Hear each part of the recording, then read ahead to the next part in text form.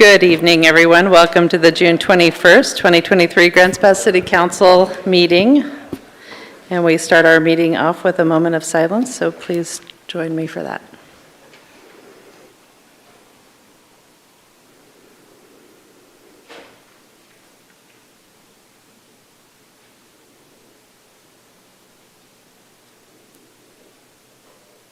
Please rise for the flag salute. I pledge allegiance to the flag of the United States of America and to the republic for which it stands, one nation, under God, indivisible, with liberty and justice for all.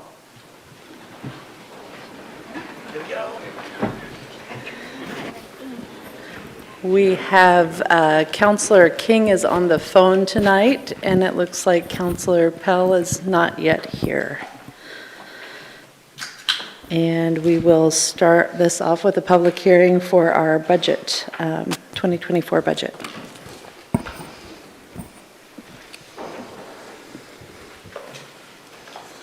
All right. Good evening, Mayor, Council, members of the public. It is my privilege and honor to be able to provide you with a overcap of the budget hearing process. And the public hearing tonight is for us to discuss the use of state shared revenues. After this, it is a public hearing, so we'll be asking for public comment, but there's no action to be taken under this agenda item. The action will actually follow under council action number D.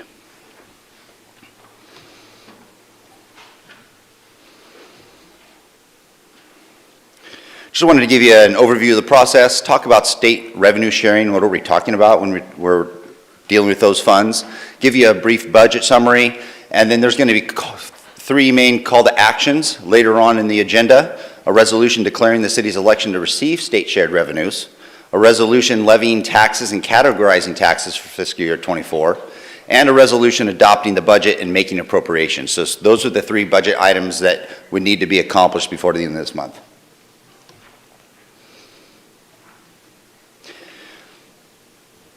City of Grants Pass follows local budget law, which is defined by Oregon revised statutes. It establishes standard procedures, and cities and municipalities and government agencies throughout the state of Oregon follow something very similar. It outlines programs and fiscal policies. It provides a requirement of estimates and resources and expenditures. It encourages citizen involvement, and it controls expenditures of public funds. A budget is much more than just numbers. It is a financial plan. We have a budget process that's annual from July 1 to June 30th. We call that fiscal year 24 coming up, based on estimates of revenues and expenditures and other requirements represented within the budget. And the budget, as mentioned earlier, is a basis for appropriations, which creates authority to spend public dollars. Phase one was to propose the budget. We did that through a number of budget meetings starting May 16th, moving through May 25th, going through all the different divisions and departments within the organization. The Budget Committee voted at its May 25th, 23 meeting to approve the fiscal year 24 budget and approve the city's tax rates to be levied. The committee approved the budget, and it was published according to the publishing laws with the budget. The process of making further budget changes could occur and be discussed at this meeting or further in the budget year after the budget has been adopted.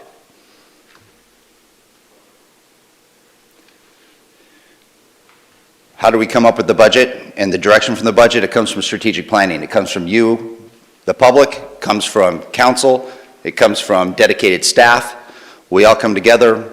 We determine what our dreams are for the community. We bring those forward, and over a 3-day period, council prioritizes those items and puts them into a strategic plan.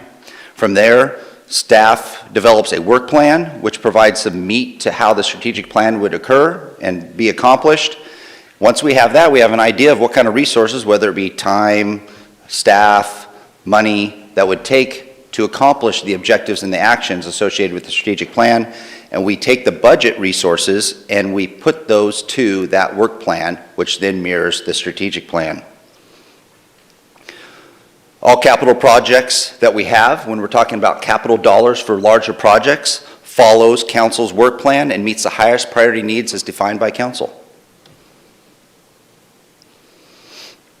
We have some reserve fund policies, and these are internal policies in nature, and I'm happy to say that we're meeting all of those, from the general fund all the way down to information technology. If it's green, that's good. If it's yellow, that's just a little warning, but in this situation, when it comes to wastewater and facilities management, it's yellow in the positive, meaning we actually have a little bit more than that financial parameter. So facility management might be at like 21%. So we try to track that and make sure that we have the appropriate resources moving forward each year, and we'll bring those into the green in next fiscal year's budget. This is just a highlight, and council is attacking this issue aggressively, and we're coming up with some solutions. So although this diagram right here may look sort of scary, council is aware of this, and we are addressing some of these issues. Without any changes, if we were to continue to operate the city with what we have at the $1.79 levy, and no additional changes in level of service or no additional changes in revenues, we would be outside our financial parameters in a couple of things, and we'd have to be careful and look at that.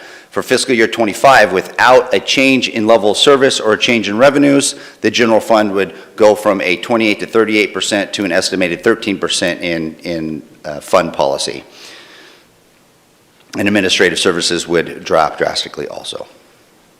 However, this is again something just as a for your information, council is already addressing this, and this is for fiscal year 25, so it's not a fiscal year 24 issue. We're just being proactive and addressing it now. So the city has a total budget of a little over $207 million. This pie chart really defines a couple things, and two things I want to do as a takeaway is the two largest funds are enterprise funds at 38% and general fund at 24%. So enterprise funds are those funds like your stormwater, streets, transportation, sewer. Those are your enterprise funds. They're meant to operate as an individual business. They have their own individual revenue source, which is on your utility bill. Then there's the general fund operations. You see a lot of that from community development, police, fire, parks. Those are general fund, and that is the second largest portion of the city's budget. Where does the money come from to fund these items? 42% is listed as fees and charges. That's primarily coming from your utility bill. And so you've got dedicated funds. If you're paying, you've got water, sewer, transportation, all those funds have to go to that division or department and can only be used for that department. 38% of the other money comes from property taxes. That's our permanent property tax rate and our $1.79 levy that goes to fund the general fund services such as public safety, parks, community development.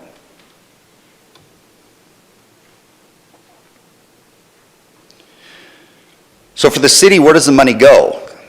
For the most part, especially when you're looking at general fund expenditures, the majority of the money goes to personnel.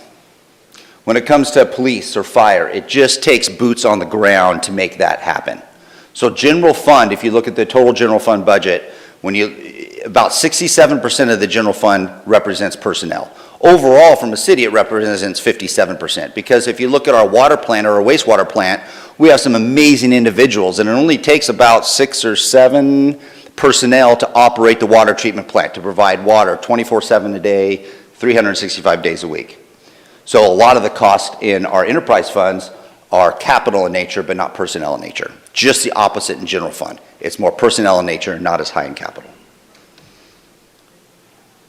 Looking at all of the operating costs by program, our largest expense is public safety, which is police, fire, support services, 911 dispatch. And then the others are highlighted here. Some of our larger enterprise funds would be your water and your wastewater. This just highlights what I mentioned earlier. When it comes to general fund dollars, where does the money go? Primarily it goes to personnel. The utility funds that I mentioned earlier, it's not as high in personnel, it's much higher in transfers. And what those transfers represent is it represents capital investment in our infrastructure, whether it be a sewer line or a water line in the street, or it be a building that's required in order to maintain services. So the public hearing that we have today, state revenue sharing hearing, this is required by the state of Oregon that we annually declare our intention to receive state revenue sharing. If we don't, we will not get the state shared revenues from the state of Oregon. The Budget Committee on May 25th met the hearing requirements for receiving state shared revenues, and we need to do that again today. We're looking at, for fiscal year 24, a total of $510,000, and I'll show you what that breaks down to. Primarily your liquor revenue. We're talking about state shared revenue in this context. A portion of it is the state's liquor tax collections, and there's a couple of different distributions, both from the state standpoint and a revenue sharing standpoint, but we have to declare that we want to receive our liquor revenues that come to the city.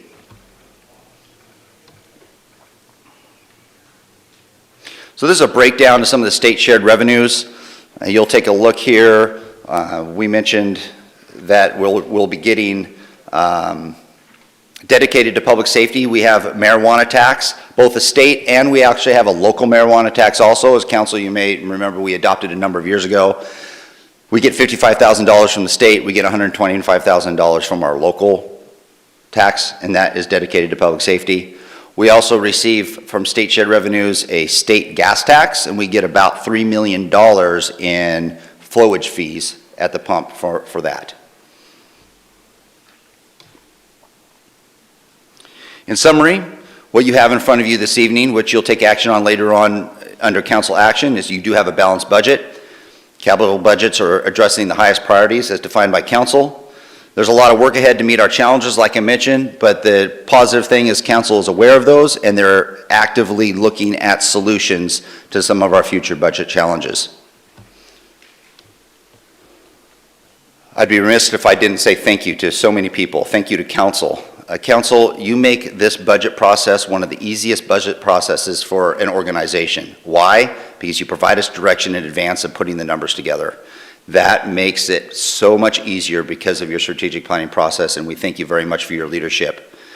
I can't thank staff enough, especially finance staff this year, with the way we quickly put something together after we had some tough discussions with council. Wonderful dedicated staff, and then also the community for helping through the strategic planning process. After council does adopt the budget, we'll be submitting for our 39th annual Government Finance Officers Association Distinguished Budget Presentation Award. There's only one municipality in the state of Oregon that has one higher than us. I think they're at 40 years, and that's the city of Eugene. And with that, I conclude my presentation, and I'll be next up under agenda item number D. Thank you, Aaron. Council, do you have any questions? No questions. All right, this is a public hearing. Is there anyone who would like to speak on this issue? Please step up and state your name and let us know whether or not you live in the city.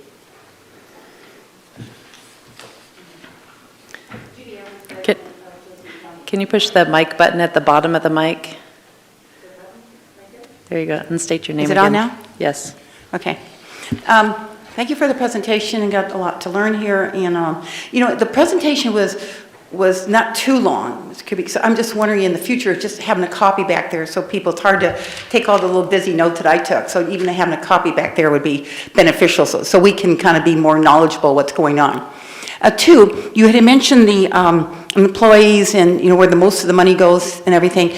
Could you somehow just tell us in the whole city of Grants Pass how many employees there are? I mean, I know you can get the chart of showing the organizational chart, but I don't know how many's in that department, how many's in that department, how many's in the police department, and incidentally, you do a great job. Thank you for all that you do, your service. So if we could kind of have an idea of the public, we have X amount of employees, and that's where the 57% goes. But in running the city, even with you folks, how many, number-wise, how many are in the city? And I think that's one more question, is that you mentioned how much we get from the state, et cetera. There's a portion from the state and the liquor taxes and all that stuff. My concern even a couple years ago when somebody up here, I know they didn't mean it, but they said, wow, we have $40,000 coming from a grant or whatever it was. It was free. Nothing's free. Nothing's free. So what I'd like to know, with the money that we're getting from the grant and all these little programs, what do we have to shell out? Because there are some, I don't mean to be negative about their strings attached, but every time you get money, there has to be some kind of a, we have to stay in certain boundaries. So to know what boundaries they have to stay in by getting this money. I'm sure there are some things, if you accept this money, then these are the things that the city has to do, whatever. So just a few of my questions. Thank you. Is there anybody else who wanted to speak on this issue? All right, we'll close the public hearing. Council, did you have any discussion on this? We have the items coming back up later in the agenda. Okay. The entire budget is available on the city website, and it lists out how many employees are in each department. Okay, moving on to item number B. And that's a second reading of an ordinance that would vacate a property line. I don't think I need to read the statement tonight. Okay. Is there somebody presenting or putting it up on the, no? Okay. Council, Valerie, go ahead.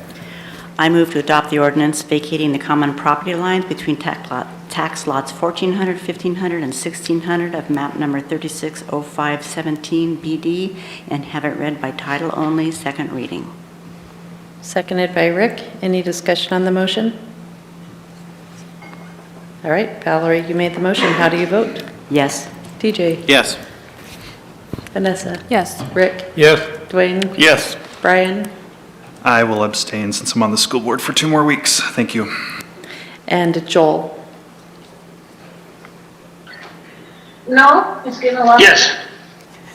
Thank you. And, Motion passes 6 to 1 abstention. Hold on. An ordinance of the Council of the City of Grants Pass vacating the common property lines between tax lots 1400, 1500, and 1600 of map number 360517 BD. Thank you. Was that audio coming in through the phone? Okay. Moving on to council action items. First up, we have an ordinance that would amend the Grants Pass Municipal Code, chapters 1.36 and 5.12, 5.57, 6.03, and 6.46. It looks like our city attorney, Augustus, is coming up to discuss this one.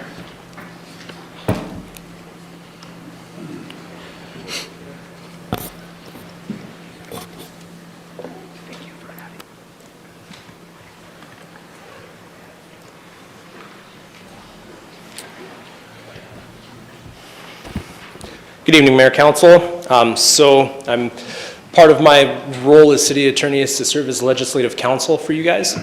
And so with this, I'm going to be presenting the nuisance parking and park code updates to our municipal code.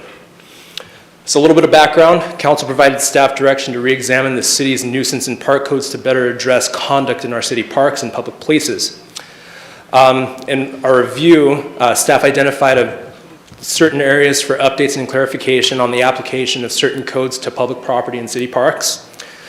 And just real quick, the purpose of these revisions is to add and clarify code provisions regarding conduct in city parks, to update and clarify the penalties for certain violations, clarify in parking lots or for vehicles only, to create rules to regulate how open park space may be used, and to provide predictability for the police department in the enforcement of nuisance and park rules.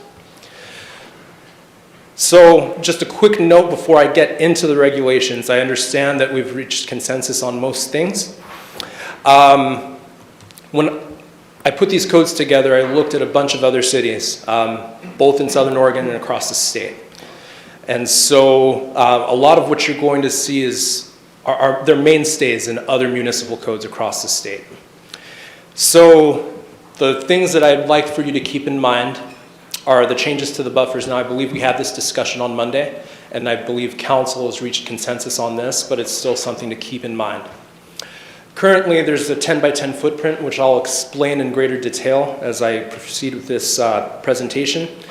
There's a recommendation from the police department to make it 6 by 6 instead. And then I'd also like you to consider if there's any changes to the space between footprints. And then as we progress through this presentation, if there's anything you have a question on in the moment, please feel free to ask. So the regulations span 5 different chapters. Violations, nuisances, regulating city parks and public property, parking regulations, and parks. So I'll go through the violations quickly. Really what this is a list delineating which violations have which penalties. So in 1.36010 J and K, you have violations of the municipal code, and then you have minor violations of the municipal code. I grouped certain violations into different penalties. So as you see with the bolded and underlined, these are the additions that show what the base fine is for the violations of the municipal code. So under section J, the base fine is $295. So it's a citation like you would get a traffic ticket with a base fine of $295, reduced at the discretion of the court. Okay, 1.36010K has a base fine of $75. Now, you look at that, you see public consumption of alcohol, possession and use of marijuana items or controlled substances, possession or manufacture of drug paraphernalia. Now, in ordinary circumstances, this wouldn't be a $75 fine. However, Measure 110 restricts the punishment that may be imposed for the use and possession of controlled substances in Oregon. So, as crazy as it is, it's less than a traffic ticket. It's less than a speeding ticket. So the rationale behind putting these particular violations in this section was to not run afoul of Measure 110 or those provisions. What will end up likely happening is that the police department will continue to issue citations under ballot Measure 110 because that is a state violation. So as a primer, this is chapter 5.12, the nuisances. So there's a number of clarifications in this section of the code that seek to update and say what is not allowed and not permitted in public spaces and makes them a public nuisance. So debris on private property and public spaces being added, public defecation and urination, and open flames and fires. 5.12070, 2 very minor changes to keep or maintain on public or private property to make sure that scattering rubbish applies to public property as well. Same thing with burning rubbish. You're adding private property or public property, whether indoors or outdoors. Again, clarifying that burning rubbish is not permitted in private or public. 5.12076 is a new provision that states that no person shall kindle or maintain a fire in any public place that emits smoke or other particular particles into the air. The next section, 5.12077, is public defecation and urination. No person may defecate in any other place other than a restroom in public. 5.12078 makes drug paraphernalia a public nuisance and states that the police may confiscate such drug paraphernalia and may destroy it upon court order. Any questions so far? Brian? Yeah, I had a question 2 slides back. Yes, sir. Regarding the title for the open flames and fires.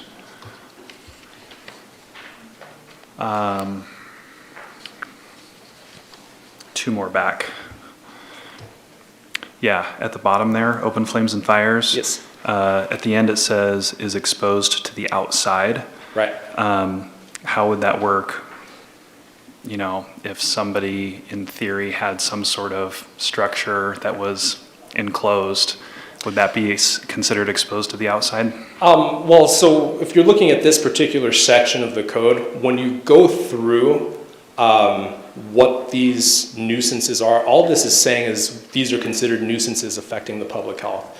So when it comes to open burning indoors, that's modified by 5.12076, saying that fires can't be be burned in open or ambient air.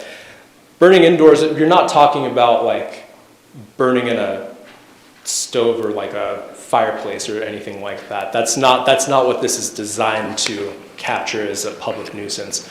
What it's seeking to capture as a public nuisance is burning something indoors or in a semi-outdoor scenario, such as a barn.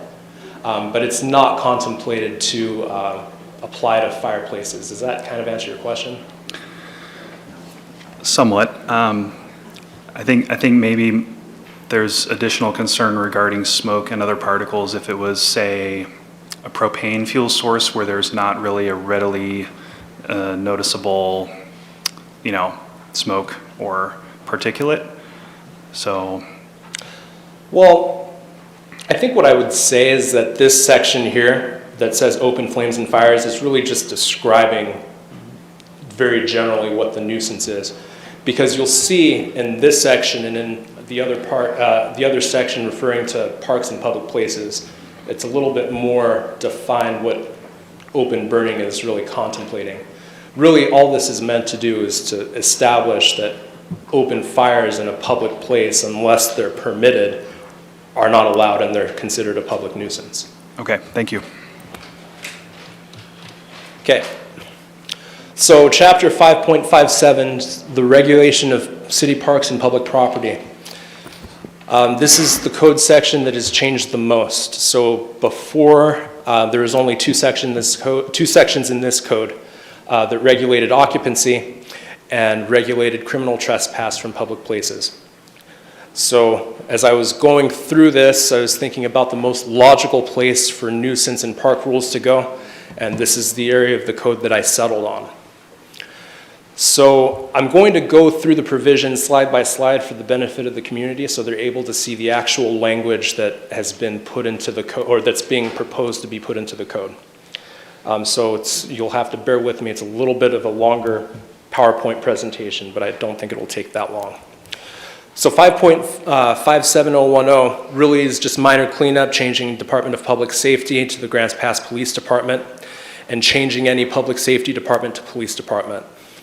This is authorizing the police to regulate occupancy. And so this is a pre-existing provision in the code, just minor cleanup. Now 5.57020 essentially states that there's going to be Oregon revised statutes that are going to be adopted as part of this section of the code. So as you'll see as we go through it, there's going to be references to some state statutes. What this provision is saying is that those state statutes, word by word, intention, have the same force and legal effect as they would for state law. So I didn't include that because it's, oh, I guess I did. It's the next section that I didn't include. So what this section 5.57030 does is classify misdemeanors, violations, and the definitions. So there are a couple of regulations that are going to be considered misdemeanors, and I'll get into them. And it's just classification, Class A, Class B, Class C, Class D, Class E. And then there's the violations that we discussed earlier, 1.36, 010J, and K.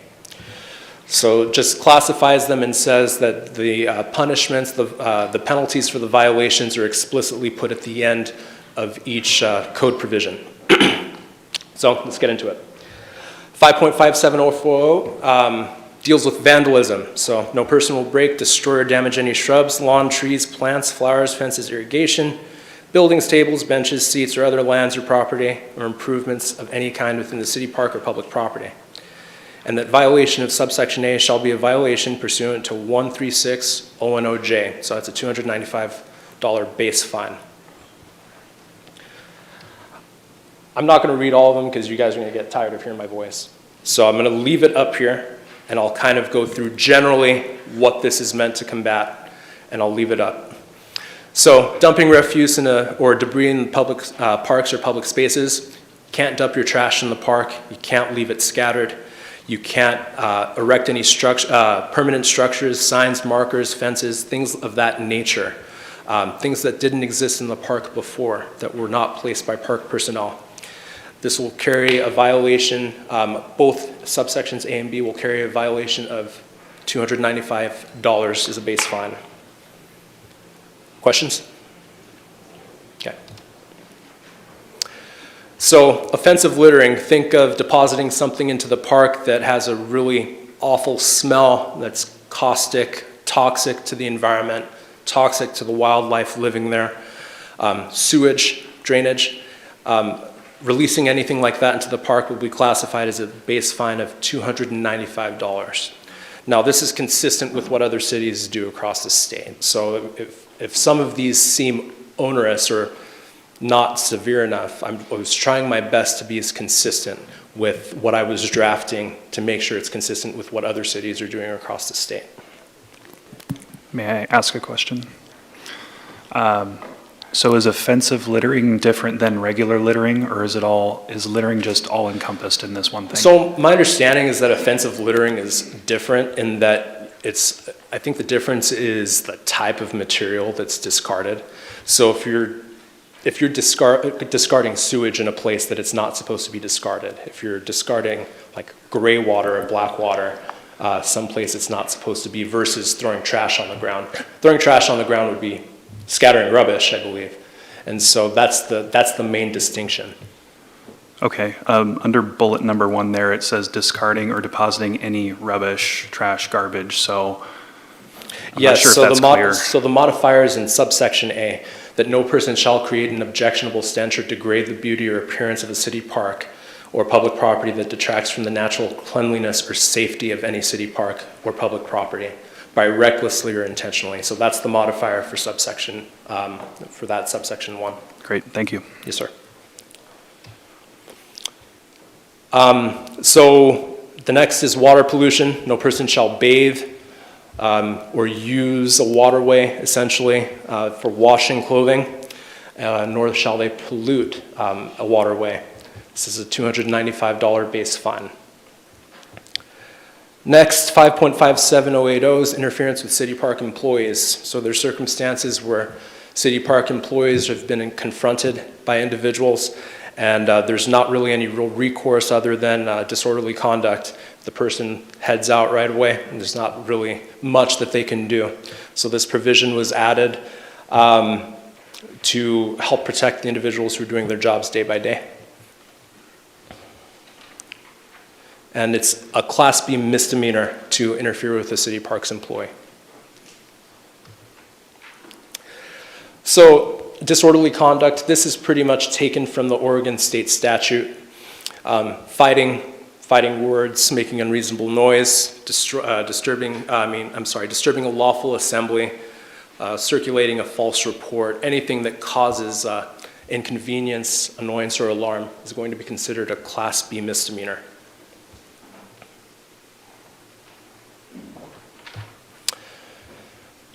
.57, 100, and 110 are intertwined. I was a little surprised to not see this in our municipal code. This is a mainstay in a lot of cities and counties across the state. You can't urinate or defecate in public in any other place other than a permanent or temporary restroom facility. This is a $295 base fine. Public indecency. Can't expose your genitalia, can't engage in sexual activity in the city in a public place or a place visible from a public place. This is a $295 base fine. So next is the possession and discharge of weapons. So this section is designed to disallow concealed weapons from being carried in the park. Now, the reason that this applies to concealed weapons is because in the state of Oregon, you have a right to open carry. That's not just firearms, but it's really other weapons as well. So you see that the modifier in Section A is no person shall carry concealed about their person or carry concealed in a vehicle, a revolver, pistol, etc. It also states that no individual may use or discharge a projectile weapon. That includes an air rifle, gun, revolver, any other firearm, unless it's the police who are using their firearm in the commission of their duties, or whether it's by a private citizen in the lawful protection of persons or property. So carrying a concealed weapon without that, this also does not apply to individuals who have a CCW permit. So even if I were to draft a provision that prevented the carry of all concealed weapons, by virtue of having a CCW permit, it would not apply to you. Okay. So again, this does not apply to individuals who carry a valid CCW permit. Violation of these subsections will result in a Class B misdemeanor. Public consumption of alcohol. Now this is already in our municipal code, but this is more of a clarification than an addition. So with the exception of an alcohol permit, no person shall have in their possession an open container containing an alcoholic beverage, and no person will be able to consume alcoholic beverages at any time. And violation of this section is a base fine of $75. So, use and possession of marijuana items or controlled substances in public, tobacco, so smoking. Subsections A, B, and C take their definitions from state law. D and E state that it will be unlawful for any individual to possess, use, or manufacture marijuana items or any other controlled substance by any medium or method in a city, park, or public place. And E refers to tobacco products except as provided for 6.46200B, which lists exceptions to the smoking rule in the parks. It states that you can smoke in like asphalt areas or in designated areas when there's an event going on. Violation of this subsection is a $75 base fine. So, drug paraphernalia. I did not put this subsection in because it was 2 pages long. So, in the interest of time and in the interest of respecting the citizens' time, I just want to say that it comes straight from state law. Not really much of a surprise there. It's going to be unlawful to use or possess, or to deliver or possess with intent to deliver any drug paraphernalia in a city, park, or public place. And it's a $75 base fine. Again, keeping in mind Measure 110 and its constraints. 5.57160 and 170 have to do with animals in city parks. So no person is going to be allowed to release wildlife into the park or onto public property, and that's a $295 base fine should that occur. 5.57170, molesting animals in a city park. So no person shall essentially hunt, injure, kill wildlife in a park, nor will anybody be able to allow their domestic animal, their dog, to chase and injure the same. That also carries a $295 presumptive fine. 5.57180 is animals running at large. Keep your dog on a leash, keep your animals in your control, or else you're going to be paying a $75 fine. 5.57190, animal waste. Pick up after your animal, or else you're going to pay a $75 presumptive fine. 5.57200, which is open flames and propane tanks, flammable materials. So for starters, it'll be unlawful for any individual to build and maintain an open flame in a park, except in a stove pit or fireplace designated by the city for such a purpose. Notwithstanding subsection A, so that means despite what subsection A says, it'll be unlawful for a person to possess or utilize within any city park any propane tanks, kerosene tanks, gasoline, lighter fluid, or any other flammable materials in any form to kindle or maintain an open flame. And C says that you won't leave an open flame unattended and will extinguish it before the user leaves the park areas. Burnt coals, wood, or materials suggesting that an open flame was maintained will be considered prima facie evidence of a violation of this section. So if the police are going around enforcing and they see burnt coals or burnt wood and ashes in a place where a fire might have taken place, they're going to consider that evidence that a fire took place and will be able to assess a penalty of that violation. The exception for A and B is that portable propane tank stoves and propane barbecues may be used within a city park during regular park hours within established picnic areas only. And violations of subsections A, B, or C will be a Class B misdemeanor. So I don't think I said so before, but a Class B misdemeanor is, I believe, a minimum fee of $2,000.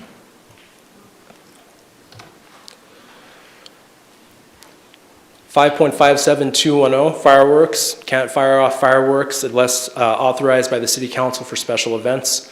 Setting off fireworks will be a Class B misdemeanor. 5.57220 has not been changed. This is actually an ordinance that was included in the injunction, so we have not changed it other than changing public safety to police officer, which is non-material change. Are there any questions on chapter 5.57? Brian?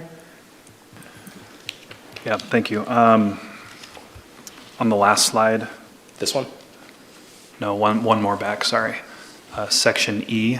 Yep. Says camp stoves and propane barbecues may be used within a city park during regular park hours and within established picnic areas. Are those regular park hours posted at each park, or how will the public know what the regular park hours are in the parks? Are the park hours posted? They're posted. They're posted in every park and they're easy for people to see? Okay, and then the established picnic areas are also easy for people to see and know where those are? Because if we're gonna be giving $2,000 fines, I want people to know where they can and can't do these things.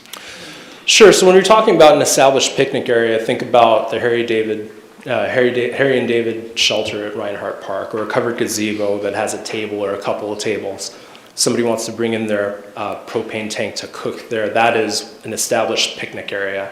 If somebody is, and again, it has to be during the regular daytime hours, right? The regular open park hours. Picnic areas, I believe, are easy to discern in our parks. They normally consist of tables, numerous tables with benches, where people either drop in or reserve on that type of basis. So, and also this is something to bear in mind, since we're these are a lot of new things for people, right? And this has to apply to everybody equally. And so there's going to have to be, education while there's enforcement, right? So it's not going to be something where if the officers see you and you're like on the edge, where the police department's going to say, man, we're going to smack you with a $2,000 fine immediately.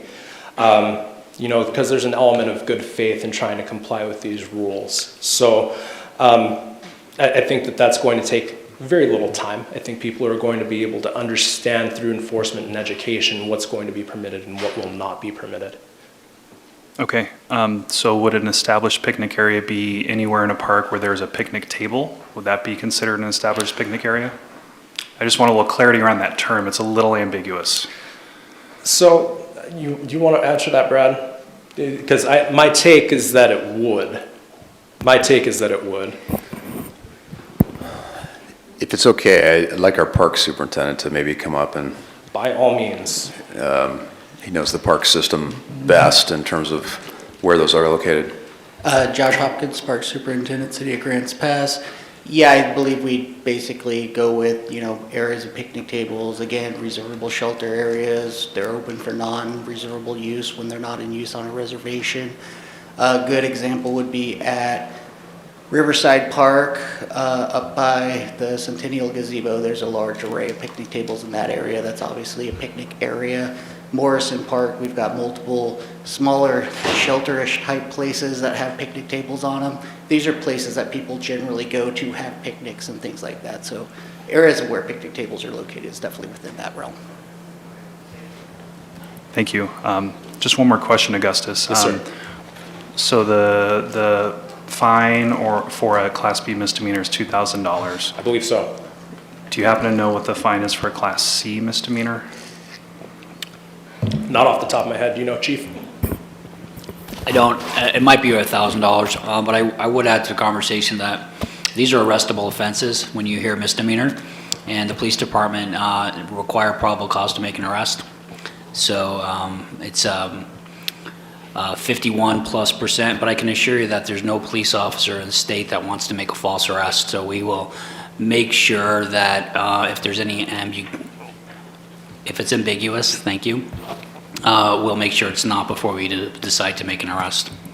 And kind of another point that's kind of keeping in theme with the penalties as they pertain to the violations.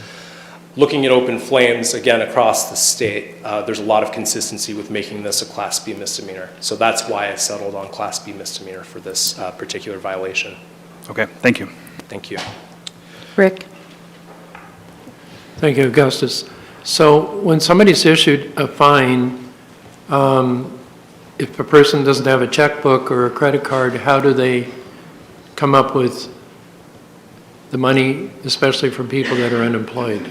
So for misdemeanors of this type in this code, there's a provision in subsection 1 that allows the prosecuting attorney to treat a misdemeanor as a violation. So that substantially reduces the fine. And so that's kind of goes along with the powers of prosecutorial discretion, which basically gives a prosecuting attorney the overall discretion as to how to prosecute a particular violation.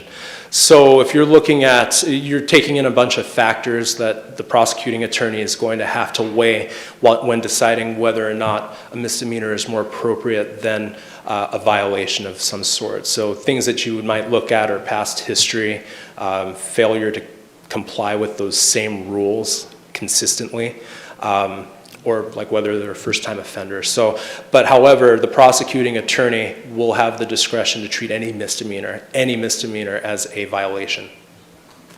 And if they fail to pay the fine, then is part of the process sending them back to jail for next offense, or how does that work? So when you don't pay a fine, it starts to accrue interest in the court system. I believe it's 9% interest a year. And so at a certain point, and again, this is pretty rare, you get a warrant out for your arrest to pay it if it's big enough, but it'll just normally sit there, and then the state's going to be responsible for renewing that, I guess I would call it a lien every 10 years. And the money that is collected, is that shared by the state, or does it stay here locally, or how does that work? I believe it goes to the court system. I believe it goes to the courts.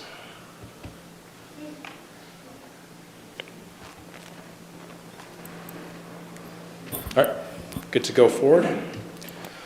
All right, so the next chapter is 6.03, restricted parking or standing. You're going to be hearing a set of ordinances separate and distinct from this particular section later today. So restricted parking or standing. A and B are new sections. No person shall use a parking lot owned by the city for purposes other than parking of a vehicle as defined in 801-590. That defines what a vehicle is, or unless otherwise permitted by the city. And no person shall store or deliver a non-operative vehicle to a parking lot owned by the city unless otherwise permitted. Now the intent for this is to clarify that parking lots, the physical asphalt parking lots, are for vehicles only, not for the storage of other structures. Are there any questions on that? Okay. All right, so we're in the last chapter of changes. So this is chapter 6.46, parks. So 6.46030 just states that in addition to the regulations of the section, chapter 5.57 governed and are incorporated into this chapter by reference. 6.46040, utilization of open park space, city park space. So what I have highlighted here is a discussion point for council. All individuals utilizing open city park space shall be limited to a spatial footprint of 10 feet by 10 feet or 100 square feet. All materials and personal effects must be contained within that 100 square foot footprint. And subsection B is that there shall be a buffer of at least 6 feet between each spatial footprint described in subsection A. Finally, subsections A and B will not apply to individuals utilizing covered gazebos for group gatherings on a drop-in or reservation basis, or to individuals utilizing open city park space for active recreation. So active recreation is one of those things where you're utilizing a city park or open space to play a sport, to play a game, and with a group of people. You're using the facilities for active recreation as opposed to passive recreation, leisure, relaxing, resting. So you're taking that conflict and you're elevating active recreation over passive recreation for the use of open park space. Are there any questions about this section here? DJ? Yeah, thanks for going into what you mean by active recreation. Are we talking about like permitted active recreation, like use of ball fields, or are we talking about actively throwing a Frisbee on a ball field? Yes. That's a good example of active recreation. Okay, thank you. 6.46041. I am going to read this out loud because I want there to be very clear idea of what I'm trying to do here. So 6.46041 defines portable structure. It means any temporary structure, including enclosures that are covered with fabric or another type of membrane, which are of flexible or of rigid construction, and or serve as a shelter or barricade, and includes canopies and air-supported, air-inflated, tensioned membrane structures, so think of like bouncy castles and things like that, similar material, or similar structures of rigid construction, temporary fencing and barricades, as well as conventional tents, sheds, shelters, trailers, lean-tos, shacks, tarps, or yurts. So this is a pretty broad definition for portable structures, as you can see. But this was intended to be broad. Now, I'd like to note this includes like overhead canopies that you see at sporting events or the people using at their youth sports events. This includes shades that partially cover a piece of ground. So it is very expansive. Augustus, Yes, sir. can I ask a question on the previous slide, please? Yes, sir. Thank you. One before that. So if someone was at the park and they laid their blanket out and they were just hanging out, having a picnic, whatever they're doing, and then their friend came and they had a blanket and they laid it out, would they have to be 6 feet apart? Are they part of the same friend group? Because you're talking about the self-contained 10 by 10 square feet. So yes, they I mean, technically speaking, you wouldn't be grouping them together. Okay, thank you. Sorry, that took a moment to process. I've Sorry. wondered about this as it pertains to, let's say, concerts in the park. Well, concerts in the park is covered under a different sort of licensure requirement. So you get a permit for concerts in the park or events like that. It's commercial activity. So that's going to be an exception to this general rule. We're talking about just the general use of the open space here. Okay, so if it was not a permitted activity, using a permit, but people just wanted to be close to one another, they would need to be 6 feet apart with this rule. They would need to be 6 feet apart unless they're engaging in active recreation. And sitting there is not active recreation? Sitting there is passive recreation. Okay, and the 10 by 10, is this per person, or like if my husband is there with me, is it add up? So if you're there with your family of 4, say it's me, my wife, and my kid, and my future unborn child, yeah, you're talking about a 10 by 10 for that group of people. For the family? For the family, that's right. Okay. And 100 square feet, I mean, if I could try to put it into visual terms, it's about the size of a larger than average parking spot. Right. I measured a blanket today, it was 7 by 7, the one I usually use. Yeah. Just wanted to know how close I had to sit to my husband, so.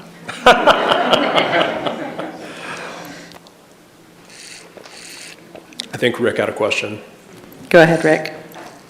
So in Fabulous 50s, they're advertising for the car show, and I realize it's not in the park this year, but they're saying you could bring your own tent or your own canopy. How would that be addressed in this situation? I think it would be the same thing, right? So it's for an event that's a commercial activity in the park. It's a special event in the park. So if it's part and parcel to, you said back to the 50s, right? If it's Yes. part and parcel to back to the 50s, I think it would be considered as part of that event. Thank you. Okay, so I'll continue. So, chapter 6.46, I think this is, goodness, 042 or 045. I cannot believe that it's not on this PowerPoint. In any case, it is numbered correctly in the final ordinance. This creates buffers from certain amenities where a portable structure may be erected. So, there are two different sets of buffers. There's 20-foot buffers and there's 50-foot buffers. 50-foot buffers, no individual may erect a portable structure within 50 feet of a stream, river, creek, lake, pond, or any other waterway, a spray park or splash pad, or a playground or play structure. That means that no portable structures within 50 feet of any of those locations. The second set is 20 feet, and it's a little bit more expansive in terms of the number of amenities. So, no person may erect a portable structure at any city park within the following buffers: 20 feet from the outermost exterior of a baseball field or softball field, a soccer field, a basketball court, whether fenced or not, a tennis or pickleball court, whether fenced or not, a covered shelter or gazebo, a restroom or porta potty, a building or dwelling on city park property, think maintenance building or storage building used by the city, the outermost property line of a residential property directly adjacent to any city park, and the outermost exterior of all paved or unpaved walking paths and or trails in any city park. So I believe that there is a printout that was provided for the citizens. You might also have that in front of you as well. It's a visual reference guide as to what the buffers actually play out to in all of the city parks. Before I get into more detail, I'm going to get to the last section, which states that no portable structures may be erected in Riverside Park east of 6th Street or in any area under the Caveman Bridge at any time. So there will not be allowed to erect any portable structures in the large portion of Riverside Park. So again, I believe citizenry has a packet showing what the buffers look like. So the reason that the buffers were settled on at this point is because the city is still under injunction to allow city park space to be used for sleeping and resting. So I need to note, and I need for everybody to understand, these buffers only represent where structures may not be erected, where portable structures may not be erected. This does not preclude people from sleeping or resting within those buffers. So, but what you're looking at is essentially how they'll play out in real time in the parks. So as part of enforcing this, what's probably going to happen is that as the police are out there, again, you're going to be going with a enforcement education sort of protocol for the first couple of weeks to get everybody oriented to how this is supposed to work. And so it's going to provide a little bit of transition time to allow people to adjust to these new rules. So, your call to action is tonight, and your call to action is at your discretion, and I have the alternatives on the screen behind me. And with that, I turn it over to you. I have a question for you regarding what's in our packet here with the proposed ordinance. Has the splash pad and play structures still listed in the 20 feet zone? I don't have. So, Oh, that's right. So we printed the packet materials before Monday. So that's why it's not reflected in the materials. okay, But- so if somebody were to make a motion, do they need to account for that or make an amendment? You can call it an amendment. I do suspect that there is going to be another amendment tonight. But yeah, so you just reference it as an amendment. Okay. Other questions for Augustus? Rick and then Dwayne? Augustus, can you go back one slide? Yes, sir. On the 50-foot, when it mentions playground, will that necessitate, when you have a very large park, to actually designate within that park which part of it is a playground? just to make sure I'm understanding your question, for the purposes of the buffers, we need to, are you asking whether we need to determine what what is a play structure? No, the play structure is obvious. What concerns me, playground. To me, playground means a playing area where kids run around and have fun.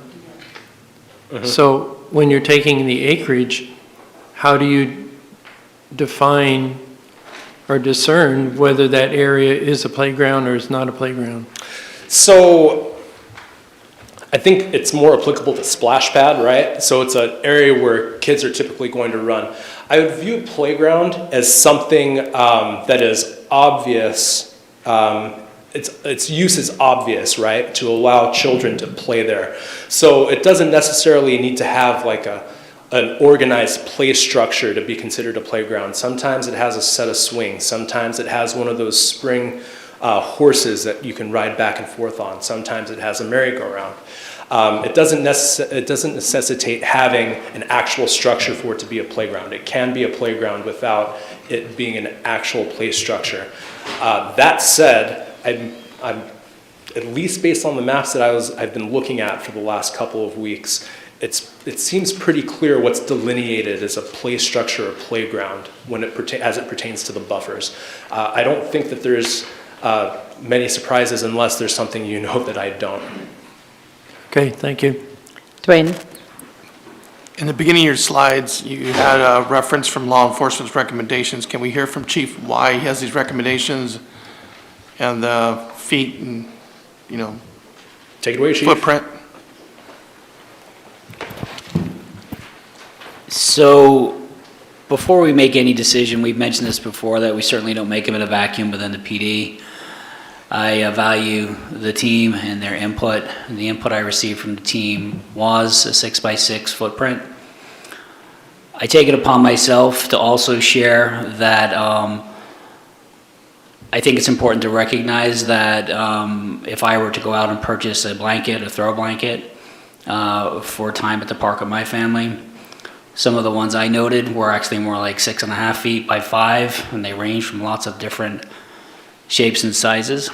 I think 10 by 10 is far too big, and I think a healthy compromise is anywhere between 6 by 7 and no more than 6 by 8.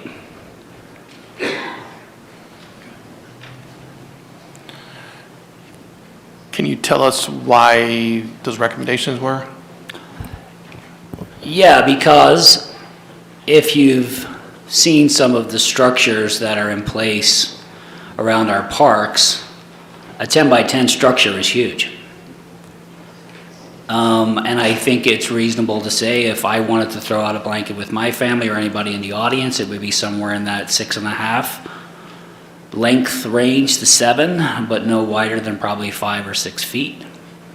And then also for structure size, we've seen many structures that fit within that recommendation. Whether that be a structure that accommodates 2 people or 4 people, it would certainly accommodate within that, that size. Does that make sense? Yes, I was told by one of your officers that they went out and evaluated tents and stuff like that. Is that correct? And the most did. commonly used one was? They did, and I wanted to see what things look like. I wanted to see what it looks like from a boots on the ground perspective before making a decision. And one of the pictures I saw was a 6 by 8, which looked okay to me. A 10 by 10 did not look okay to me. And then they got bigger from there. Thank you. And if I could make one more comment while I guess I have the mic. When it comes to warning people, of course, like the city attorney mentioned, but I don't think it would be weeks. I think it would be dependent on the individual. If we talk to an individual more than twice, it may be in 2 days. So they might find themselves on the opposite end of a citation and or arrest. So I wanted to make that clear. And he overrides me 100%. Brian? Thank you. Augustus, I just had a question about the definition of portable structures. Yes, sir. So essentially, just so we all understand, this means for any parent that is at a sports game of their kid at the park will not be able to have any sort of canopy at those events. Is that correct? That is correct. Okay. Even down to something like, I know people have these chairs that have a little thing on them. I know that's getting a little bit in the gray area, but would that be considered a portable structure? Let me look at it. While you're getting a little granular there, I think that would apply. Okay, thank you. Sorry, we don't do questions from the audience, but when we do public comment, you can ask questions, and then if council wants to take it up, they can. Any more questions for Augustus? Okay. Thank you, Augustus. Okay, we're going to open this up for public comment. A couple explanations, I guess. First, you each have 3 minutes to speak. You'll be asked to state your name and let us know whether or not you live in the city first. There's a light that comes on, a yellow light, when you have 30 seconds left, so don't panic. But when the light turns red, please wrap up your comments so we don't have to cut you off, because I don't like to do that. It is just public comment, so if you ask anything that's a question, we're not going to immediately answer you, but if any members of the council also share that question, they can ask that of other members or staff after you're done, but it's not a back and forth conversation, it's just your opportunity to provide comment. With all that said, please step up to the mic and tell us your name and let us know whether or not you live in the city. Hi, David Dapper. I'm a city resident, and I would ask that you would consider adding that 20-foot rule to park benches also, because you hate to have a family have to go to one park bench and there's a tent 5 feet away from it just because it's not a path, and while their kids eating their sandwich and they're enjoying their time, someone's shooting up or smoking crack in it. If we could get 20 feet that way, that would also be helpful. And they can still come out and enjoy that bench. They just can't put up their structure by it. Is there anybody else who wants to speak?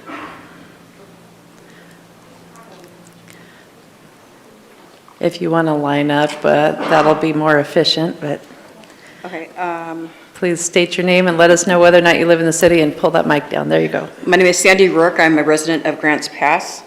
About the kids playing in the parks, it's hard to tell a child you're only going to play in this part. You can have the whole park to yourself.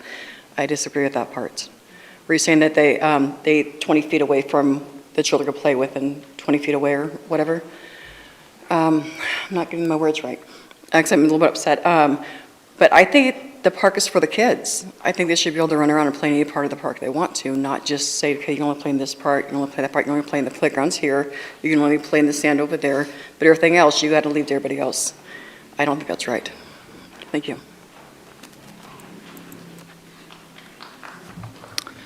My name is Matt Konar. I am a resident of Grants Pass, and I've got 3 minutes. So about 5 weeks ago, my wife and I visited Eugene, and it was the university area.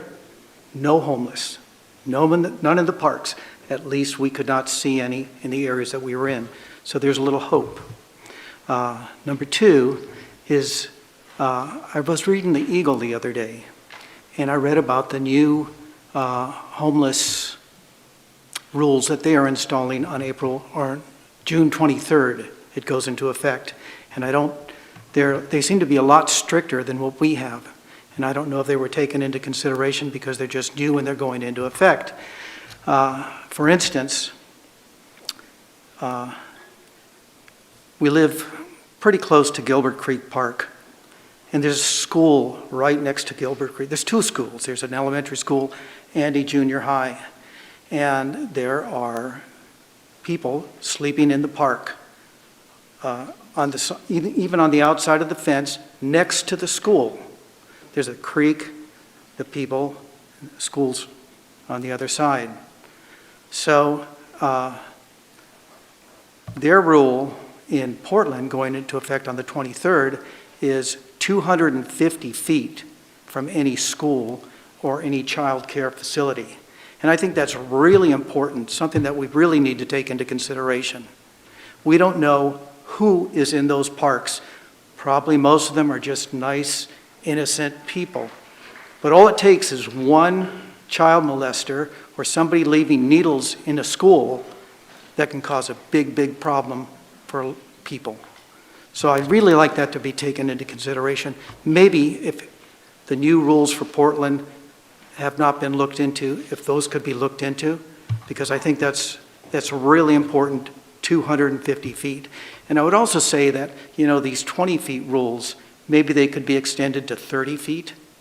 I mean, the idea is, let's make a safe environment for people.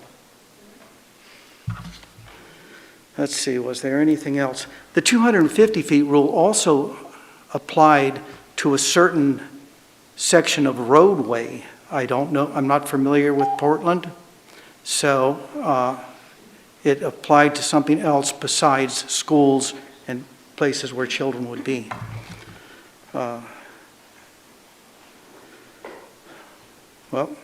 Also they had the 8 to 8 p.m., 8 a.m. to 8 p.m. for the tents. They could only be up during that particular time. I think we have something stricter than that in place already, but if not, we should get something like that done. Thank you.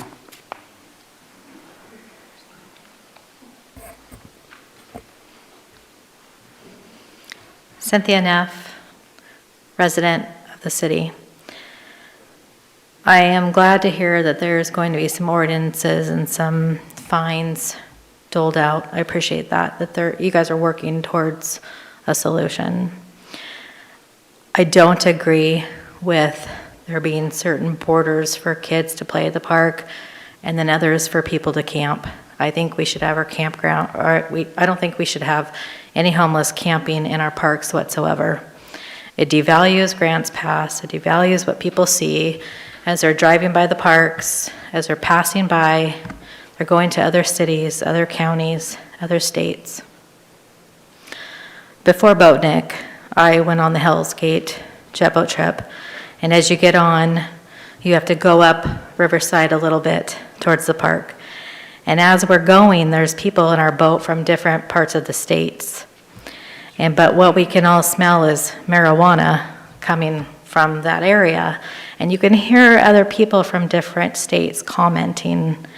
It just devalues who we are and what we've been and where we've come from. We've raised our kids here. We have our grandkids here. They shouldn't have to walk past a certain portion of the park that is designated for vagabonds to hang out all day long, carting their cans, hanging out, doing their drugs, bebopping, whatever it is they want to do, where we're all working and trying our best to better Grants Pass. So if you could take what this gentleman said before me into consideration and really just hone in on what the city attorney came up with, the Grants Pass Police Department's coming up with, and really just add more to that to keep our county and our city safe from witnessing and seeing and being a part of and hearing that. There's people that live here, and find a different solution for them to be. The Gospel Rescue Mission has beds. Why aren't they going there? There should be jobs for people. They shouldn't just be hanging out all day long. If you got food stamps, you have TANF, you get whatever, why aren't you working for your benefits? If you get traffic fines, you're on probation, how come you're not out getting the weeds off the streets? I took a walk the other day with my husband. There's blackberry bushes growing out. I can't walk on the sidewalk. I have to get on the street. And if I'm a mother carting my babies in strollers, why can't people work off and earn a day's wage, take off their fines and their fees to do good in our community? Thank you.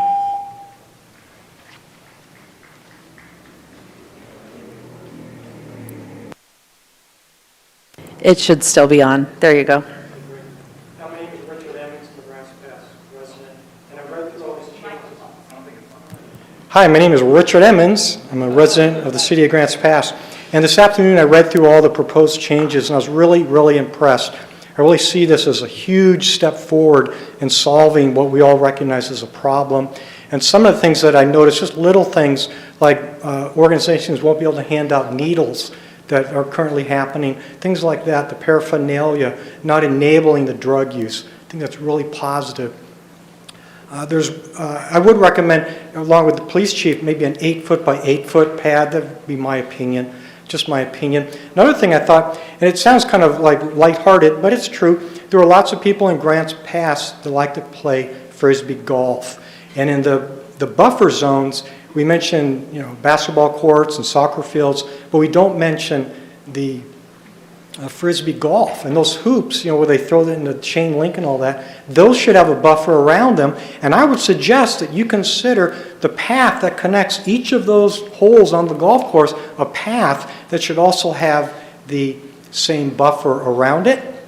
And finally, I think we need to have a lot more playground equipment randomly located throughout all of our city parks.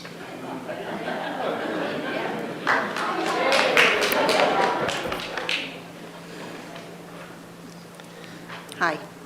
Is it on? It's probably on, Okay. but you might need to tip it down. My name is Jenny Stegmiller. I live in the county, have property in the city. I wanted to talk, can't believe we're here talking about the size of tents, but here we are today. I wanted to comment on the size of the tents and really compare it to the size of a bedroom. In order for a bedroom to be considered legal across the country, it needs to be 7 by 10. Standard bedrooms today in a spec home is 8 by 10. And if you consider a tent that needs to be torn down daily, a 10 by 10 tent and throw over your back and walk down the street is really not, that's not going to happen. So let's be realistic. A 10 by 10 tent is, you just can't allow that. That can't happen. Please, that cannot happen. I do appreciate the Riverside Park regulations, but I would also like you to consider that the residents in and around Riverside Park, particularly River Park Terrace, as well as the mobile home park, the citizens of Grants Pass, in all their wisdom, come across Caveman Bridge. We've realized since the closing of Riverside Park, it's been terribly quiet in the morning because they no longer beep and honk and rev their engine coming across the bridge to wake up the homeless, which also wakes up our residents every morning over the past year and a half. So now if you do allow them in West Riverside Park, we're going to be back to that again. It's really miserable. It's really miserable for those who do have to wake up and go to work in the morning. Also, I know that you all talk about their rights, the transients' rights, those campers' rights. But we teach our 4-year-olds, our 6-year-olds that rights aren't given, they're earned with responsibilities. So I really would like that to be considered, that everybody has to earn their rights. They're not just given. Thank you for listening. Thank you all for being here. Thank you for serving for our town.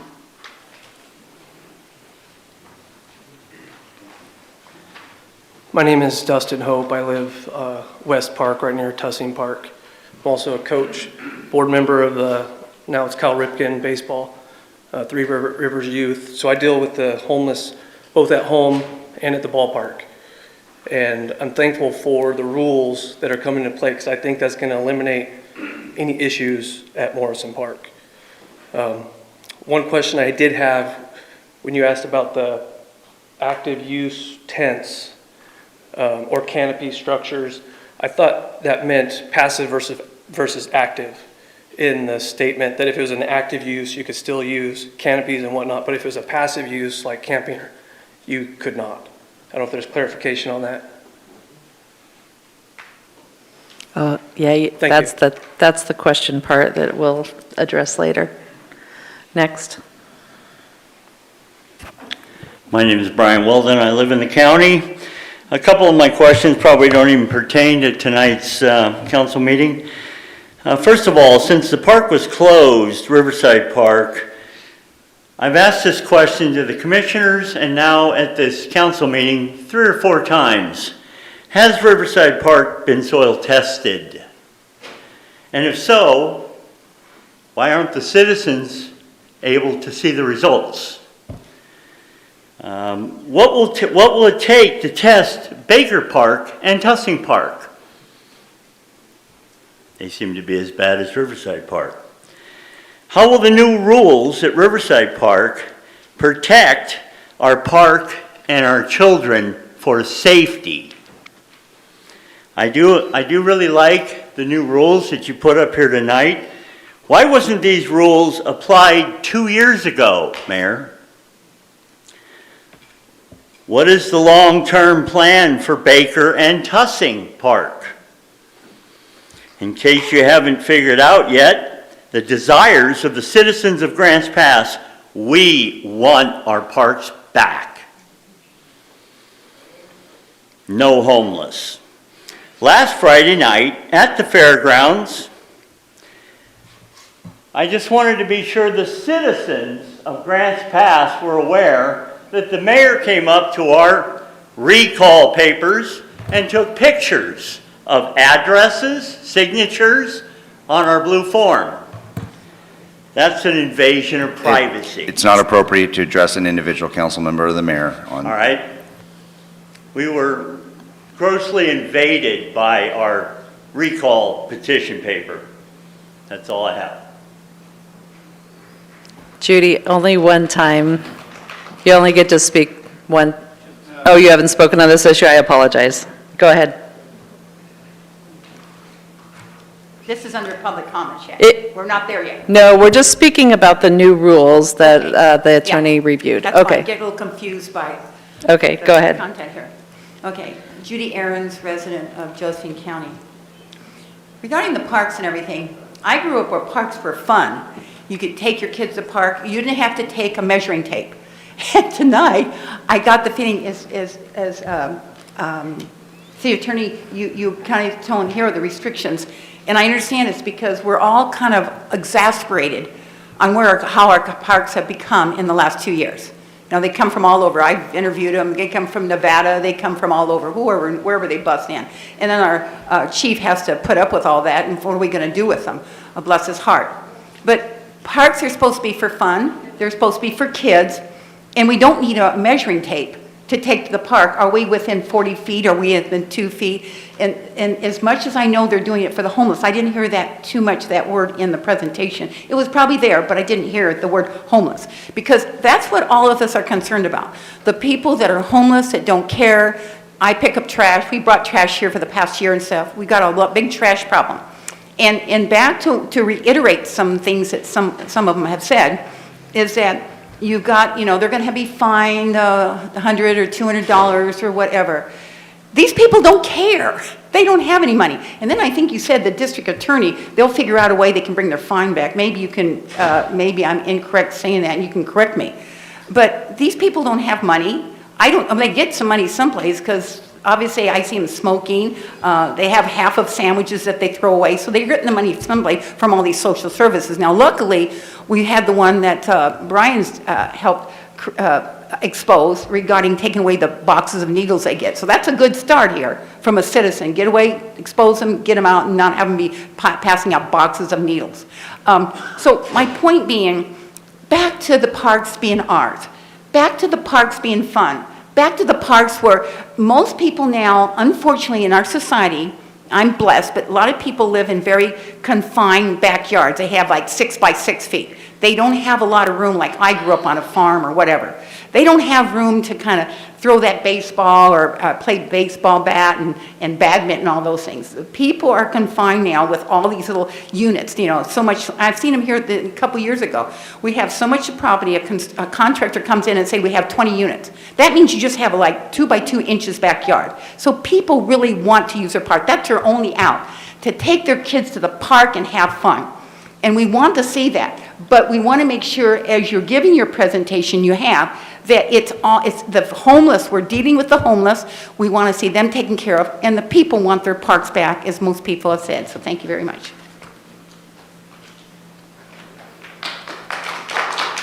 No applause, please. Thank you.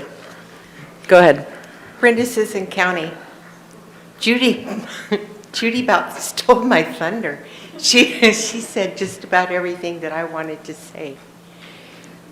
But my main argument with this is these silly 20, 50 feet perimeters up and down the sideways, you know, in the park, 50 feet from the water. Look, these homeless people have no respect to boundaries. They don't care about that. How are you going to go through these parks and enforce them? We don't have the police department to go down through the byways and the waterways, making sure with that guard stick that they're 50 feet and 20 feet. And it's absolutely almost going to be criminal to put 50 feet around a playground. That is just breathtaking that these people can see these children playing within 50 feet. That is disgusting. You don't know who these people are and where they come from. How fast does it take a man to run 20 feet, 50 feet to grab somebody and boom, they're gone? That, and a 20-foot perimeter with a tent over here, unzipped, who's to say that that's not going to be a mooner? This is laughable. When I heard this on the last workshop, what was it, Tuesday night or something? I almost thought, this is Saturday Night Live. This can't be serious. I see what you're doing here, but how is this going to be enforced by these homeless people? Are you going to put up cameras in the park so somebody can monitor behavior? I've had rumor that there are trafficking in the dark. Not to mention all the drug stuff, but trafficking. MS-13's on their way. You're playing with fire here. You're playing with 20 and 50 feet. Get serious.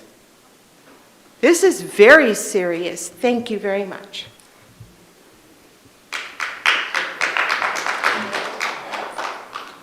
I've heard a lot of talk. I've heard it said that rights are earned. They are not earned in America. They are inalienable. And I hope what the council decides to do, they respect the rights of all people, both housed and unhoused.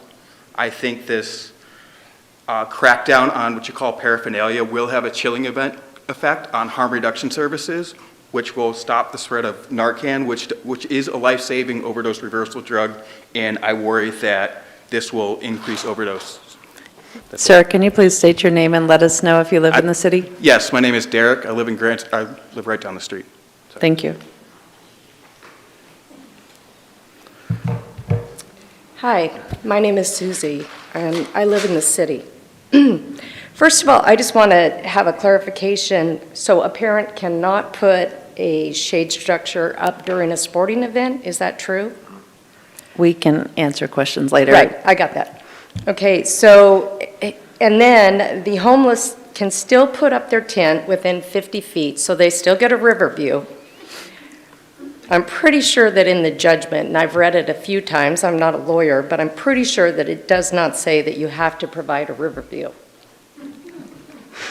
And also, so does this mean you can still pass out propane tanks or not?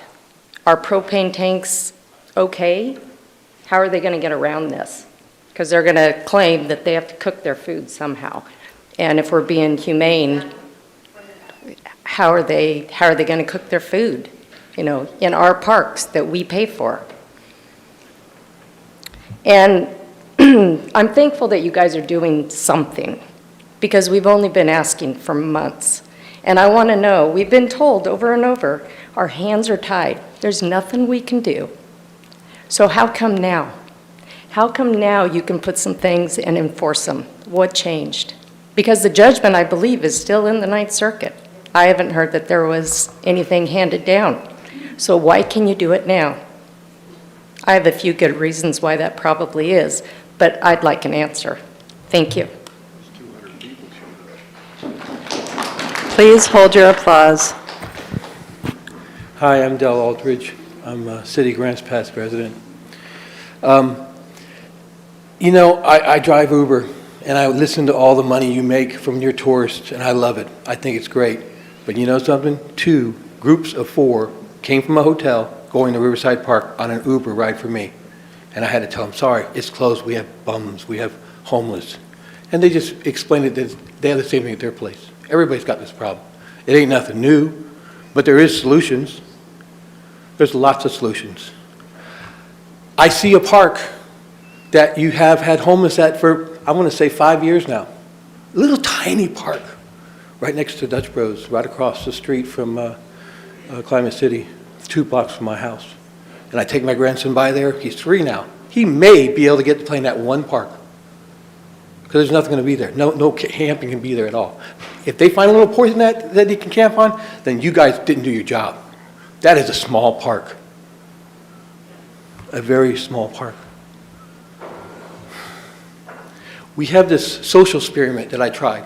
I got to rock the boat somehow. So I decided to join this little group of Clean the Parks. And threw an idea out, got down there and Boatnik and had a 2-man show going down there, save the parks. I didn't get but 1 objection the whole way down that park, down that parade route. I turn around and say, let's take some videos, because people don't believe that this place is as bad as it is. So we organized this whole thing, and we were going to do it next Saturday. But then I said, hey, wait a minute, rules came up. Let's do it right away. Let's do it this morning. The day before, I went and scoped out every park, just walked. Just talked, walked, found out where we're going to park the cars and be safe to get out of there. The day before, I went up to Lawn Ridge. I'm going to try this. I'm going to try it. That's the safest park around. Just a couple of tents, right? I took my dog there for years. Now, unfortunately, he passed away 3 years ago, so I haven't had a chance to walk him. I get up there and I take my video camera out, and I get told, you can't videotape us. This morning, on the 3 parks we went with 7 people, we got told that numerous times. We're going to sue you because you're videotaping us in a park, getting drenched by a sprinkler that you put a cap over because you don't want the water hitting your tent in a dry field. This has got to stop. I had to have a cop come out there, thank you, to get me to my car. I had to turn the video off with them yelling at me because they were all coming after me. They wanted me. They wanted a piece of me. I videotaped a slow-mo, 19-second video. It took me 3 minutes. Hyper-V's, you know. Didn't film any faces. But he swore up and down that he did, and we're not allowed to do that. When is not allowed to film people get in their heads? Got to get that out. Thank you.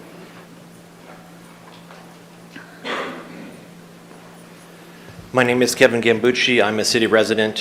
First thing I'd like to mention is I'm not understanding why it's taken so long for anything to start happening. I'm happy that there's changes happening now, but we've been hearing that hands are tied, but all of a sudden hands are untied, and now we got some motion. I'm just don't understand how this is all magically happening the last couple months here. This here is a complete joke. All this is doing is segregation. We're saying this population here has to follow the rules, and this population over here doesn't have to follow the rules, and one has to pay for the other to not follow the rules. I own a house here in town. I'm not allowed to do all kinds of stuff, and if I were, my neighbors would call. I would be arrested, fined, whatever else. These people here, you know, all they say, oh, we're just going to fine them. If they don't have any money, they're not going to pay anything. It's just a revolving door. You put them in jail, they're back out again. We want to police the you know, what they're doing, but if there's no consequences, it's not going to change. All we're doing is just pushing people around in a circle. We've got to have consequences for these people. These are not people that are, there's one thing, there's homeless people that are there, but we're talking about urban campers, people that choose to be there in the parks for no other reason except for they've decided to have a beautiful riverfront view, and we have to pay for that. That's not fair. There should be no, this like I said, is a joke, complete joke. There should be no segregation. Everybody should be allowed to do whatever they want in the park as long as they're following what we as a society deem is moral and safe. We shouldn't just say, oh, you guys can go over 20 feet over here and pull your pants down and crap in front of my grandkids while we're playing in the park. And this guy here can shoot up 50 feet away or 20 feet away, depending on where I'm at in the park and what I'm doing. And it's like, okay, well, that's fine as long as you're 50 feet away. That's a bunch of crap. We should all have to follow the same rules. If you can't follow the rules, you can't stay in the park at all. You can't just say, oh, well, I'm not going to follow the rules, but I get to stay over here behind this little fence. And as long as I'm standing here, I can take a crap right here if I feel like it. What kind of rules is this? It's an absolute joke. You got to do something. All you guys got to work together and come up with a better solution than this, but this is just a joke. And taxpayers are tired of paying tax for all this crap.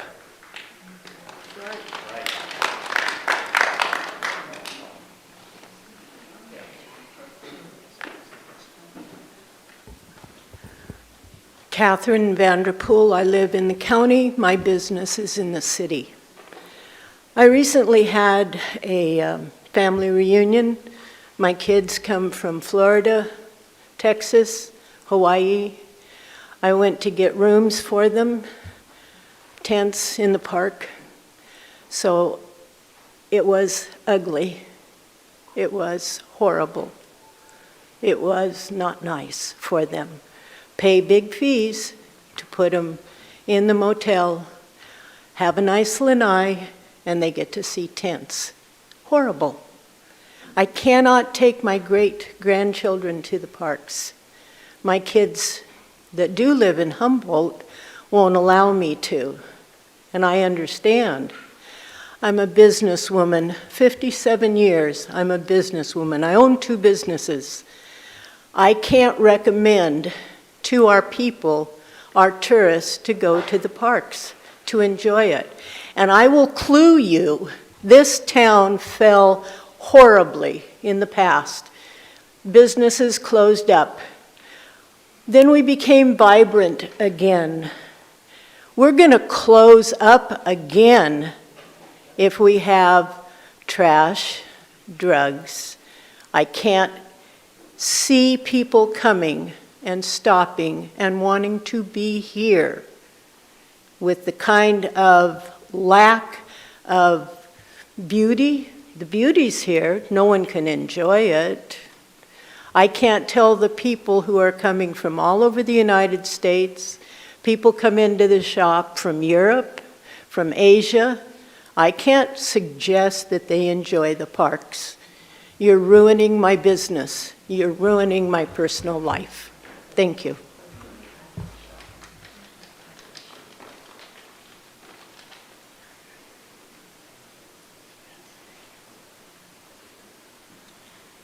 Susan, I live in Josephine County. All these taxes we pay for taking care of these problems, and they never get taken care of.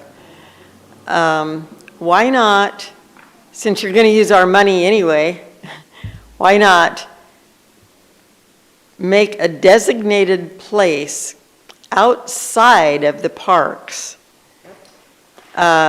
Make it where homeless can camp, but they have rules and they have to keep their messes cleaned up. They have to be civil.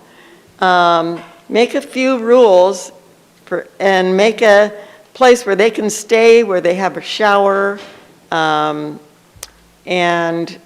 they don't have to be in the parks.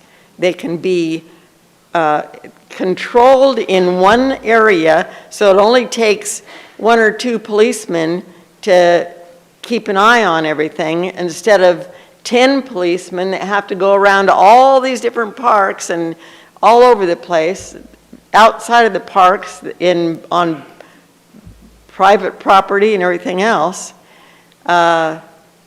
Seems to me that it would be much more cost efficient to make a place specific for the homeless and make it so that they have to do community service or that they have to do things to keep the camp clean in order to stay there.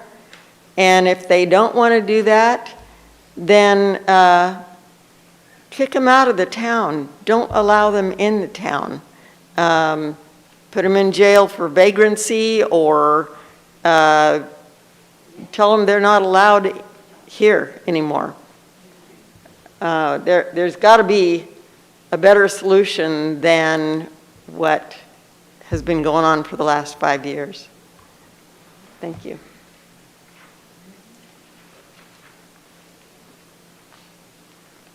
Hi, my name is Karen, and I'm a homeowner in the city of Grants Pass. I have a question and a comment. My question is, since there is a federal injunction against the city of Grants Pass and you're limited to what you are able to do, wouldn't it be more realistic and humane to relocate the unhoused population to a city that has low barrier shelter, more programs and funding for the unhoused population?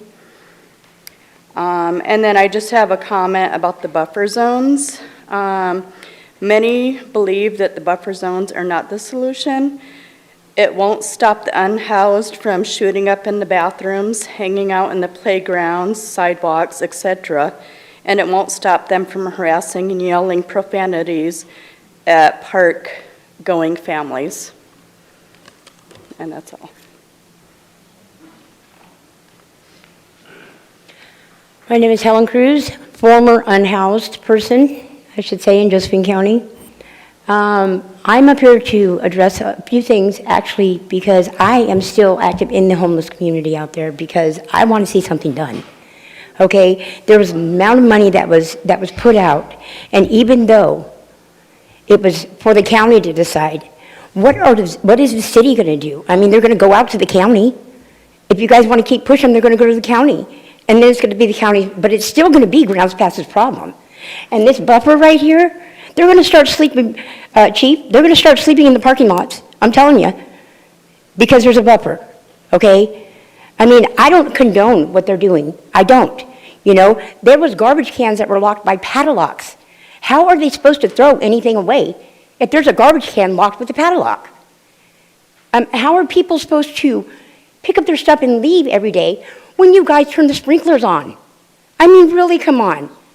That's inhumane as it is, okay? It's not okay what is happening on both sides.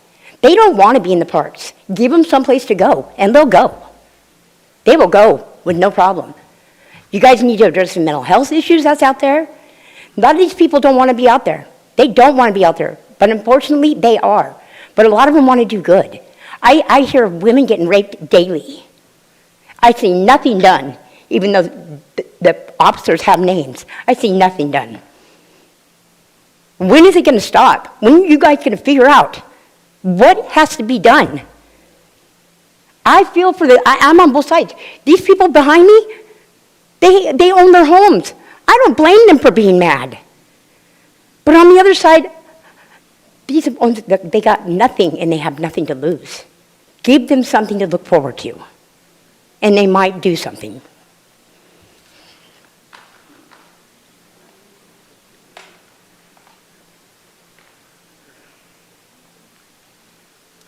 Catherine Hamilton, I live in the county of Josephine. I'm going to repeat some things that a lot of people have said, but Grants Pass is a big tourist town. And I've heard from Uber drivers, from Door Dashers, it's not getting any prettier. And I'm glad something's being discussed anyway. But like this lady just said, find somewhere to put them. You're going to have bottles of urine in doorways still. You're going to have tourists walking down the streets going, oh, it's such a pretty, oh, what's that? Yeah, that's not going to go over well for your tourist trade. And what's in the tourist trade? The money, the tax money that comes in off the hotels. That is probably one of your things in your budget. And on these buffer zones, so if I want to take my son to the park, I'm going to have to walk around possibly some people and go to the other side of a play structure so I can get into the play structure so I don't have to walk between tents or between towels or whatever they're on. They're still going to be allowed to be in the park. I'm glad something's being done. And okay, your hands have been tied. Your hands are now getting a little more untied. Something's being done. But they're still going to be in the parks. And the people that feed them, I've quit feeding my cats at night so I don't have skunks. If you don't feed them, they'll hopefully find some other place to go. That's cold, I'm sorry. I'm not talking about the homeless. I'm talking about the drug addicts. Maybe if you quit feeding them and quit supplying them with clothes and shoes and blankets that are given out on a daily basis, they will hopefully pick themselves up by their bootstraps, and hopefully one or two even might decide to become respectable members of society instead of slamming dope in the bathrooms. I just wish I wish you could put them somewhere. People don't want to see an extra tax on their water bill, but you guys are doing that. Find a plot and put them somewhere, even though people are going to complain. You're not going to please everybody. But at least they'd have somewhere that they would have to go instead of at our gorgeous parks and our lovely neighborhoods. Thank you.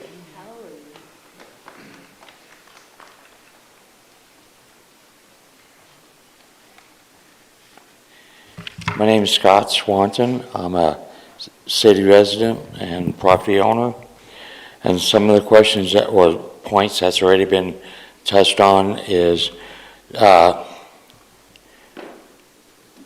part of the major income for this area, I would think, would be the tourists, whether it be boatnik or whatever. And a lot of tourists hesitate on coming here. Another one would be the, like Riverside Park, back to the 50s. Now it's at the fairgrounds. I know several people who's participated in that for years.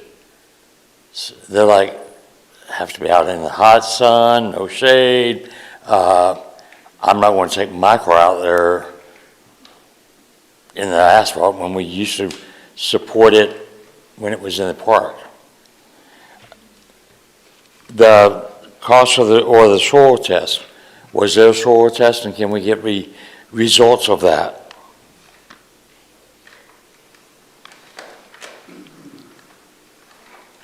And that's it. Thanks.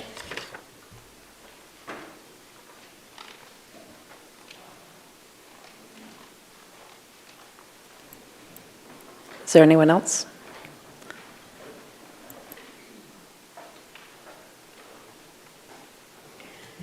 Yeah, Bob McGuire, 54 years, Grants Pass. I think this is just kind of garbage, sorry, but I've been coming to these meetings for something to do, because I have nothing better to do anymore. Your officers have been doing a hell of a job, but you've been telling us that you don't have the manpower. What's this going to do? It's not going to do anything.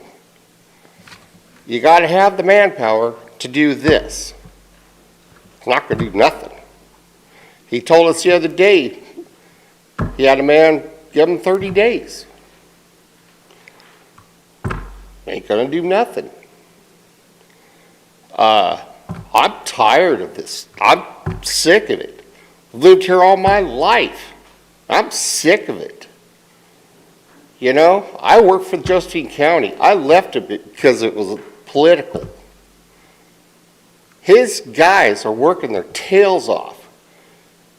And then we have somebody feeding the squirrels. And it's not right.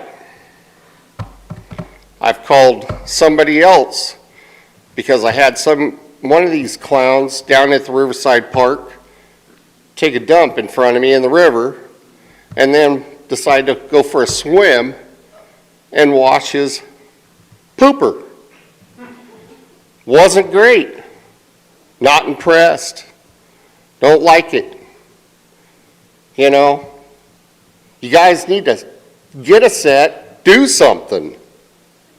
I'm sick and tired of it. I was born and raised in this place. There are 3 people in this place, and you all came in this town at the same time and have destroyed this town at the same time.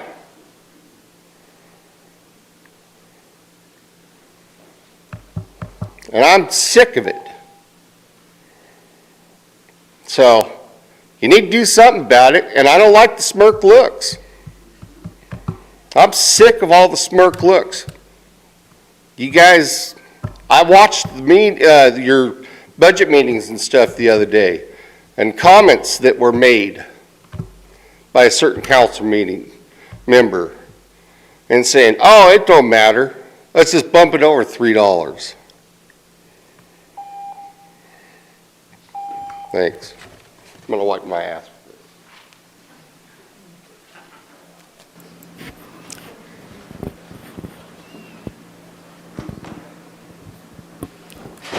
My name is Kathy Clement. Can you please pull the mic down a little? Thank you. I live in the county.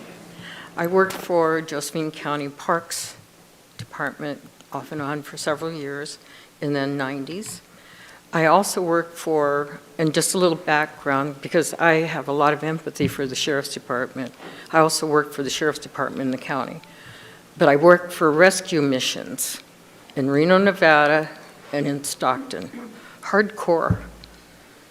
We have a lot as a community, and I'm back here now. I left the area in about 2011, and I'm just now moved back into the area again. And I hear what everyone's saying, but do we have a volunteer group? That's what helped the county, is we had a killer volunteer group. And they all got together and we made things happen as a volunteer group. Now, I'm basically a newbie. I don't know if there is something like that, but I think that that possibly could be the answer. So, I mean, I'm open. I would definitely volunteer and help organize. There was something, and I don't know what it was. We had problems in Reno of the homeless sleeping in the parks, defecating in the parks, doing all kinds of obscene things. I don't know what they did, and the people in the city really were appreciative of whatever this thing happened. But they were able to implement some kind of a law of something and got them out of the parks. Now, I don't know what that is. I'd have to do some research to find out. But is there a volunteer group that I missed? That's my question. Thanks for all hard work, though.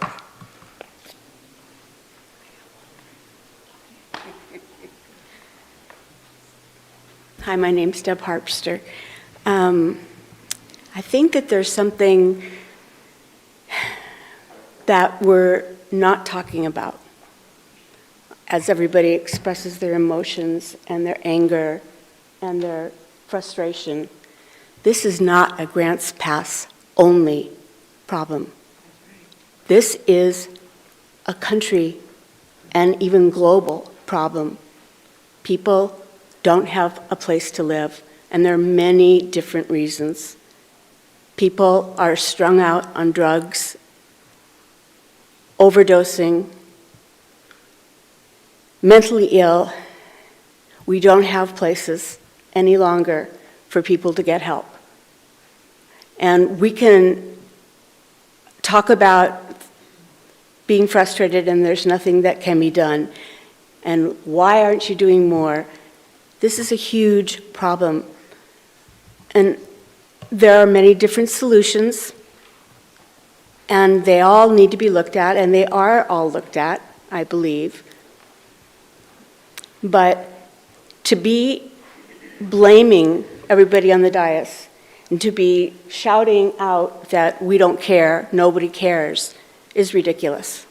This is a problem for everyone. And to talk about my tax paying, I own a home. I didn't say I live in the county, I forgot. But I pay taxes, I have kids, I have grandchildren. I have a heart too. I feel for people who are without. I have a stepson who has got schizophrenia. I have another stepson who died of an overdose. I've known so many people who are poor and that they want to help, they want to do something. It's not cut and dry, it's not black and white. And I think that, like the woman just said, if we worked as a community and instead of saying we can't do it or it's not enough or you haven't done anything, we need to work as a community and help people. Thanks.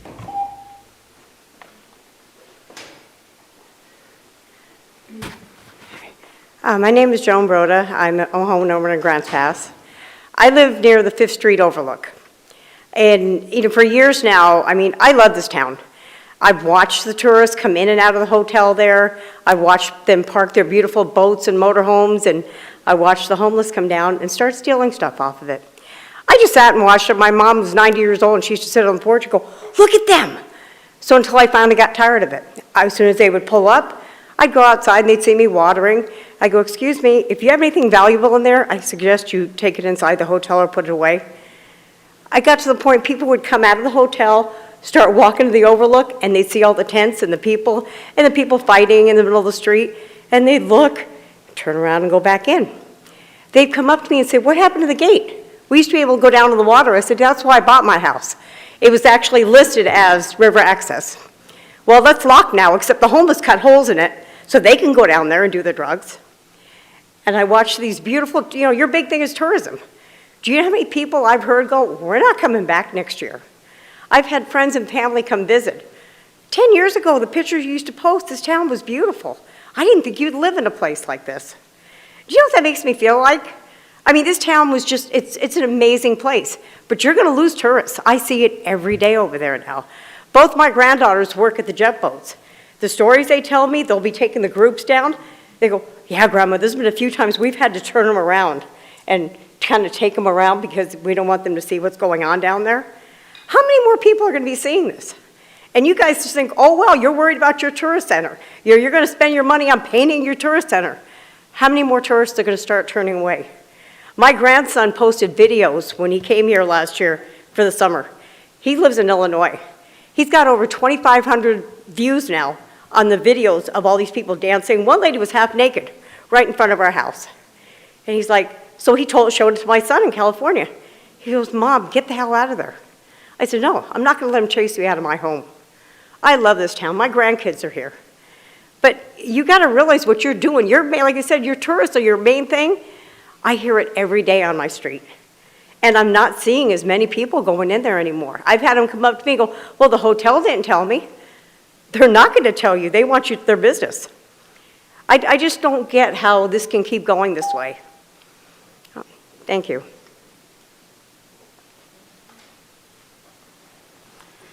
Excuse me.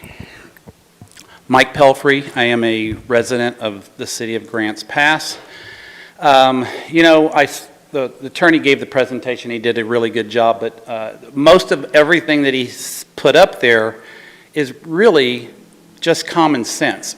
No one is going to go to a park, at least I'm not going to go to the park and go to the bathroom in public spaces. So it's really just common sense. The problem is what we have in our parks, there is no common sense there. Zero. none.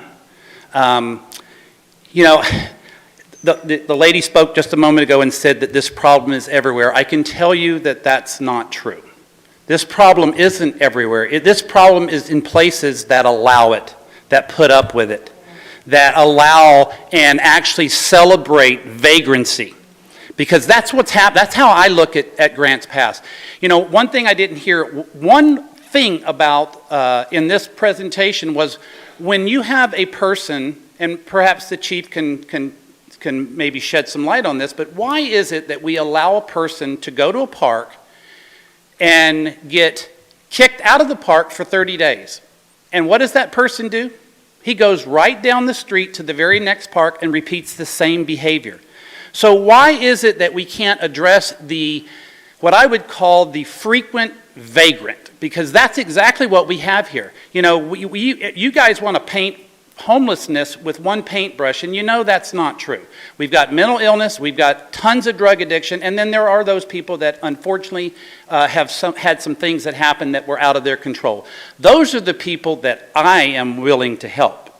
But at the end of the day, they got to have skin in the game. Those people that are living in our parks right now, they don't have skin in the game. What they've done is they figured out what the damn game is. The other thing that I would like to see this city council do is, can we please find a way to hold all of these groups that come in here and ask for money to try to what they think is helping the homeless. By the time they get done paying salaries, brick and mortar rent, there is very little money. I have not seen a reduction in one single tent. So what I want to see happen as a citizen is these people need to be brought in front of you, but more importantly in front of us, because it's our damn money that you're giving out. And we need to know exactly what it is that they've accomplished. Because what I'm seeing with my eyes, I'm not seeing it. You know, I watched a tent go down the river. Guess what that homeless person gets to go do? They get to go get another tent. Why? Because they were irresponsible. I've seen sleeping bags go down the river. Unfortunately, well, I shouldn't say that because I want to say something and I'm not going to, so that's discipline. But at the end of the day, this problem is not in other communities. It's only because you guys are weak.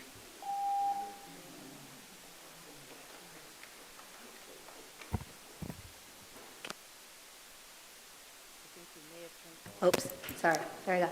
I'm Rose Turnbull, and I mentioned last time that I was adopted from Guatemala and that I was scared that it was going to turn like Guatemala. Well, and was stating that we have resources here. In Guatemala, we don't have resources like that. And what I saw in Guatemala, what I grew up with, is here now in the parks, people bathing, people doing all that random stuff, and you know. So if we have the resources in America, let's work together and continue on what we're stating, hear us out, because you know what, if it wasn't for my parents, I actually would be here, honestly. And even though this Grants Pass is beautiful too, I'm just grateful that there is actually resources, because like I said, in Guatemala, there's nothing. There's no shelter. There's no, I will share this. I was walking on the streets. There was nowhere to go. There was no solution for anything. And for me to see this, and then I mentioned before me going to Morrison Park and babysitting these kids. Well, it happened again on May 31st. Same thing, same scenario, but this time when I was watching the kids, I saw some of the people cleaning up, and I'm like, oh, good, it's changing. And then there was one particular tent in the middle of the splash park and the bathroom there on Morrison Park, and there was a guy shaking a tent looking for a specific someone, and he threw a cigarette. I stood there because I was scared it was going to catch on fire. So I made sure it wasn't going to catch on fire. And there's patrol officers, and I said, thank you so much for doing what you're doing. And he stated, ma'am, I'm doing the best I can.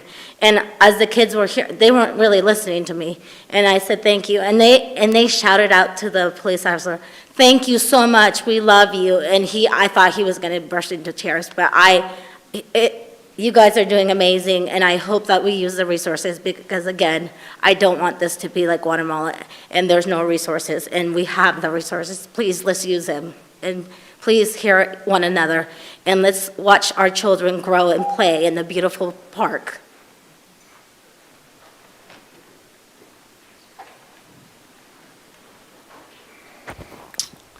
Byron Robertson, lifelong resident here in Grants Pass, business owner. Life's about choices. You guys all chose to serve our city, and you deserve, thank you for putting the time in to do that. As our chief chooses to serve us in his capacity.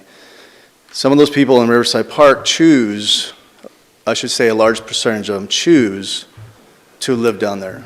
They choose to take advantage of a system that allows them to live off us and take advantage of the rules or not using the rules.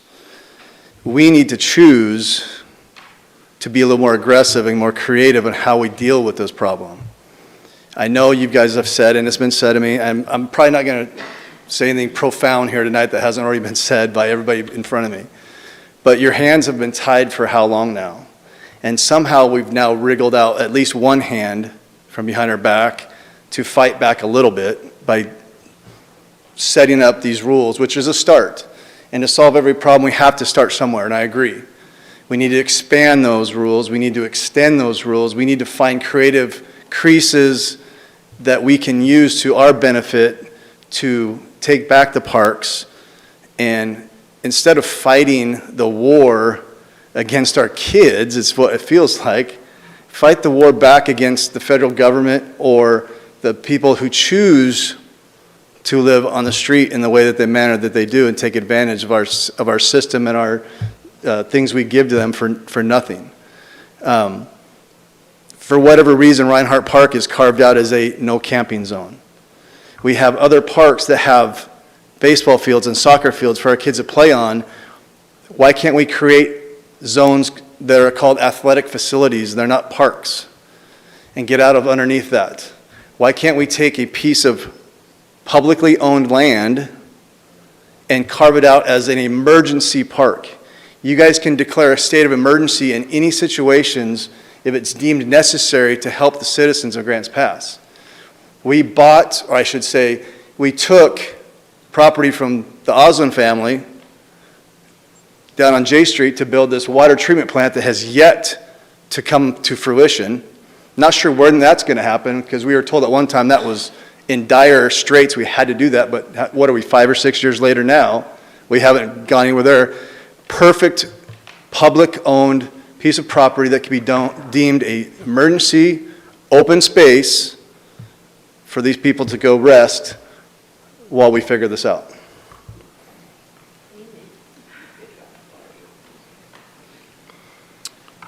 Hello, my name is Mike Slotemaker. I'm a resident of Grants Pass. I wasn't planning on speaking at this point tonight, but as I've been listening and I looked at the agenda and thought through it, for those that are familiar with the Star Trek fandom, this is the Kobayashi Mura. It's a non-winnable situation. And within the Star Trek environment, only one person ever defeated it, and that was James Kirk. And how he defeated it, and I see people nodding, he changed the parameters. He thought outside the box. And what I've heard tonight, and I want to thank the city attorney for going through the detail, I think we need to step back and look at, we're trying to address behavior. And we're looking at behaviors that are there, and it was discussed during the Listen and Learn several weeks ago. And it's not necessarily saying, is there 20 feet, is there 50 feet? What we're saying is there's a consequence for action. And that's what empowers our police department. Yes, it's a citation. Yes, it's $75, but it's something. So I want to give props to this leadership team for looking at a no-winnable situation, thinking outside the box, changing the parameters, and it's a good start for where we're to go. Thank you very much.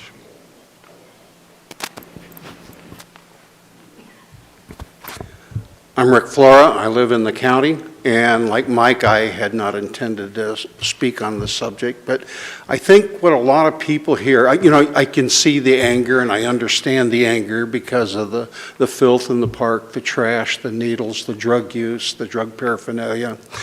And so I understand the anger, but I think what a lot of people don't seem to understand is we are burdened with an injunction that requires us to allow people to sleep in the park.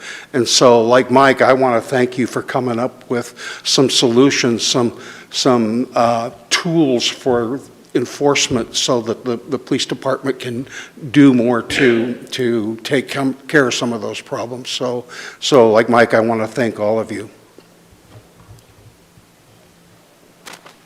Is there anybody else who wanted to speak tonight? All right, we'll close public comment, and I wanted to address some of your concerns, and then council can follow up if they want to as well.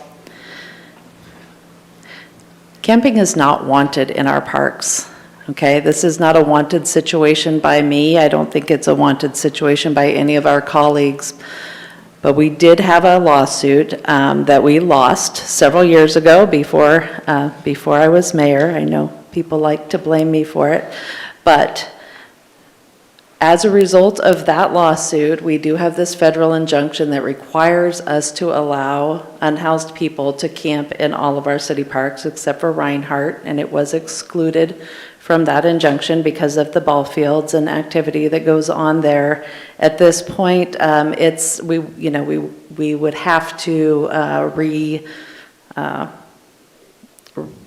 I can't think of the word, renegotiate, I guess, the terms of that injunction. The lawsuit is under appeal now. We're waiting for another decision on that. It's an ongoing, complicated situation. It's kind of a precarious legal situation that we don't want to be in, and yet here we are. And so we're trying to come up with some ways to deal with this. It does make our city different than other cities. It makes us different than Portland. It makes us different than Medford, Ashland, Coos Bay, Bend, whatever other city you can find. It's a unique situation for Grants Pass, and we have to deal with Grants Pass. 2.5 years ago when I became mayor, I thought it would be a really swell idea to create a designated place and move them out. Okay, I still want homeless people out of our parks. I know some of you are frustrated by the limitations of these rules that we're talking about tonight because they won't solve our problem, okay? They're tools to help our law enforcement deal with a situation that's been getting worse over the past several years. It's not going to solve the problem. Unfortunately, the designated place, which was the urban campground that we talked about two and a half years ago, there are still some efforts going on to establish a shelter or an urban campground that maybe will help move some of the people out, but it is an ongoing, complicated situation. It's an expensive situation. We don't have money to run something at this stage. We cannot force people to go anywhere they don't want to go, whether that's to a location within our city or whether we wanted to put them on a bus and send them to some other city or state. That's kidnapping to move an adult who doesn't want to be moved. We can't do that. This is a more aggressive and creative situation, solution to help establish some more tools for our police department in response to a growing situation that has grown considerably over the past 2 years. I read a report earlier today. It was released in December, but the HUD indicated that the problem in Oregon has grown 22%, that the homeless population in Oregon has grown 22% in 2 years. Well, it maintained a fairly steady rate in the rest of the country. So this is a problem that Oregon is having to deal with. And, some of you can take a stab at what all the situation is and why that is. I mean, we all can. We've got Measure 110, we've got drug issues, we've got affordable housing issues. Maybe we have, other political reasons for why Oregon is having a worse problem than other states, but Grants Pass has to deal with that because we're in Oregon and we have more homeless people and it's not unique to us. Some of the buffer zones that we're going to be talking about tonight and that Augustus presented earlier, I want to make it clear, whatever rules we put into place have to apply to all people. They're not just homeless people.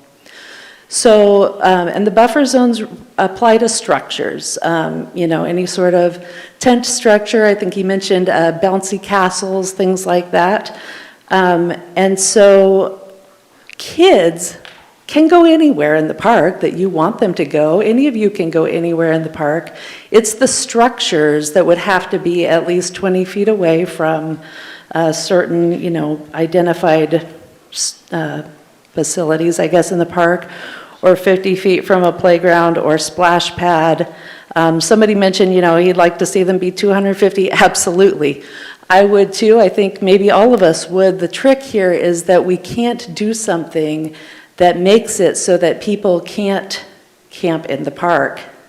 And I know that's kind of counterintuitive because I would like camping to be outlawed in the park, but we're walking on this kind of legal precipice here where we want to remove people far enough away from the places that people want to use without totally excluding people from the park. And you all didn't get the benefit of seeing kind of the slideshow that we've all seen where we've looked at different buffers, spaces within the park to see, does 20 feet make sense? Does 30 feet make sense? If we put 50 feet from everything, it would make it so that there was no space in the park where people can camp, which would then violate the injunction and put us into legal jeopardy with that lawsuit.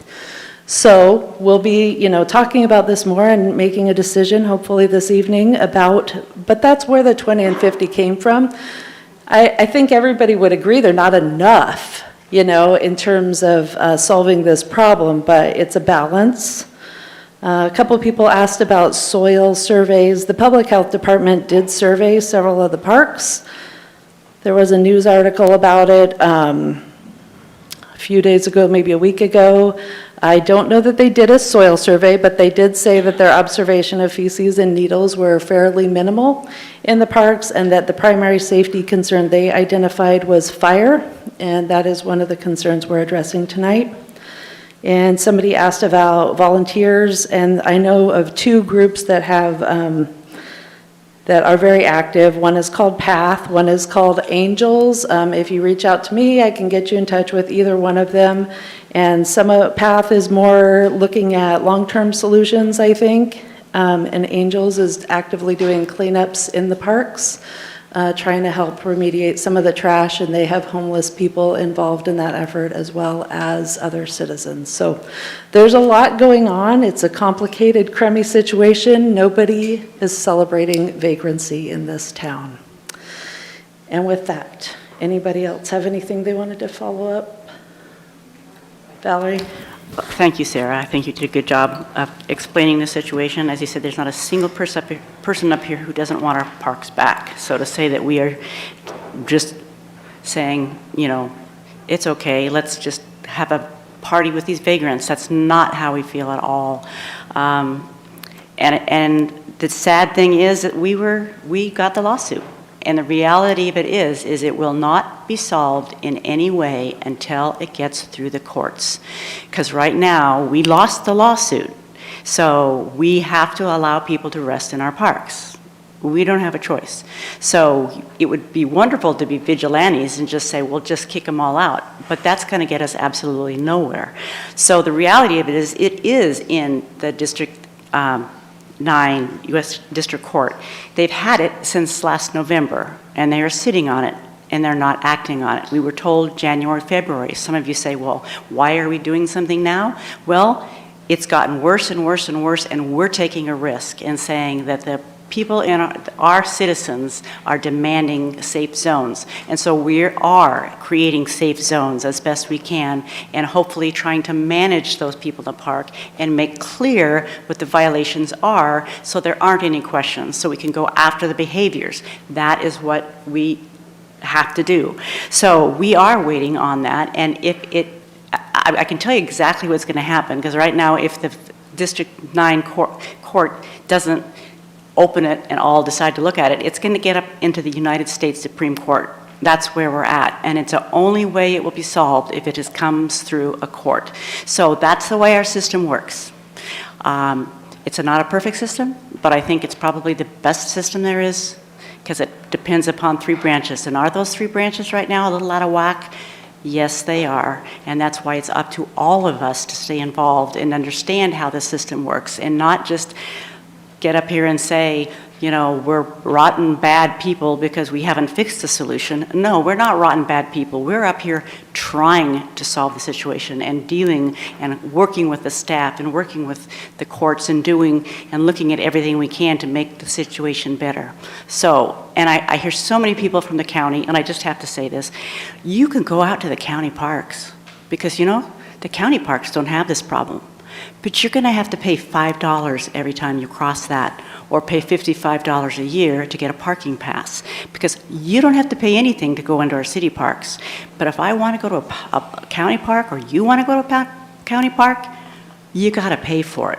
So it all comes down to money. If you read the paper tonight, Medford is complaining, because guess what? They got the millions of dollars to help with the homeless.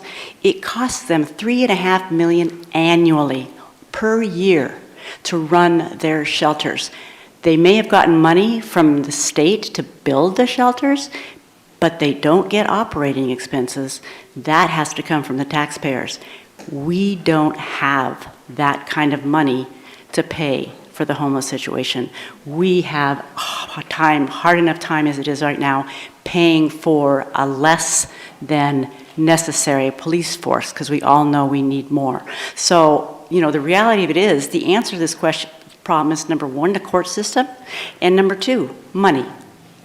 That's what it comes down to. So I don't know, I don't have any control of this court system, and I know I don't have $3.5 million to run shelters in our city. So, like I said, we're doing everything we can. Dwayne.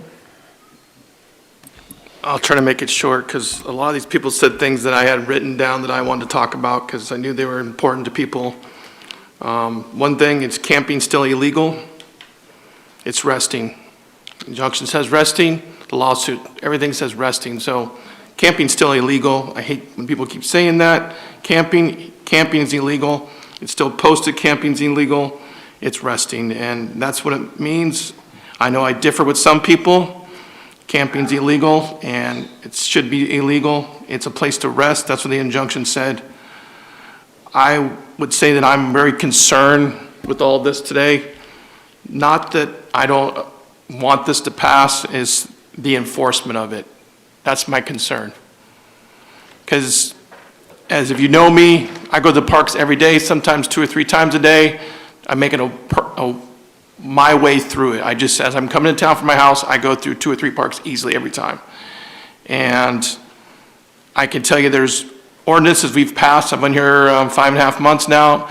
We've passed in the last month that are still not being enforced. Baker boat ramp, 4 or 5 vehicles parked there in the boat parking. Dogs crapping and running around by themselves. I mean, I just saw that just coming here tonight. So I'm worried that that's going to be the problem. We're going to pass all this, and you're going to be mad because it's not being enforced. And I'm with you. I'm concerned about it. I don't feel we have enough law enforcement officers to enforce this, or CSOs, or whatever it is. I call in every time there's, you know, motorhomes on J Street or Mill Street. I just don't know what to do with. I mean, unless I can, you know, swear in a bunch more officers. That's what my concern is about this. I want to make parks as safe as possible for everybody, not just children, everybody. I know everybody kept saying children, but I see a lot of older people walking in our parks. You know, I go walk over to Tussing and walk over the bridge. I mean, I see a lot of people walking. So I really, it's just not kids, it's people. You know what I'm saying? Everybody in the city uses the parks. And I see a lot of people that are homeless, that are not just down their luck. They're doing bad stuff. And I know they're doing bad stuff because I've been trained to notice things when they're off, and I can tell when I'm walking by and they're hiding themselves doing drugs. I've been trained to pick up things. I know what they're doing. So that's going to continue to happen, and they're going to do drugs. I'm hoping that the county's getting ready to look into passing an ordinance in the whole county about illegal drugs. I would encourage all of you to tell all of us, let's adopt it too. No fentanyl, no crack, whatever it is. I don't want it all gone from this county. So when that comes out from the county, we need to adopt it too. So I'm hoping that you continue to fight for us to make it safer for everybody here. It's for everybody. Even the people that are using it, safer, no drugs, you know what I'm saying? They're killing people. I don't know what the death is today. The last time I was 12 in the city. Might even be more, Chief. I don't know. Didn't ask you. You know, and we do have beds. There's 80 beds available in the mission today. So I like to adopt the ordinance here with the change.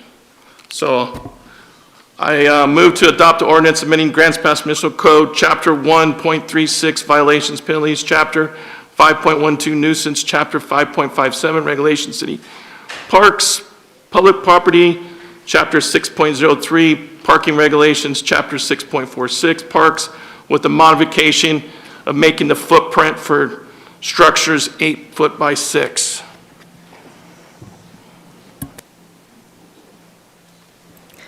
Did you also want to add 50 feet for the parks? Dwayne? Dwayne, did you also want to add 50 feet for the parks, for the playgrounds and splash pads?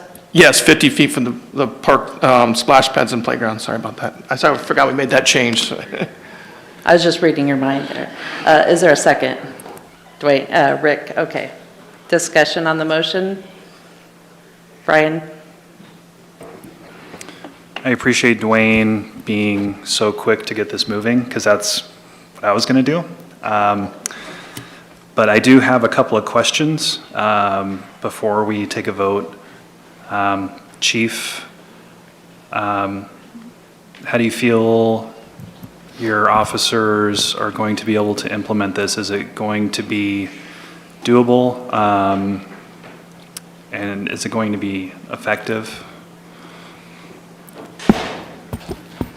It's a great question, and I pause for a reason. I pause because I think about all the things we do all the time that nobody really knows about, and that's okay too. It was in the newspaper recently that we had to deal with a involuntary servitude investigation where we secured 2 people from a different state.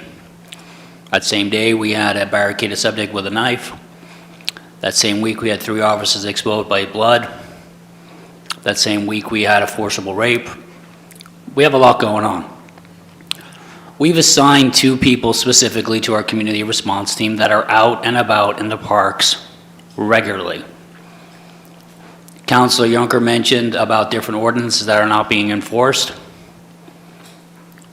Possibly, but I think we can only be in so many places. There's only so many of us to go around.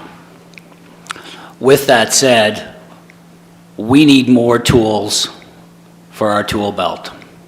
These are good, useful, practical tools to make some sort of a difference. And I need to speak holistically because it affects the entire community. Our philosophy has always been, we are firm, but we are fair, and we will be consistent. That's a guarantee. We're not perfect, we make mistakes occasionally, but we will do our best. My team need some direction. It can be difficult to maneuver throughout the minutia of an injunction and different case law, and we will embrace this if it is passed by the council tonight, and we will do our best, and it will have an impact. What that impact means to the community also is that we can utilize our trespass if somebody is cited 2 different times within a year. We can trespass people, albeit for 30 days, for the new municipal code that's a misdemeanor for, let's say, open flame in a park. These are better than what we had, and we will do our best. And our men and women at night that are out there, and sometimes there's only 6 of us for the entire county, and I've said this before, the sheriff's office goes off duty at midnight, and the OSP goes off at 2. So sometimes there's only 6 of us out there. But I read my logs, I keep in contact with the team and the troops, and they're doing what I ask them to do, and they're doing it with a good heart, and they're doing their very best. And this will give them something to work with. So I hope that answers the question. And thank you. Yeah, thanks, Chief. I wanted to ask about the CRT team because the CRT team is 2 sworn officers, correct? Yes, sir. If council were able to find resources to give you an additional 2 CSOs, do you think it would be possible to split the CRT team into 2 teams of a sworn officer and a CSO so they could double their coverage?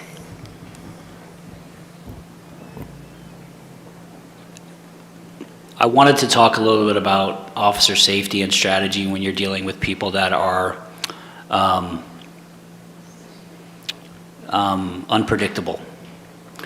I would not feel comfortable putting a police officer and a CSO at one team right now and then separating that group up. With that said, I'll take all I can get.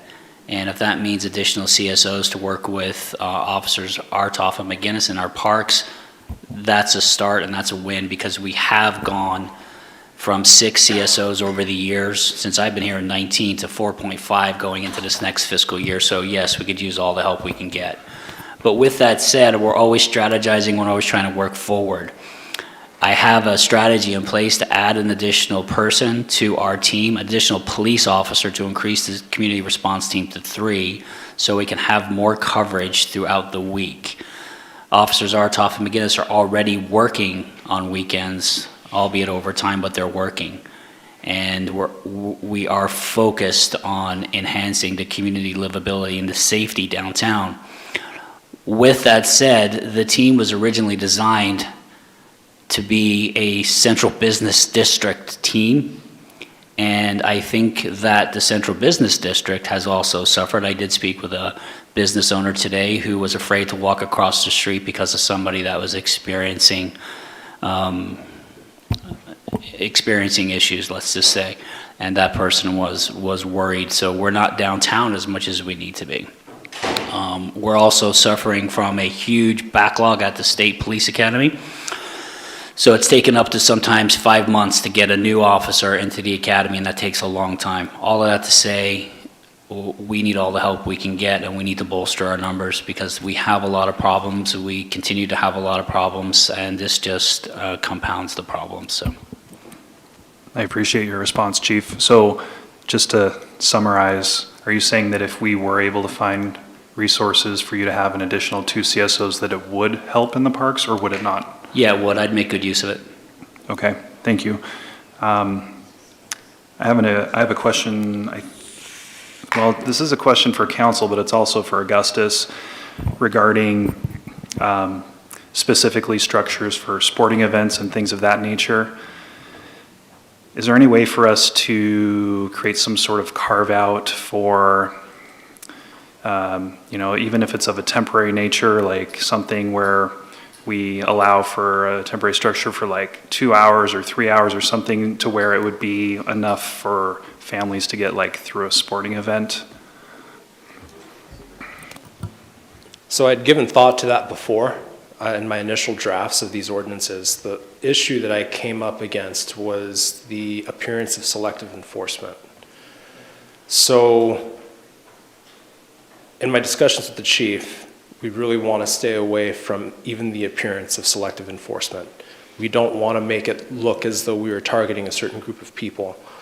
Our laws have to apply applicably to everybody. And so, that said, it would take a little bit of time. You'd be asking me to come up with that kind of language right now for an emergency ordinance. I will say that if council passes what they have tonight, that is something that we can explore in the future as a modifier. But I think it would take a little bit more time for me to get something that's precise and still equally applicable to everybody. Okay, so you said things like, even like a chair with a thing would probably be considered a structure within the definition that we have. Would holding an umbrella be considered a structure within that definition? Holding an umbrella, I would say no. That wasn't what I contemplated as a portable structure. Portable structure is something that can be erected and then easily moved or easily be, taken down. Holding an umbrella, I wouldn't call an umbrella a structure. And I don't think that most people would consider it a structure. Okay, good. Yeah, I wouldn't either. I'll stop there for now. Thank you. I saw Rob saying, before we get off this train of thought though, with regards to the structures, I think that kind of average shade tent, that somebody might use at a softball or soccer game is probably about 10 by 10. So if the motion is for 8 foot by 6 feet, that would outlaw any time of day using like a 10 by 10 shade canopy. I mean, that would be correct because you're talking about the footprint. So if it's a 48 square foot footprint as it is in the motion, then yes, you'd be in violation of that footprint. Okay, and in terms of like 48 square feet, if something was, a slightly different 9 by 5 or something instead of 8 by 6, like, is it the square footage and or 8 by 6, or is it 8 by 6? So it's 8 by 6, it's 8 by 6 or 48 square feet. So if it adds up to 48 square feet, then there could be some deviation. There would be deviation, but it has to be really that 48 square foot footprint. Okay. Rob?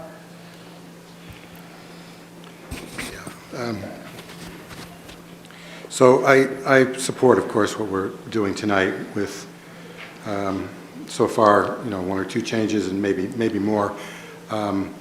Just like to make it really clear, and I would imagine that probably all the councilors agree with me on this. I said it the other day, is that when we were discussing buffer zones on the paths, not on the paths, 20 feet, 50 feet. I made it real clear at a meeting in the manager's office. I made it real clear Monday that whatever our attorneys thought that they could legally justify, whatever the maximum is, that's what we want.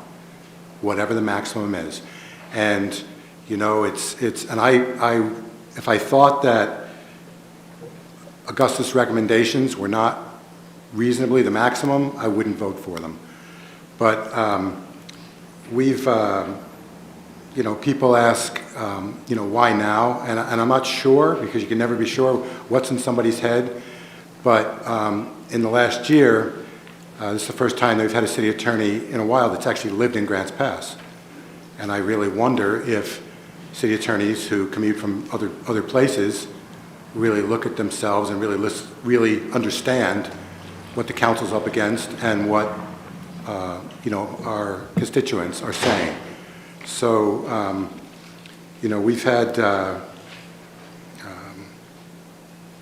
know that when we were talking about, at one point it's going to be, 20 feet around playgrounds. And I know that behind the scenes, the mayor pushed real hard for 50 feet around the playgrounds, around the splash pads and so forth, probably harder than anybody.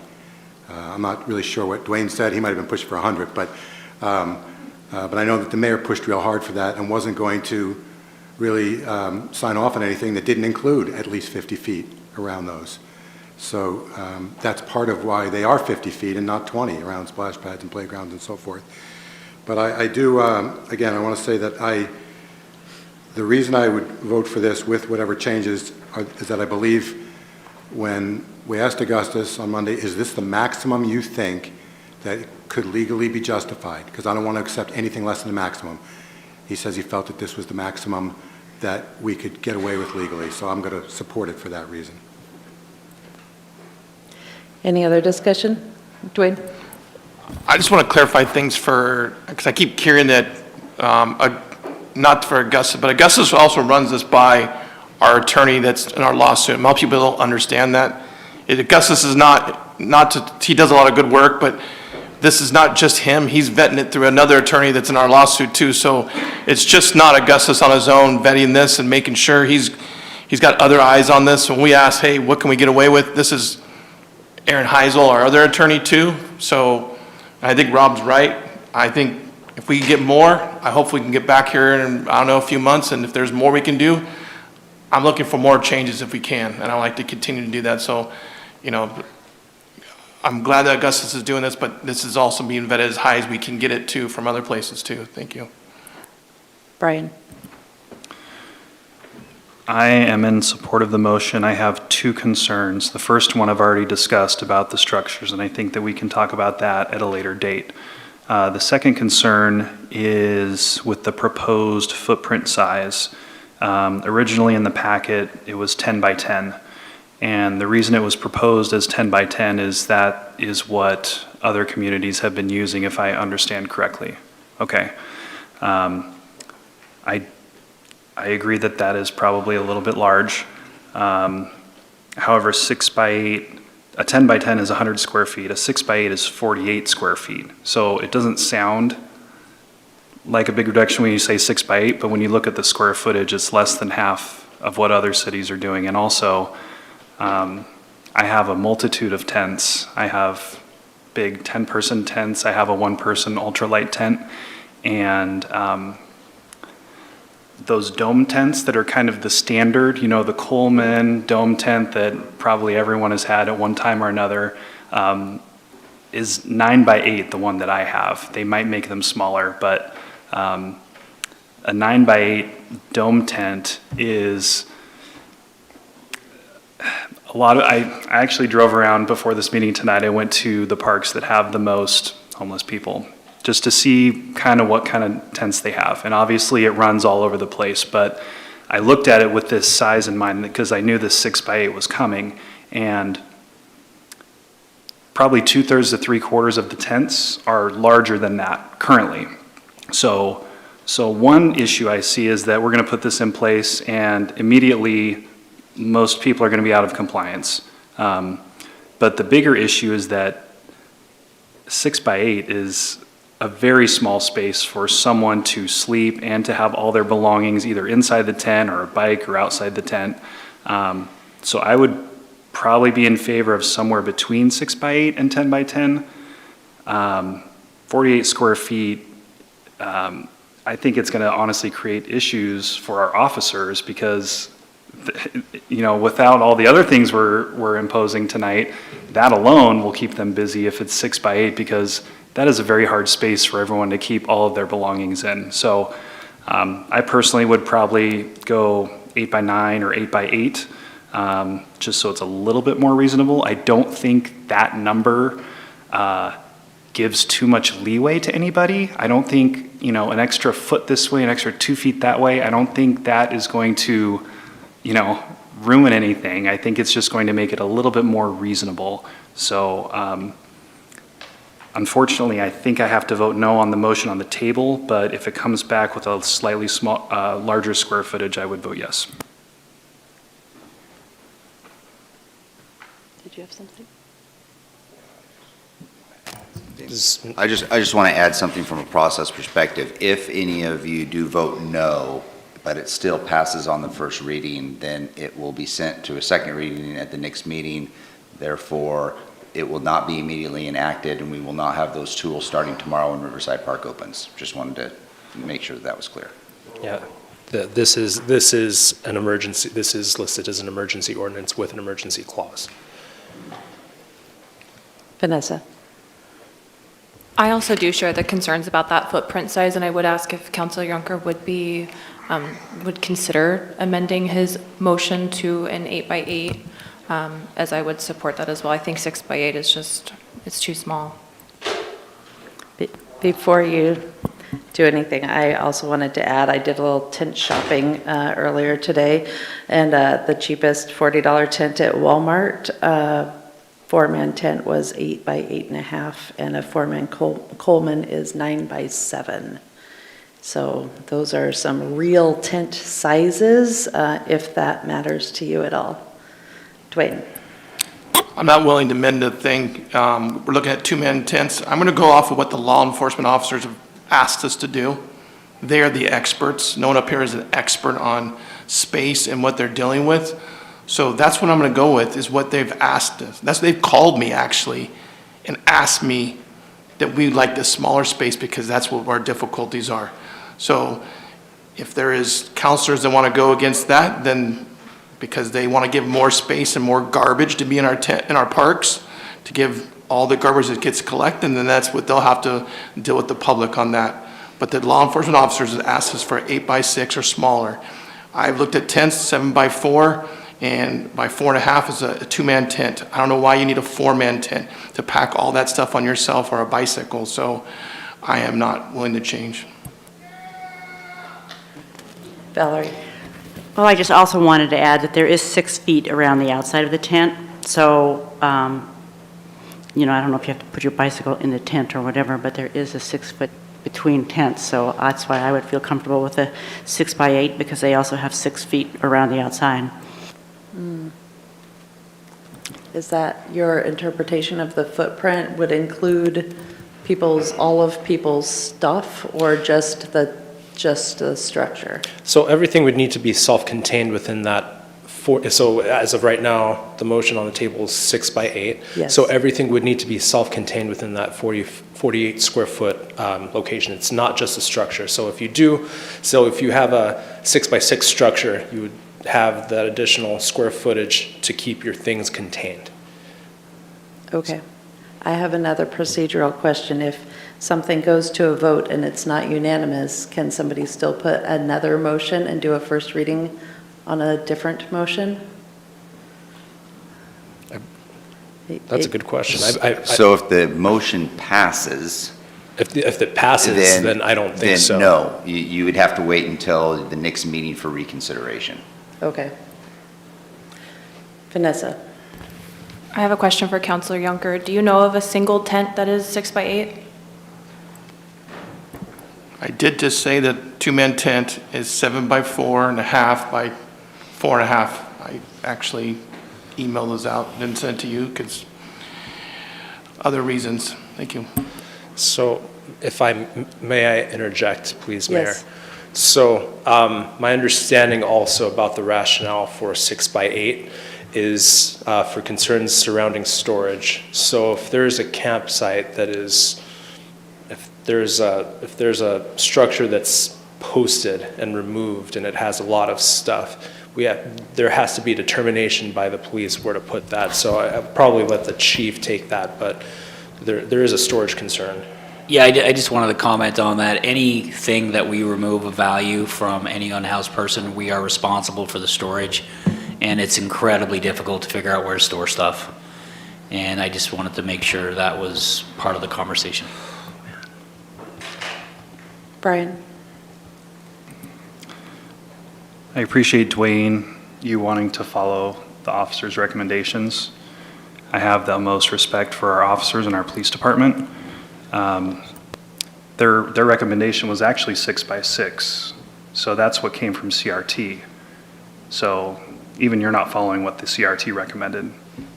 And honestly, 6 by 6, 36 square feet, I'm taller than 6 feet, okay? So in that regard, I don't trust the CRT's judgment on their 6 by 6 recommendation. They're the ones out there dealing with the homeless people every day, and they're recommending 6 by 6, and they're supposed to be the experts? That concerns me. Peanut Gallery, love ya. Councilor Yunker talks about 2-person tents, and I think a lot of us in this room know, if a tent is advertised as a 4-person tent, basically what you're doing is you're cramming 4 people in there, shoulder to shoulder, foot to foot, and one of them probably has to be a child to actually fit 4 people in there. It's like the same thing with hot tubs. They say it's a 6-person, you can fit like 3-4 people in there. So when he's saying a 2-person tent, I have a 2-person tent. My 2-person tent can fit me and like a backpack and like my boots and a coat. So a 2-person tent is really a 1-person tent, and that doesn't even allow for, some of these people have wheelchairs, some of these people have bikes, some of these people have carts. That's just the reality of the situation. So to not allow space within the footprint for those minimal things, I think is unreasonable. Rick? Mayor, is it possible before the vote, we actually go through each individual counselor to see what size footprint they would support? Sure. What size footprint would you support? I guess I would be willing to consider an 8 by 8. Anybody else want to speak up? Rob? I would agree with Rick that 8 by 8 seems reasonable to me as well. And I do appreciate that 10 by 10 is probably far better than is needed. And I do appreciate that if someone abandons a campsite, that's a lot of junk for somebody to have to clean up. But 6 by 8 is, I think, for the reasons that Brian mentioned, it's tough, and it creates an immediate problem because there's so few tents out there. So immediately you got an enforcement problem. But I would support 8 by 8 as well. Joel, is that you on the phone? Yeah, that's me. Can you hear me? Yep, go ahead. Yes. Oh, okay. So, you know, I've lived in a tent all summer long working for the Forest Service, and it was 3-man tent, and 6 by 8 was adequate, and did a good job, and we actually had 2 people in there. But the other thing that strikes me is it really, in terms of the people living in the park, if they have 1 big tent or 2 little tents, they still get the rest. So the 8 by 8 I'm okay with, and having lived in a tent myself all summer long, and then on fires and everything else, and having all my stuff within that so that no one else steals it, it works fine. Okay, thank you. DJ? I want whatever size is going to get us to pass this unanimously. And honestly, I don't care the difference between 8 by 6 or 8 by 8. What's important is unanimity in this decision right now. And there are positions being leveraged against that, and it's going to threaten our ability to enact these ordinances in the time set forth. So figure out what's going to get yes, and that's where I'm going to be. It sounds to me like an 8 by 8 or 64 square foot footprint would get you a unanimous yes unless there's someone who would vote no on that, just as an FYI. But Dwayne's motion is 8 by 6. Brian? I was just going to say that I would revise my ask from 8 by 9 to 8 by 8 to get a unanimous vote. Thank you. All right, so the motion on the table is for an 8 by 6 or 48 square foot footprint, as well as being 50 feet from playgrounds and splash pads. Is there any further discussion or any amendments? Vanessa? Yeah, I think that the 6 by 8 is arbitrary and punitive, and I don't think that it meets the reality of the situation. I want to apologize for everyone that put all of the work that they did into this for this to go into effect tomorrow. It's looking like it's not going to pass unanimously. And this situation requires extreme trepidation and consideration, and I'm not seeing that in this motion. And I would like to apologize on behalf of the community that this isn't working out the way as planned, because of because of my colleague who is unwilling to meet the majority of his other colleagues where they're at with their choice of that footprint. Dwayne?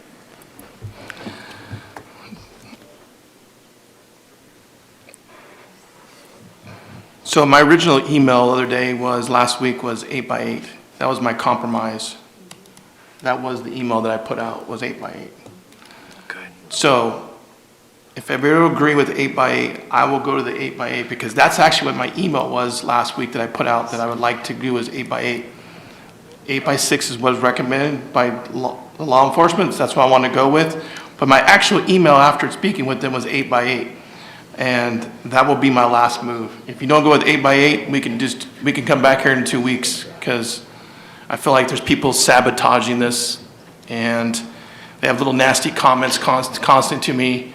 They like to throw emails at me, and I'm just telling you, if you want to keep it up, then I can do the same thing to you too.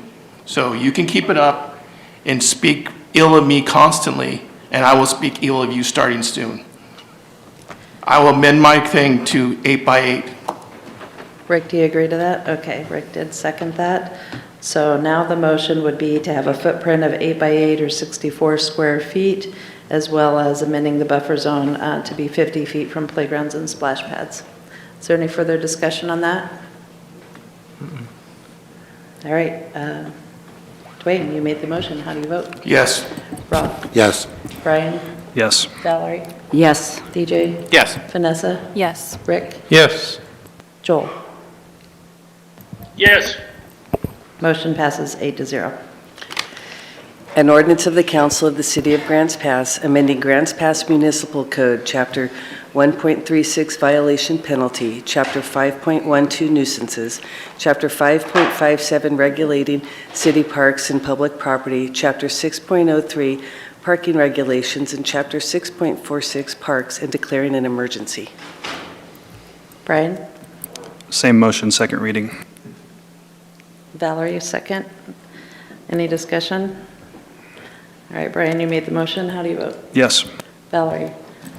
Yes. DJ? Yes. Vanessa? Yes. Rick? Yes. Dwayne? Yes. Rob? Yes. Joel? I had some discussion, but it can be had for another time. Yes. Okay, motion passes 8-0. An ordinance of the Council of the City of Grants Pass, amending Grants Pass Municipal Code, Chapter 1.36 Violation Penalty, Chapter 5.12 Nuisances, Chapter 5.57 Regulating City Parks and Public Property, Chapter 6.03 Parking Regulations, and Chapter 6.46 Parks, and declaring an emergency. Thank you, Karen. Rick has a motion. I'd like to make a motion to extend the meeting past 9 o'clock. Seconded by Valerie. All in favor of extending the meeting past 9 o'clock, say aye. Aye. Any opposed? I, Not sure if that was a yes or a no, Joel, but was that a delayed yes? it was the pirate. Oh, it was an aye. Okay. Joel, you said you had some further discussion on this other topic? I can let it go for the sake of brevity. Oh. Not a big deal. Okay. In that case, let's, does anybody else have further discussion on this motion or topic? Our next one is somewhat related, but we're going to move on to council action item B regarding parking regulations. Augustus. That's me again.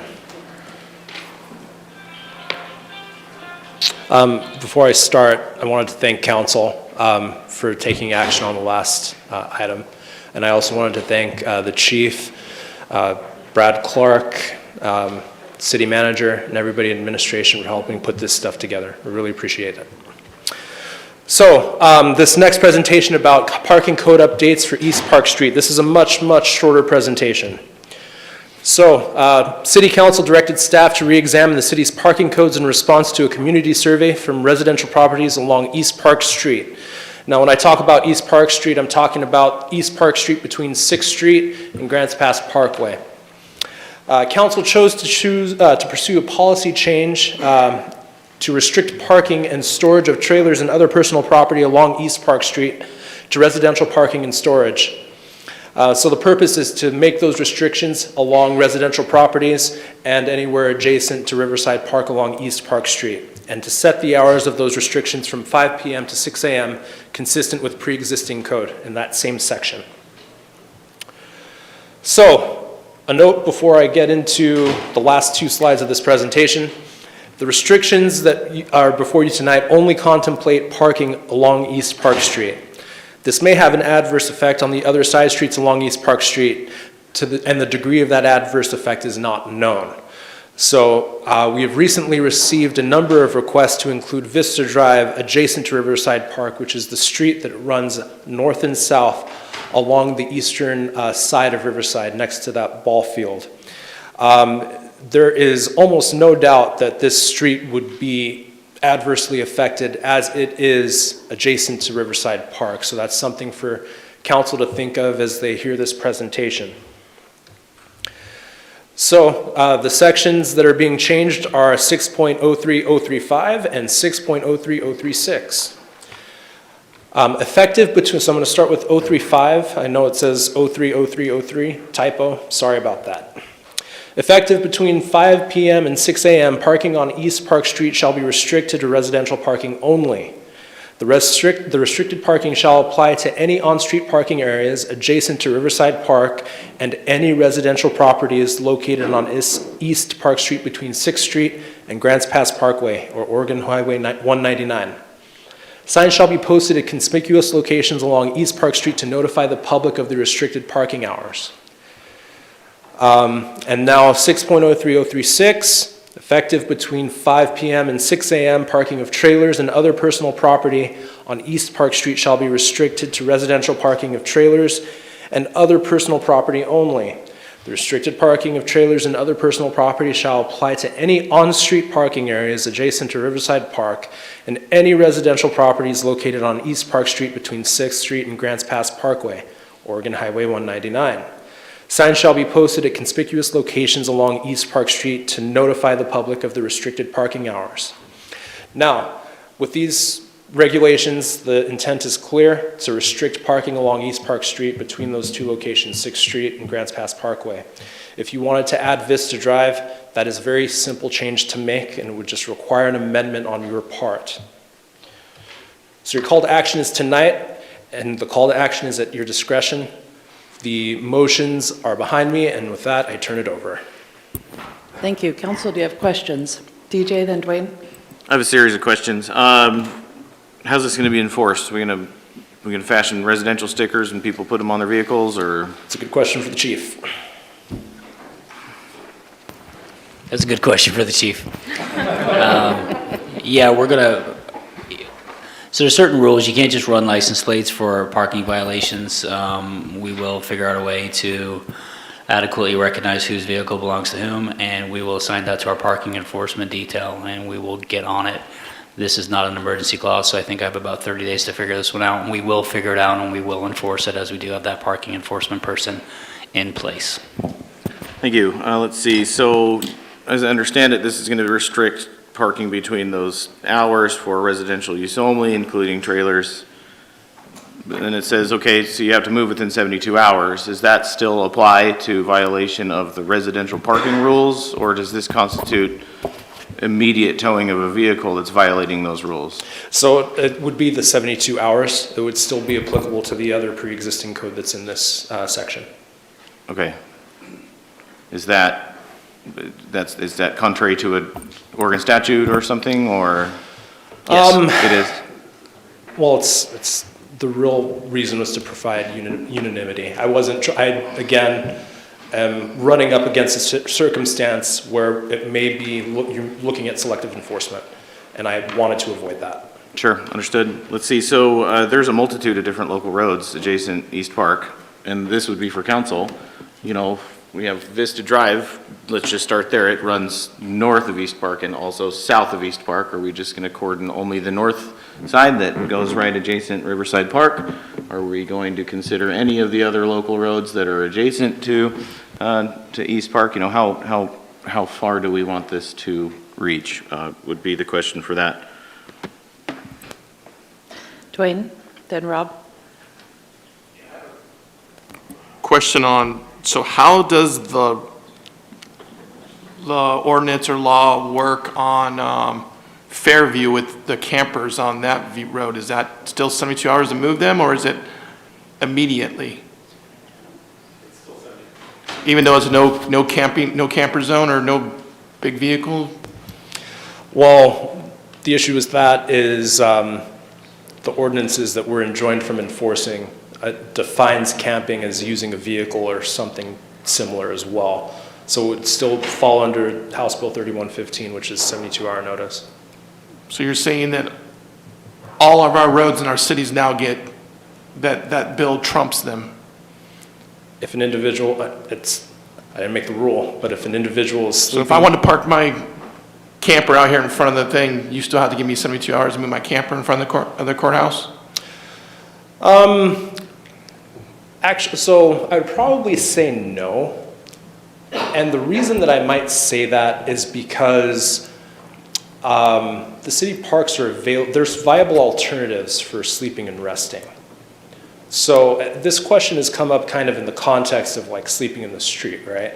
In Portland, you have people sleeping on the street, and you're not really seeing too much of that here to the degree that you see it in Portland, because under injunction, we are required to allow people to sleep and rest in our city parks. So I think you could extend the same logic there, right? Again, when this ask was made by council, I was out on leave. And so my understanding and rewatching the footage was we were addressing East Park Street and their concerns, because we had been hearing from the residents of East Park Street for a long time. And so I'm going in accordance with the direction that council gave to the best of my ability. And so I'm trying to do what council asked of me. So How is this going to, I don't understand how this is going to solve a problem if they still can park there and get 72 hours, though. I don't understand. Is it about a ticket? Can they get a ticket right away if we do this? Yes, I believe so. Yeah, I'm happy to comment on it. I think I know where this conversation is going. We are restricted by state law on doing certain things. If a vehicle is disabled, we can tow the vehicle. We can't just tow vehicles without giving them a notice anywhere. We still have to follow the state rules. I do think, though, that we will receive a lot of compliance from a lot of people. There's only a small percentage of people that are more difficult than others, let's just say. We have developed a strong relationship with people. It's part of our ethos in a sense, and I think we will see a change to the better in that particular area. We will struggle with some people, and we will go through our process. And if we have the ability legally to tow it immediately, we will do so. And if we don't, we'll continue to follow the same rules we've always followed. But also, too, we must recognize that we are built into this injunction, whether we like it or not. And I don't particularly feel good about towing somebody's vehicle, regardless if they're homeless or not, solely because of the cost to get said vehicle out of the tow yard really stacks up. So we try to make some decisions based on a little bit more than just because we can. We give people warnings often, and often people do come back and fix the vehicle depending on where they might be parked. So it's dependent. To answer your question, though, from the letter of the law, we still have to give a notice, and we still have other opportunities to tow without notice. So my next question is, if you can't ticket and tow them right away, then you shouldn't be giving any tickets in this town then. Because everybody should get 72 hours if you got to give it fairly. And we do. So why is CSOs even doing things? Because most people comply after. as I'm saying, most people comply, but if you're going to put the law fairly to everybody, then no one should get a ticket for 72 hours. Well, I think to clarify, like, at what level would you be able to give a ticket if a program like this was implemented? I think you could give a ticket Immediately. Immediately. Correct. But So you we wouldn't be could able to ticket them tow for immediately. 72 hours. So Yes. that's what you're implementing. Yes, that's what I was wanting. Like, Yeah, you can I- give them a ticket immediately because they're in a no parking zone at night. Yeah, absolutely. That's always been the But case. they can't. They don't have to move their vehicle for 72 hours. Correct. Okay, that's what I wanted to get to. Yeah, I apologize if I Okay. misunderstood your question. Thank you. Yeah, same. Other questions, Rick? I received an email from Rob talking about the hours from 5 to 6. And what I'm concerned is, like on East Park Street, if there are actually people parking there that are using the park as city citizens, is 5 o'clock PM too early? Should we be looking at 7 or 8 o'clock PM? So the reason that I used 5 p.m. to 6 a.m. is because that time was actually already referenced in the parking code. And so I didn't want to, this is a policy decision for council. So I didn't want to encroach on that. I, to the best of my ability, stayed within the constraints from what was already in the code. So it's a policy decision on council's part So to change the timing. being a policy, we could change the hours here without a problem, or would we make a conflict with the parking code? So I need to pull up the code because I don't remember that particular section. I don't remember if there's more than one place that it says 5 p.m. to 6 a.m. So if you change, the second section, the second section here, so 6.03036, subsection A of that section is actually the section that says 5 p.m. to 6 a.m. So that's... So in this ordinance, can you include an exception? Is that legal? Exception to this? if it's, my take is probably, if council decides they want to change the time, I believe that that's fully council's prerogative. It's just going to create, there's going to be one section that has 5 to 6 a.m. And so at some point in the future, maybe immediately you look at that and see if you want to change that as well. Okay. But the impact, without the code right in front of me, without the entire parking code right in front of me, I guess I can pull it up. No, that's fine. If you bear with me. I just thought there might be an ability to write an exception somehow, so Sure. you can still maintain the integrity of the other code. That's under departments. Oh my gosh. I'm on the spot here looking for the municipal code, which I have shortcutted on my computer, by the way. Thank you. I haven't had to do that in almost a year. Okay, DJ has something else to say while you're looking that up. Go Sure. ahead, DJ. Rick, it's a great argument. I think we have to think about, okay, the people are using the park, there are parking lots that they can use, but I think what the focus needs to be switched over to the other side of the fence, which is the residential area, right? These people want to get home from work, they want to park in front of their house, and that's 5 o'clock, for the basic 9 to 5. So that was kind of my thought process when you brought that up, just to add to the conversation.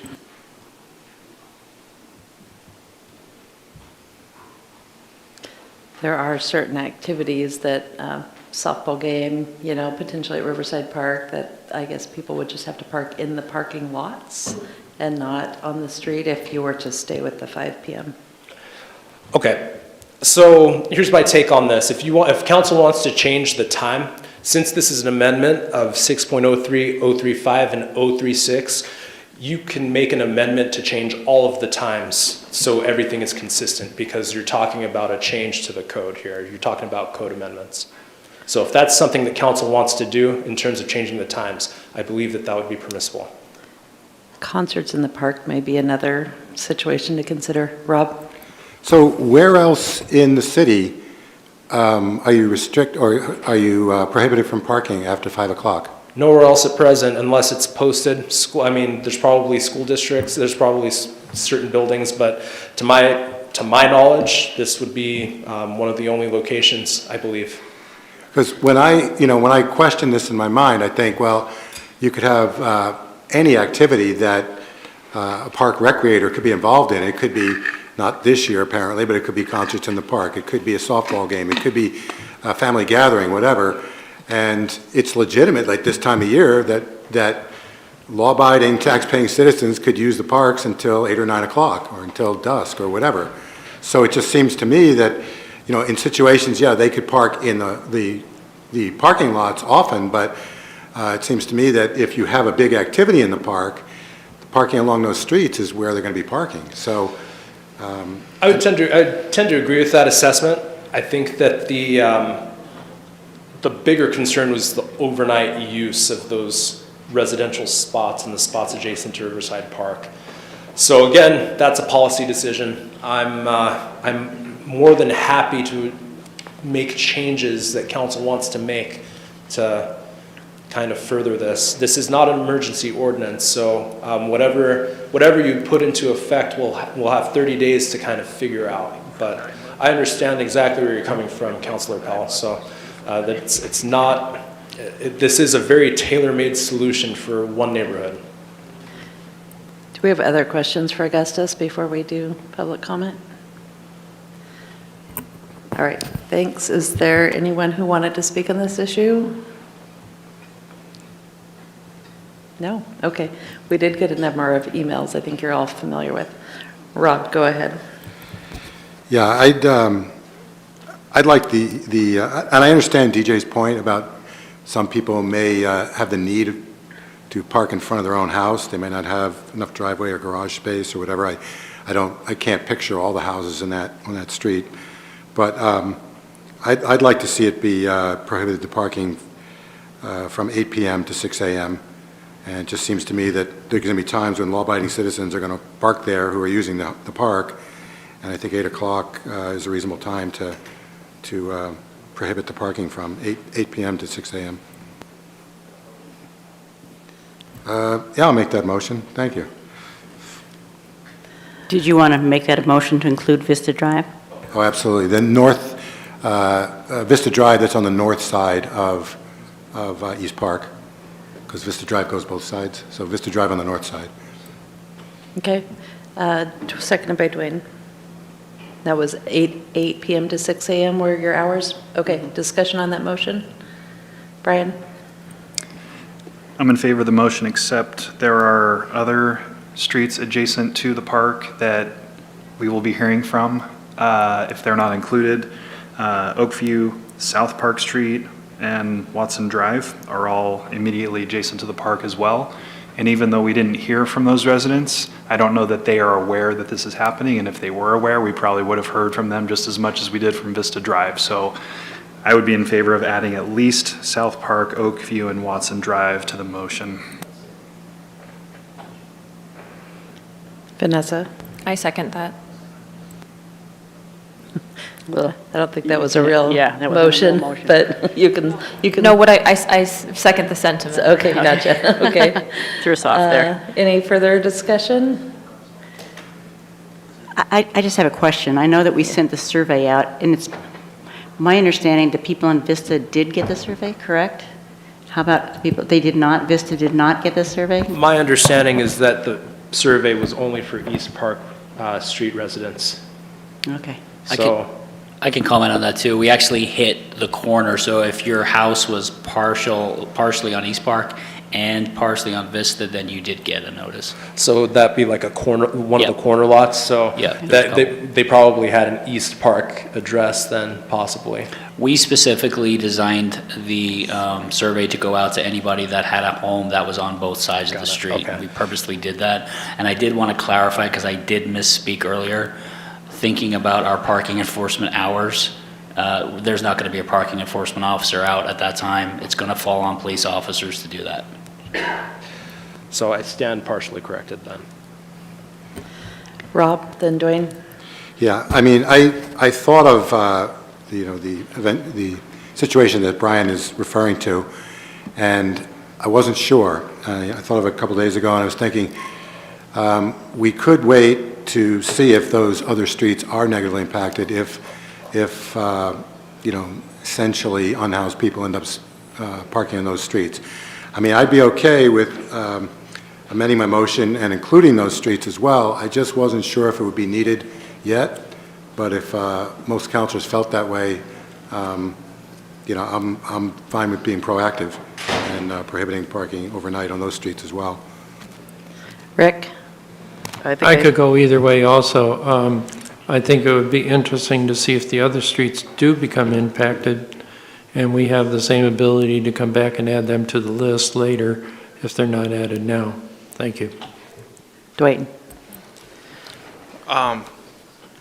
Since it's kind of Vista added with me talking to getting a call from somebody on Vista that lives down by the boat ramp, I'm happy that we're going to include Vista, because that individual, that resident, he got with all the neighbors on that street, and, we got all those emails, and I agreed with them that, yeah, this is important. I just don't know if we should start adding each street now and then we're back over West Park Street yet. I just don't know how far we should keep going down by Tussing and all the streets by Tussing.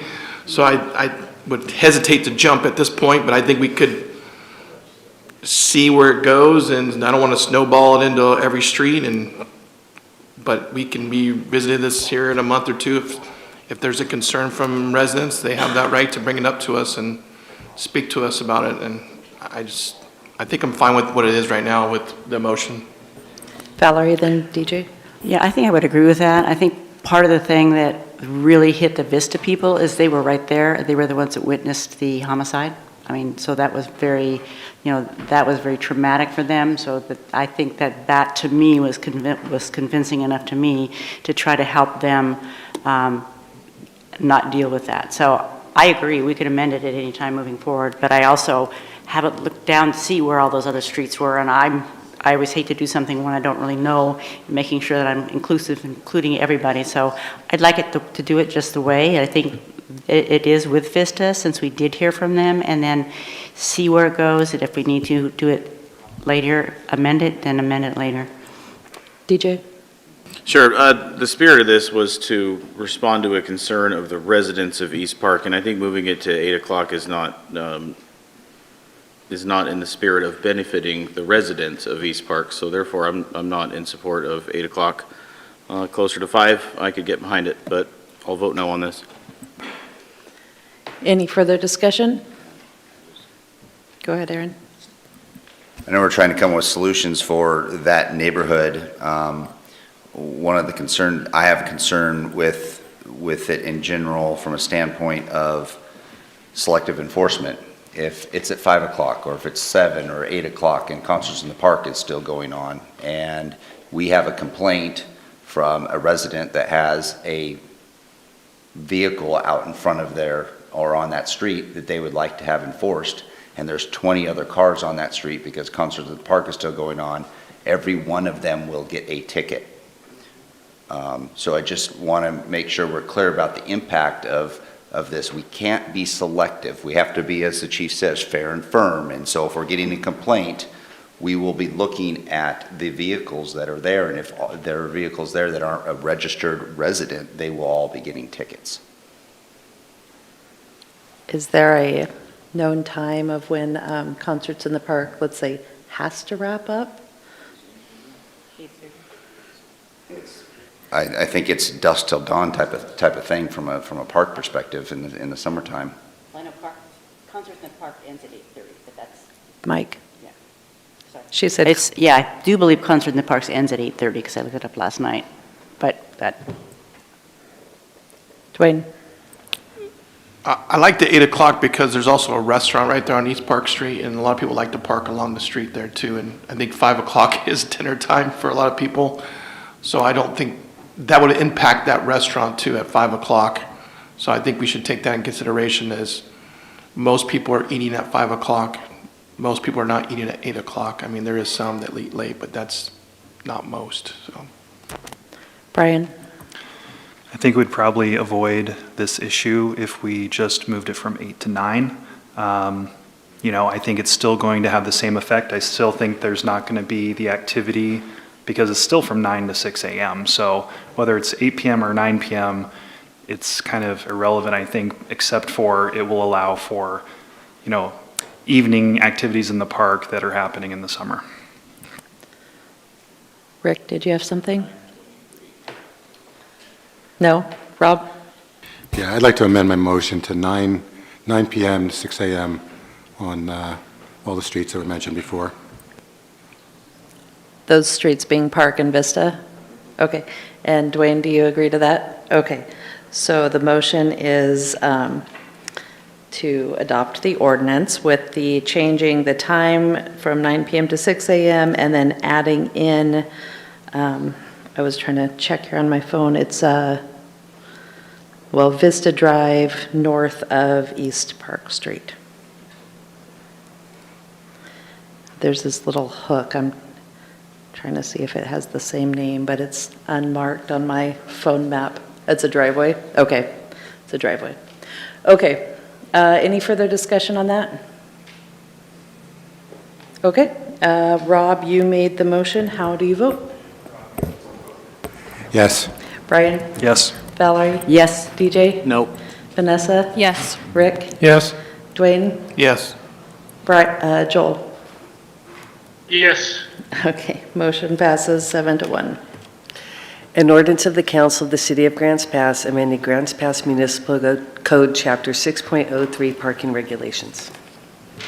Thank you, and that one was not unanimous, so it will come back for a second vote at a future meeting. Do you guys need a break, or do you want to continue on? Okay, we'll press forward. Next up, we have, let's see, we're still on the first page of this agenda, council action item C, safe parking programs. And I don't think there's a presentation, it's a second reading, but I think we did have somebody who wanted to speak on this. Does somebody want to speak on this issue? Rick? My name's Rick Flora, and I live in Colonial Valley. 2 weeks ago, council voted 5-2 in favor of the ordinance for safe parking, and I think that was an excellent vote. I think this ordinance will help some of the people who are living in their vehicles. Won't help them all, but it'll help some because there will be more spaces available for them. But it will also help people that are housed to have people parking in front of their homes. And so I think it's kind of a double positive, and it's not costing the city much other than to review the applications, and that shouldn't take a whole lot of time. So I encourage you to vote yes on the second round. Thank you. Is there anyone else who wanted to speak on this? Step forward, please. Isn't this a second reading? It is. Do we not do public comment on second readings? Oh, okay.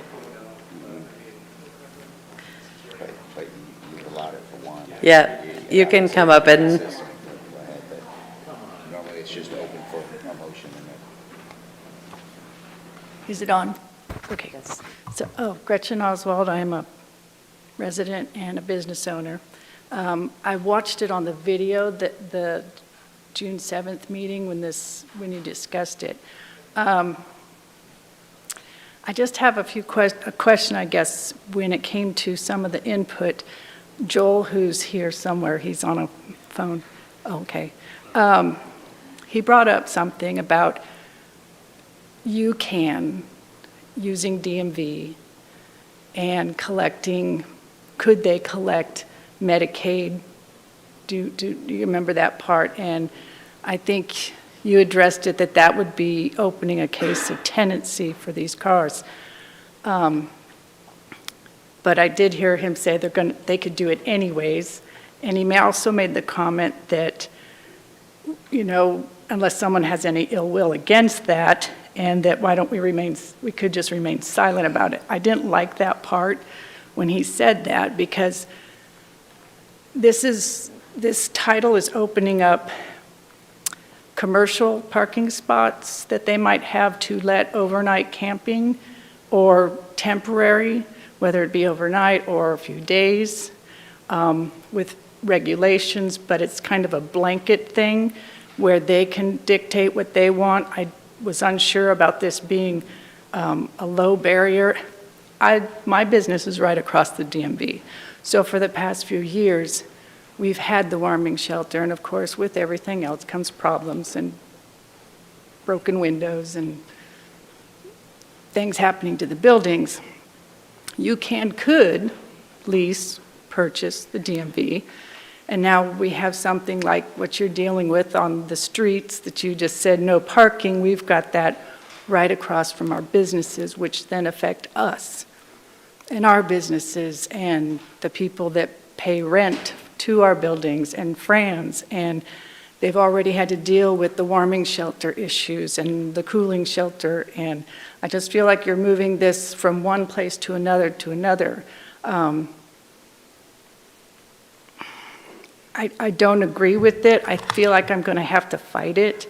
I guess we get notification. I get thinking you wrote there that the neighbors will get notification, but can we say no? I guess that we don't want it, and then they can't have it. I didn't hear that part of it, but just thank you. all right, council. This is a second reading. Is there a motion or discussion? Brian? I move to adopt the ordinance adding Title 13 Safe Parking Programs to the Grants Pass Municipal Code and have it read by title only, second reading. Seconded by Valerie. Discussion? All right, Brian, you made the motion. How do you vote? Yes. Valerie? Yes. DJ? Yes. Vanessa? Yes. Rick? Yes. Dwayne? No. Rob? Yes. Joel? Yes. Motion passes 7-1. An ordinance of the Council of the City of Grants Pass adding Title 13 Safe Parking Programs to the Grants Pass Municipal Code as amended. Thank you. And to answer your question, Gretchen, it would be notification but not permission. Okay, next up on the agenda, we're on item D, which is state shared revenues. So good evening, council, members of the public. I have 3 resolutions for your consideration tonight for the adoption of the budget. The first is a resolution stating the city's election to receive state shared revenues for fiscal year 24 with a motion in front of you.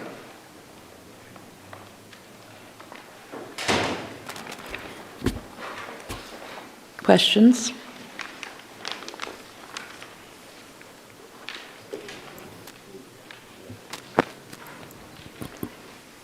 No questions, I guess. Discussion, or I guess we have to allow, is there anyone from the public wanted to speak on this issue? No? Okay. Council, discussion? Valerie? Well, I'm going to go ahead and make a potential motion, and then that discussion can happen afterwards, because it was pretty strong in the Budget Committee. I move to approve the resolution to receive state shared revenues in the next fiscal year. Is there a second? Rick? Discussion? No? All right. Valerie, you made the motion. How do you vote? Yes. DJ? Yes. Vanessa? Yes. Rick? Yes. Dwayne? Yes. Rob? Yes. Brian? Yes. Joel? Yes. Motion passes 8-0. All right. Next resolution is a resolution levying and categorizing taxes for fiscal year 24. This is another requirement by Oregon revised statutes, where the rates that we're talking about is 4.1335 per thousand, and the levy, which is in its last year for fiscal year 24 at $1.79 per thousand, and the motion is in front of you. Questions? No? Is there anyone from the public who wanted to speak on this? All right, council discussion? Valerie? I move to approve the resolution to levy and categorize property taxes for fiscal year 2024. Seconded by Rick. Discussion on the motion? All right, Valerie, how do you vote? Yes. DJ? Yes. Rick? Yes. Dwayne? Yes. Rob? Yes. Brian? Yes. Joel?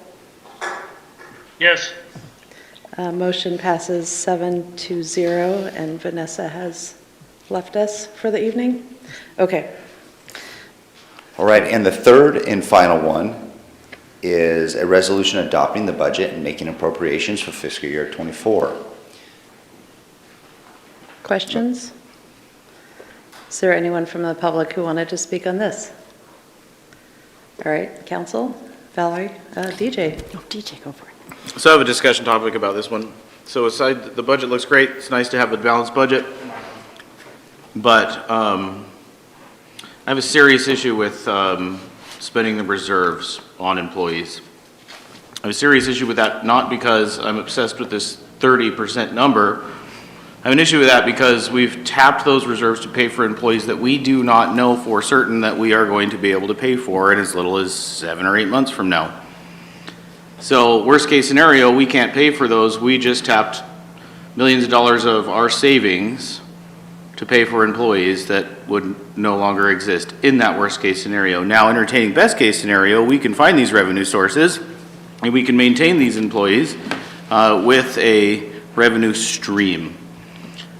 So this is the only item of contention that I have with this budget, and I wanted to voice my grave concerns over spending the city's reserve savings funds for employees that we are not certain that we are going to be able to fund appropriately in the very near future.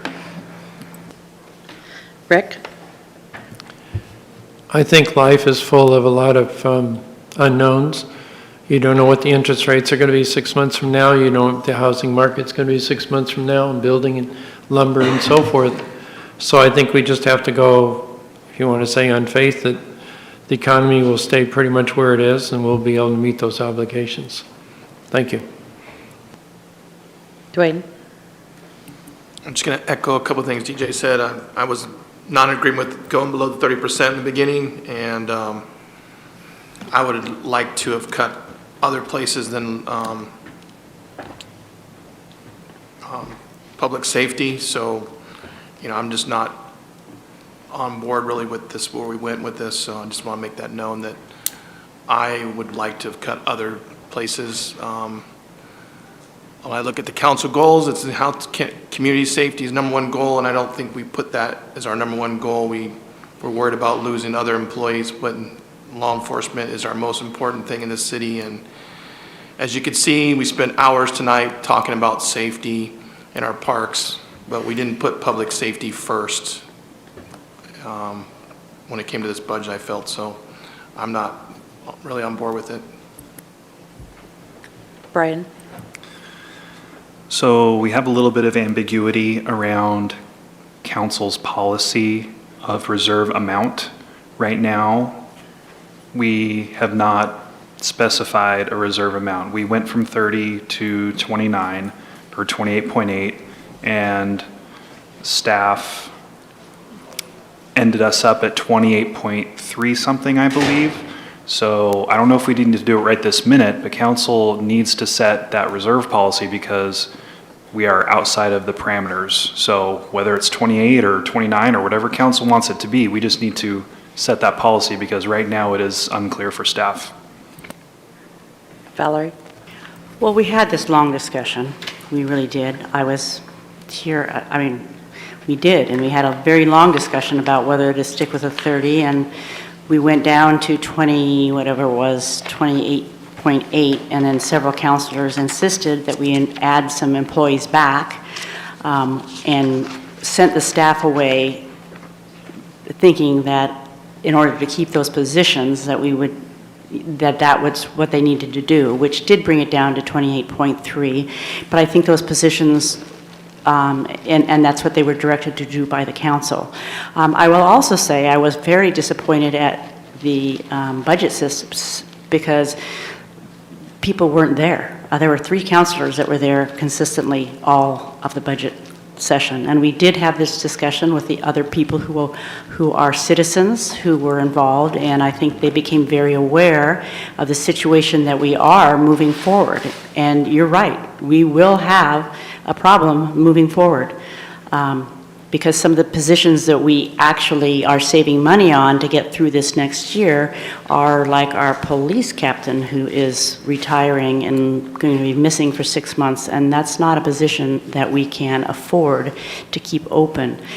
I think in the world of, yes, wouldn't it be nice to not take the positions away from the police, that just happens to be where a lot of the positions in fire are. I didn't hear that brought up during the budget session and in the budget meeting. So I think a lot of time and energy went into putting this budget together from both the council's perspective, bringing it down to 28.8 and then going lower because a couple of councilors asked that positions be put back in there so we didn't lose people, that we didn't give up the pool and we didn't give up the 4th of July celebration, which is coming in this next week. And so it was a decision that was made by a majority. So I am disappointed that now at this point in time, those who weren't necessarily at the budget meetings would come forth kind of disregarding what the budget committee voted on and vote no. So that's just my thoughts. DJ? Sure. I don't need to go to budget committees to learn this stuff. I'm well aware of it. I got my mind wrapped around it. We are the elected board. We make the decisions. I'm privy to the things that were talked. I'm well informed, and will take a challenge in the contrary any day. But this is likened, in my opinion, to the winnowing of our general fund. It was supposed to have been a stopgap measure. we're gonna spend a little bit of general funds for a couple employees, and we're gonna make it up somehow, and we're gonna find a stream of revenue, and this is how it's going to work. Well, now we don't have a general fund. And now we've taken the first step into winnowing our reserve in the same regard, and I'm very concerned about that. So there it is. Does anybody want to make a motion? Valerie? Yes, I move to approve the resolution to adopt the fiscal 2024 budget. Seconded by Rick. Further discussion? All right, Valerie. Yeah, this is Joel. Okay, Go ahead, first. Joel. Okay, good discussion by all parts. The other part that hasn't been said yet is the 5% that most departments typically return, and if that's the case, then that would have a big effect on the projected carryover that you don't see reflected in the numbers. The other thing that we have is, as we go forward, there's a lot of uncertainty associated with like with the water treatment plant and grants, and what we're going to do with funding law enforcement, and how that works out. And we can always monitor the budget and make changes to the budget as we go through. You don't have to wait till next year to change the budget. So I would encourage us to, at this point in time, this is the best shot that we have, realizing that we're going to have 5% carryover in probably most of our areas. There's some areas that aren't going to have it. And as we look at that, and if we see that we got a problem developing even more because of some uncertainties being resolved before us, then we change the budget. And that's real simple. I think we made a definite decision last time, especially with the downtown area and the CSOs, to not cut that. And that was against the chief's recommendation, if I remember correctly. But there was also a strong feeling on the council that they wanted that presence. And I guess if we don't want that presence, we can cut that position and not approve this budget. But I don't think that's what we want to do. Valerie? Yeah, I was just going to add, I know, like I said, I do totally understand that we have a problem moving forward, but I would agree with Joel. As we move forward, we need to monitor it and watch it and look for ways and things that we can do to fix it. But I don't see how not approving the budget at this point in time would give us what that would do for us. I think at this point in time, we're all aware that we have an issue coming forth that we need to deal with. As a community, our community needs to recognize it. If they haven't yet, they should. So I'm going to go ahead, and if there's no other discussion, we'll just do the vote. Looks like Rob. Yeah, I understand what DJ's saying. I mean, probably more than any other counselor, he has wanted to essentially stop kicking the can down the road with regards to overspending, and basically dipping into the general fund now, and now we're just dipping into a different source. I understand what you're saying, clearly. We're kicking the can down the road one more year, and I'm going to vote yes on the budget, and I'm just going to try to solve it next year, because it doesn't seem like we've got any more reserve or any other places to essentially borrow or steal from next year. So we're going to have to do something, but I think I get it. We're kicking the can down the road one more year. We said we weren't going to, we did it. We're doing it. But I'm going to vote yes. Any further discussion? All right, Valerie, you made the motion to adopt the fiscal 2024 budget. How do you vote? Yes. DJ? No. Rick? Yes. Dwayne? No. Rob? Yes. Brian? Yes. Joel? Yes. The motion passes 5-2. Thank you, Mayor, Council. All right. Are we on historic banners? Okay. Made it to consider a resolution approving the historic downtown, historic district banner program.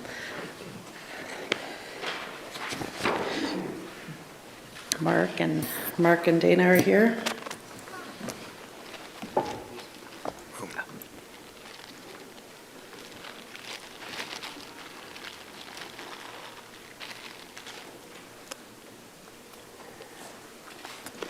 Thank you, Mayor, members of the City Council, and the public. Come to speak to you regarding a proposed historic district banners. Summary is consideration of a historic district banner program. Its relationship to council goals is to encourage economic opportunities and maintain and operate and expand our infrastructure to meet community needs. This action would authorize transit lodging tax funding to install new banners on light poles in the downtown historic district. By way of background, in February, the Historical Building and Sites Commission recommended to create, install, and purchase historic banners within the downtown historic district. Subsequently, in March of this March, the City Council met and reviewed that recommendation from HBSC. And one issue, in general, the council was supportive. It's just in terms of funding, if the TLT funds could be used for the banners. And then, since then, it's been determined that TLT fundings can be used for the purchase and installation of historic banners in the downtown area. Based off that, it launched staff research and surveyed the streetlights in the downtown historic district. And in fact, in May, early May, staff went ahead and purchased 2 banners, one small and one large, and put them on H Street between 4th and 5th. It ran for about 10 days, and from no negative feedback from council and or HBSC, but it was determined that the bigger banners was the preferred banner size. And as a result, we bring to you the banner program and discuss some options in terms of tonight. Basically, this is just a map, and I'll try to be brief with this, mindful of how late it is. But this is, in yellow is the historic district, and the little dots there are actually surveys of all of the antique streetlights in the downtown area. Our survey, we went ahead and did our best in terms of counting all the different types of seasonal programming that occur on the antique streetlights. Namely, you'll know that the United States flags are on most of the downtown, not only in the historic district, but beyond that. You're also aware that we are in the flower basket season that started in May and in September or October. And then during the wintertime, the antique streetlights host the snowflakes, which essentially are during the winter holidays. We estimate, based off that initial survey map, about 100 antique streetlights in the historic core. And basically the season programs, as I mentioned, the US flags run through May through October, the flower baskets roughly the same time, May through September, and the snowflakes, they start to erect in November and run through through February. As far as labor costs, the US flags are donated and installed and removed at no cost to the city from the Kiwanis. The flower baskets, as you know, the city contracts that out for the installation and maintenance of those flower baskets. And the snowflakes is a collaboration between city staff, Pacific Power, and Charter, who all in conjunction work with the city staff to install the snowflakes during the winter season. Just in terms of context, this is kind of a basic situation where we have our antique streetlights. For reference, the parking side is basically just that, to decide where the parking spot is, and the sidewalk side is exactly what that is. This is important in terms of the first decision to be made is where to install those historic banners, and I'll kind of run through some of the issues. But again, if the historic banner is placed on the sidewalk or the parking side, then the U.S. flags obviously would have to be removed. And if the banner is installed on the flower basket side, then the baskets will have to be removed. Complicating things is that during the winter months, and I try to capture this, but the snowflakes actually kind of mount or straddle the existing streetlights, and that would require both U.S. flags and the proposed banners to be removed in order to place those snowflakes during the winter season. Again, this is some of the existing issues. If the banner is placed on the parking side, there is, through our code, a 16.5 feet clearance required. And if it's placed on the flower basket side, we just need to maintain an 8-foot clearance. So based off this and based off that we actually don't have that 16.5 feet currently within the antique street poles on the parking side of it.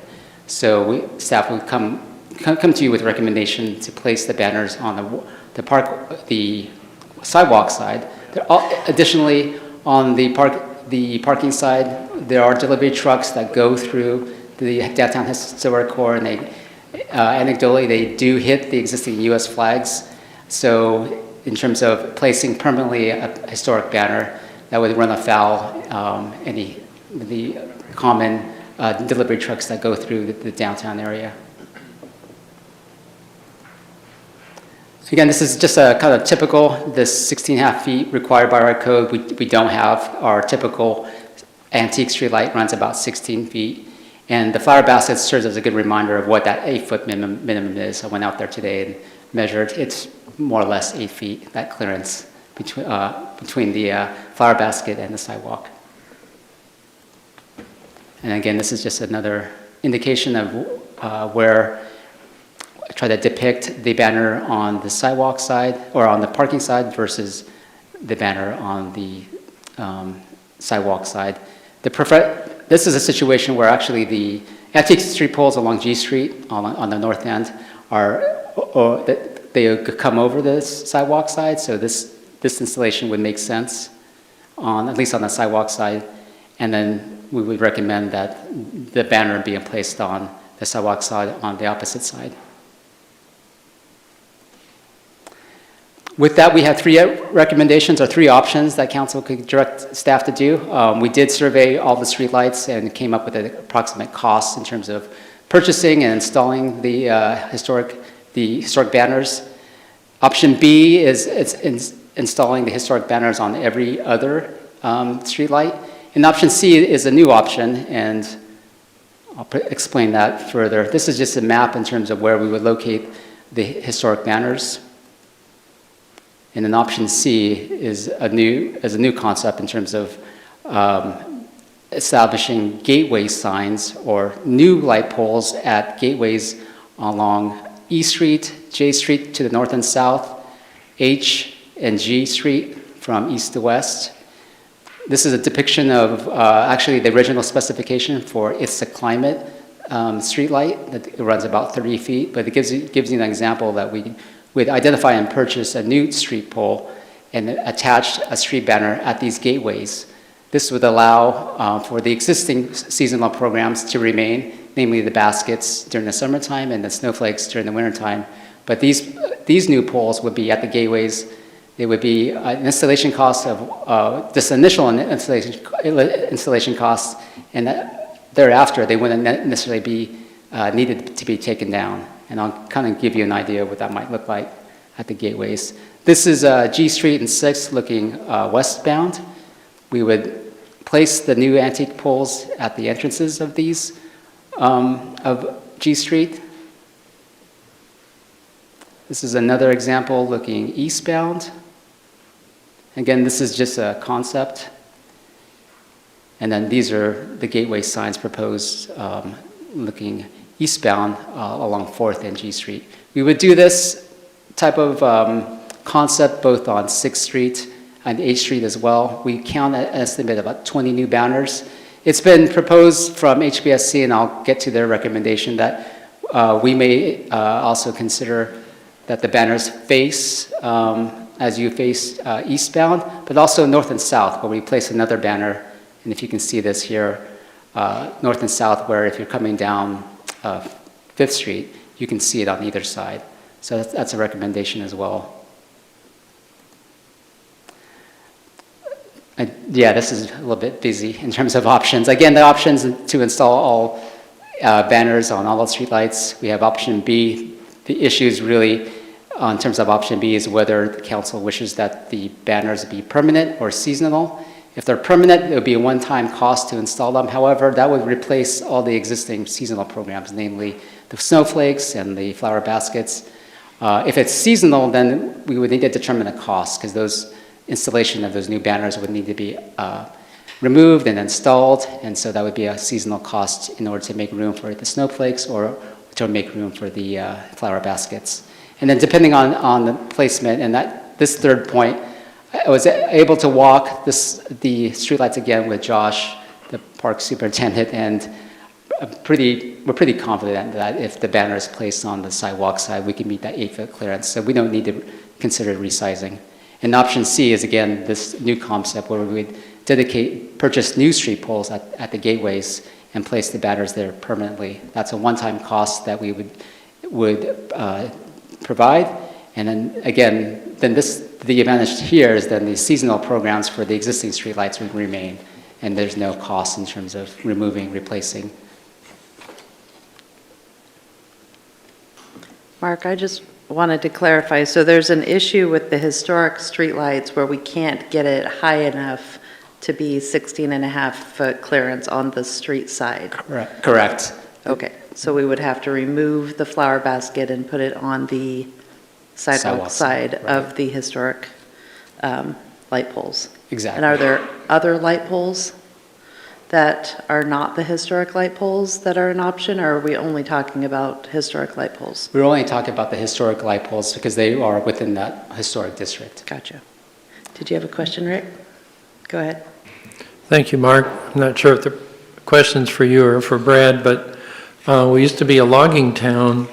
So slide number 9.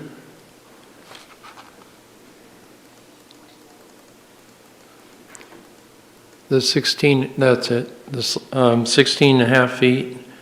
When we're a logging town, I know you'd have trucks that have large overstructures and so forth, and therefore you needed that clearance.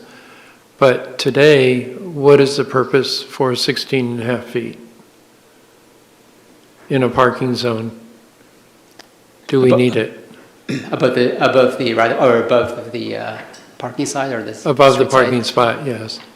Why do we need it today in the historic district? I realize if you're on an arterial or some other street it may be, but do we need 16.5 feet in the downtown? I mean, you know, we're implementing a code that's been in place for quite a while on that, the 16.5 feet. So to be able to prognosticate as to, you know, why exactly that was chosen, we wouldn't be able to do that.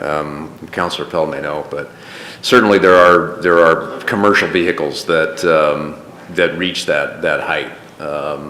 So I think that there is that to be factored in. There's definitely times when tractor trailers are down there delivering. They don't always go in the alley. Depending on the bigger ones, the 48-footers avoid the alley and they'll go on the street. So they're on G Street weekly. You know, I have at least one that comes to me. So they could potentially knock something off that's hanging over. And every once in a while you do see a sign that gets hit, you know. But they would definitely, there's tractor trailers that are that tall. I thought most bridges have a clearance of 13 feet, or is that actually short? Is that right? A lot of trucks are 16? Oh, actually, okay, I can't tell you for sure what the height of a truck is, but I will tell you that there are trailers that do go right along the curb. But your height question, I can't answer. Okay.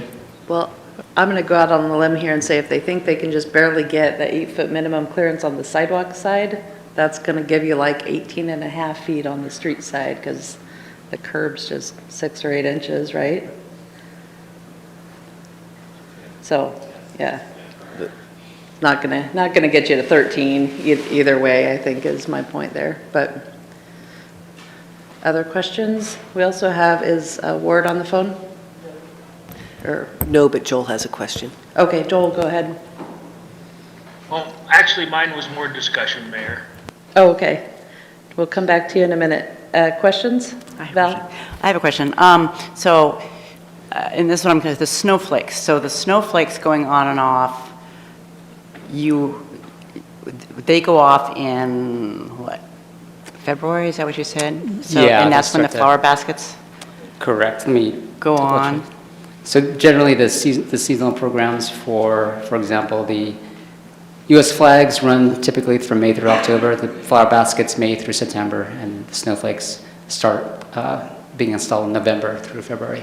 Okay, so it doesn't really affect anything because they're just they're there when the flower baskets or whatever aren't there. So Correct. I'm just trying to figure out if there's a way to. because it's always some ongoing costs can, add up over time. So I'm just trying to think whether it's worth all the changes or doing it more permanently. So we'll let Ward talk and see what he has to say. I don't think Ward's on the line, no. Other questions? DJ? Okay, I've got my mind wrapped around this, except for if there's a historic banner, there can be no snowflake on that same light pole. Is that correct? That's correct. The Okay. way that the snowflake has to straddle. Got it. Yeah, thank you. Brian? I just had a question around the timeline for the new poles, because it sounds like HBSC had a concern about timing. Do you happen to know how long that would take? Not offhand. We would need to identify the street pole, and we would rely on kind of when they can be delivered and the quantity. I would assume that would probably be like a over the winter installation timeline. That'd be reasonable, yeah. Okay, thank you. I'm sorry, Mayor and Council, I do have the recommendations from HBSC who met last week. They did support option B, and they also supported that the new banners be placed on the sidewalk side, and that there's no conflict with the United States flags that are up there now. Option C, they certainly like the idea. However, again, as Councilor LaGrange has pointed out, the timing of that would be likely past tourist season this season. So that was the recommendation. So with option, Well, the other part of the, go ahead, Joel. well, the other part of the discussion at the commission was, in future years, if you had it on every other streetlight pole, you would have a basket on every other pole. And then you would only water every other pole, and it would reduce your costs, and you'd still have the ambiance that you would have with that, hopefully even better with the banners. And in terms of the lights, the Christmas lights, you could have, again, every other pole of that, and you wouldn't have to have it on every pole. I think Ward was talking about having those compatible on the same pole. I didn't quite understand that, so I wish he was on the line to explain that. So what this would do would be reduce the cost of the flower basket program as well, plus hopefully enhancing the ambiance of downtown by having every other pole between the banner and the basket, and it wouldn't interfere with the United States flags because it would be on the other side of the pole. Did I communicate? Can you hear me? Yes, we can. Thank you. DJ, then Valerie. Okay. Yeah, another clarifying question. We did address timeline, but let me just separate the timelines just so I totally understand it. So option B, just for the banners, right? And then Correct. what would the anticipated timeline? I'm not asking you to guarantee me anything, of course, but then also we have the entrance banners, the big ones. I can, we can say next year tourist season would be a good goal. So is the timeline on those expected to be similar, or one can happen first? It appears that or- option B would likely happen sooner. The quantity would only be 50. We have a little bit of experience with posting them up, and we just have to come up with final selection of where every other banner we like. Also, kind of walking through the downtown, there were some antique streetlights without flower baskets already, so we kind of strategically placed those there. But there's likely, we could probably find another home for the flower basket somewhere else outside the historic district. Thank you. Dwayne. Oh, When would these be installed? Well, we'd hope in terms of option B, ideally before the end of the summer. But in terms of supply chain and how quickly we can get 50 banners and installed, I think that would be pushing it in terms of getting them installed Okay, at the end of thank you. summer. Thank you. Brian. So I want to make sure I understand HBSC's recommendation. They prefer option B, but they also thought option C was a good option? They did. They were open to that idea. It's just they felt the timing would likely be past tourism season. But from what I just And the heard, it other sounds thing- like option B may also kind of be past tourist season at this point if we're not able to get them up by the end of the summer. Right, it'd be depending on, once we order, how quickly we can get them and then installed. Okay. If I could add, I did talk with Ward tonight, just briefly to clarify on the phasing. He seemed to indicate that if we did like a phase 1 would be option B, and if council wants, if you like the entryway type banners, that can be like a phase 2. I don't know, we have costs also, correct, Mark? We do, we have estimated costs. Again, these are estimates in terms of all the streetlights versus half, and then we have a guesstimate in terms of option C. We've only identified 20 of these new gateway signs, or these new gateway antique poles. If the council wishes for more, then Do we know obviously- yet, what would the cost be of reducing the hanging baskets by 50% next year? Current Using them contract. on every other pole. Current contract is about $60,000, so, that's about 154 baskets. But that does include watering the 11 new trees downtown with the gator bags, which we're probably going to have more trees downtown, so I wouldn't say it's exactly half, but certainly more like around that 35, 40,000 versus 60. So we're talking about saving another 25,000 with the flower baskets every year with every other pole. Based on 2023 prices, yes. And that comes out of the general fund? No, this is TLT. Okay, so the hanging baskets come out of the lodging tax also? Yep. Okay. Okay, so option 1 we don't apparently have flower baskets on every pole, but this would put, option A would put the banner on every pole. Correct. And would largely eliminate flower baskets. Correct. Option B puts every other one is either basket or banner. And then option C just has these new poles at 20 or so locations. Exactly. Okay. Rob? So, no questions. Actually, I got some discussion.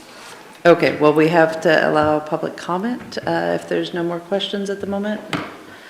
Is there anyone from the public who wanted to speak on this issue?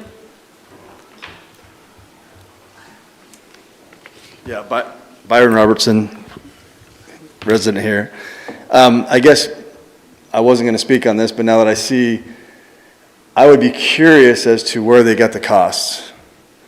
And are these solar powered lights, or are they electrically with conduits in the ground? Because I see no materials costs up there for conduit, and if anybody has known anything about building lately, conduit has tripled in price in the last 2 years.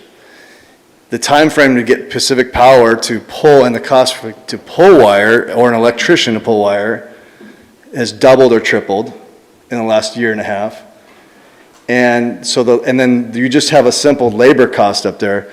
We just installed the 2 solar lights up at Dollar Mountain Parkings, and that was $25,000 for 2 lights. And we're gonna put 20 brand new light poles up for $25,000.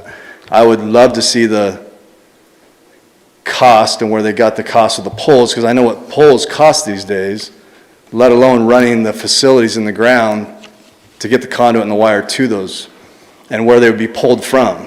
So I would be cautious as to looking at $25,000 for 20 lights. Thank you. If I may Mark, can you clarify? Yeah. Yeah, so these antique street poles would not be lighted, so they would just be the mounts to the ground, and we aren't proposing any new conduit or new street lights. Aaron? Just want to clarify on the flower baskets, that is general fund dollars. So it's done through downtown, so it's general fund that would be saved. And then further, the antique street poles that we found that could match kind of range anywhere from 200 to 500. And talking through with Josh, the mounting itself would just be on the surface of the street, so there's no digging or having to kind of get into the concrete. We would basically try to keep this A, aesthetic, and B, simple to install. But again, no conduit. Valerie? So I just want to clarify, so that's with option C that you're talking about. Option D, we are just putting the banners on the poles that are already there, correct? So there's no poles that we're buying if we go with option B? Correct. Okay. It's just I the just want- banners themselves and the Okay. equipment to install them. Okay, thank you. Further discussion? So if I had to, I'm sorry. Go ahead, Is it Joel. my turn? Go ahead. Okay, I can't see. I know, it's hard. I'm at a disadvantage. Yeah. So the thing I like about option B, well, the commission recommended it because they thought it would increase the ambiance of the historic district. It saves us about $25,000 to $30,000 a year out of general fund by reducing our baskets by 50%.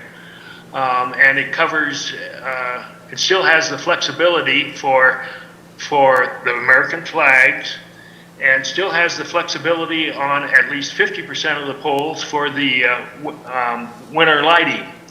And it saves us money. And it's the cheapest alternative, and it increases the ambiance the most, according to the commission. So I would really go with option B if it was me. Thank you. And if you want to spend more money and have the gateway, you could do that in addition, down the line in a phased operation. Thank you. Valerie? Yeah, I would just add to that it's something that could slowly happen right away. So we could kind of, depending upon when they get in, we could get a feel for what it looked like and feel and sense the ambiance and how many we needed. So I would agree that B would be the best option for us right now. Rob? Yeah, I would agree with everything Joel and Valerie just said. I think option A, I think, is out. Nobody wants to give up all the flower baskets. And I think I really like the idea of option C with the gateway banners and poles. Although when I look at this, even though they're not lit, if you look at the height of the poles, I like the gentleman who spoke. I have a really hard time believing that those things would come in at $500 a piece installed. I'd be absolutely shocked if that came in at $500. It could be, double, triple that. I don't know what it would be. But that could be down the line anyway. That would be the future, because I really like that idea. If we did option B this year, and then we got some more, we really went over the costs for possibly a future year on option C, the time frame and the cost, we could do that later. There would really be very little duplication, because we could use potentially the banners that we would have purchased for option B. We could use those on the gateway poles. So I would go with option B this year, and then potentially sharpen our pencil and look at the cost for option C for future years. Dwayne? I'm going to make this comment because I'm looking at it as someone not here at the council. I like option B, but this is going to be this project came into effect, a couple months ago. We're going to have it done maybe by July. And people like myself have been waiting for a light post for 9 years in their neighborhood. So it's kind of odd looking at like who's really important in this town is the business district gets what they want really fast. When I built my house 9 years ago, we're still waiting for light posts. So look at it as that the public's going to see. It's like, oh, look at those nice new banners, which I really like. But the public's going to see, oh, look, we spend money on banners, but we don't have our light posts that we should have had 9 years ago.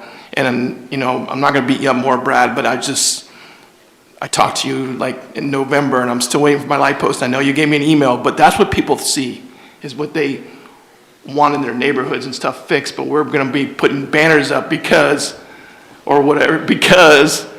that's what the people in the downtown area want, is these beautiful banners. But people that have residents, they want their stuff fixed in their neighborhoods, like streets, potholes, light posts, stuff like that. So just remember those things, that those are just as important as some banner too. And I just thinking about that from the public view is, look at the nice fancy things we have in downtown, but there's other parts of the city that need fixed too. So, but I do like number B, and I even told Warren that I was like number B, but I just wanted Because most people don't understand where this money comes from, and all they see is what gets done in this town. Brian? As much as I would like to talk about historic banners all night, I'm going to make a motion to go with option B. Thank you. Seconded by DJ? And DJ, go ahead. We do need to clarify the size. There was two different sizes, and there was a strong preference for the 24 by 36 So large. sized banners. Yes, that's part of my motion. Okay, You got- good. no one heard it, but yeah, it was in there. It's late. Option B with the larger size flag. banners. All right. And seconded by DJ. Discussion? Val? Well, and I get your frustration, Dwayne, totally. But I'm just going to say this, that this money is coming from TLT to beautify our downtown. We know as a tourist that the more tourist people we have coming downtown, the more money we come in to be able to afford the streetlights. So to clarify that to the public. All right, I'm further just saying discussion? All right, let's see. Brian, you made the motion to go with option B and the larger size banners. How do you vote? Yes. Valerie? Yes. DJ? Yes. Rick? Yes. Dwayne? Yes. Rob? Yes. Joel? Yes. Motion passes 7-0. All right, Dana is up next, and the topic is the Sustainable Tourism Grant Program.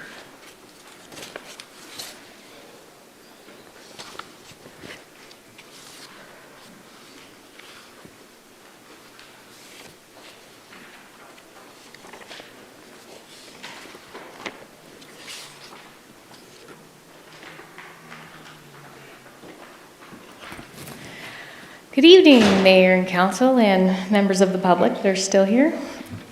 Thank you so much for sticking it out tonight. This evening, I'm going to share with you recommendations from the Grant Review Subcommittee for the spring round of the Sustainable Tourism Grant. So this resolution would award funds for the spring 2023 cycle of the Sustainable Tourism Grant Program.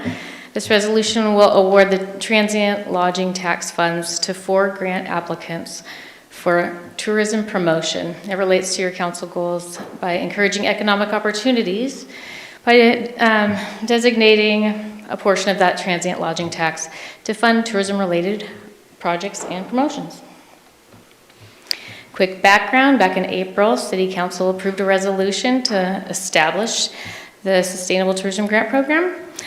Eligible grant applicants include registered businesses and nonprofits within the city boundary.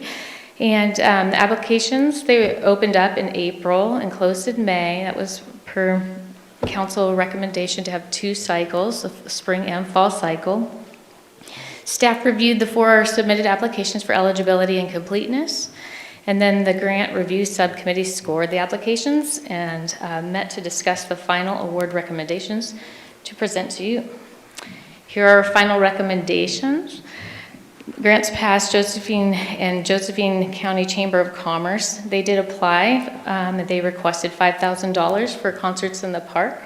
This was to expand their reach for some of their bigger name concerts, most specifically the Chairman and the King, which this event will also correspond with the Back to the 50s. So the Grant Review Subcommittee recommended full funding of $5,000.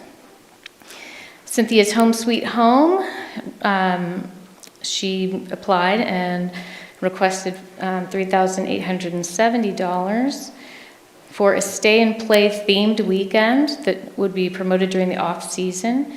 It's a new concept, and a portion of the marketing strategy was passive and not thought to be promotional, so we recommended partial funding. It wasn't going to meet the target we were looking for, but we did think that the idea was good. Let's see, Southern Oregon Horse Racing Association requested $5,000, so the subcommittee decided that they would provide partial funding. This was for the racing on the road, their horse race event and season. But some of those recommended budget was targeted at promotional activities that didn't meet the 50-mile radius. So for that reason, that's why the subcommittee is recommending $3,500. And our final one here is Spirit of the Fair. They requested $3,000 for the second annual car show and cornhole tournament fundraiser at the county fair. Those funds would be used to promote the event for this year, but also capture video and photography that they could use to continue to promote the event in future years. For that reason, the subcommittee is recommending $3,000. So you can see the total requested was $16,870, I guess. Yeah, and then the recommended amount is $14,000. The resource is transient lodging tax. $35,000 was allocated in FY24 to tourism promotion service in the budget. There, $14,000 would be distributed in the amounts listed on the previous slide, and then $21,000 would be the balance that would be available for the fall cycle of this year. These funds will be distributed as a reimbursement on eligible receipts. And the call to action tonight is at council discretion. You can move to action or move to another workshop. But here are your alternatives. You can approve the grant review subcommittee's recommended award funds. You can modify them or deny them. And here's a potential motion. Thank you, Dana. Are there questions? DJ? Yeah, I have a question about the program in general. If I recall correctly, and I'm just going by recollection here, that council had decided that we didn't like the sort of open season approach, and that we wanted to keep this open until $35,000 is up and then reevaluate at that time. And then now we have a seasonal approach still being delivered to us, a 5-week window for spring, and then there's mention of another grant cycle in fall. So that's not necessarily consistent by recollection that we didn't really like the seasonal approach to it. So Council did agree to 2 cycles. Originally, when we presented it, we had 1 cycle, an annual cycle, and then when we presented the second time, we did switch to a seasonal, 2 cycles a year, and that was per recommendation of the Tourism Advisory Committee, but the council did agree to it at that time. okay. Yeah, that was my recollection as well, that if there were leftover funds after that initial spring cycle, that there would be a second opening? That's correct. Or my understanding as well. Okay. I have a question. So with, I mean, these things are happening very fast, right? And the point is to bring people in from out of town. And Southern Oregon horse racing, I mean, they're, I think, over, their spring season is over for 4th of July weekend. They do have a fall season as well. They do, and I was looking at the application, referenced the summer season. I don't know if I missed it, if it also referenced fall? It did say that it would use it for, I guess, the entire season, so it included fall. They did, their season does run into October, which did score them a little bit higher because of that. It did fall into the off-season. Okay. Brian? Yeah, I just had a question about the 4th applicant, the Spirit of the Fair. They got the full ask, and I think part of the ask, if I'm reading this right, was to create materials to promote at future events. Looks like, yeah, event photography, promotional videos. So technically, I don't know the language in the grant itself, but it sounds like technically that money will not be used to promote the event that's happening this year. It'll be used to promote the event that's happening next year. Is that, did the tourism committee talk about that? Is that allowed? Yeah, and actually the subcommittee, when they discussed this, they felt like it was a good way to show sustainability and to actually help make the event more sustainable, because they can utilize the video that they collect at the event and be able to continue to promote it in the future. Okay, thank you. Other questions? Was there anyone from the public who wanted to speak on this issue? All right, council discussion. Brian? I move to adopt the resolution awarding funds for the spring 2023 cycle of the Sustainable Tourism Grant Program. Seconded by Valerie. Discussion? All right, Brian, you made the motion. How do you vote? Yes. Valerie? Yes. Dwayne? Yes. Rob? Yes. DJ? Yes. Yes. Joel? Yes. All right, and we have lost Rick, but the motion passed 6-0. Thank you. Thank you. Just want to let Joel know that we need him to stay on if we're going to keep quorum at this point, it looks like. And we need to keep a quorum. If not, we should go straight to meeting as an urban renewal agency so we can get the budget passed. Oh, yeah. So is Joel sticking around? I think, Joel, are you still there with us?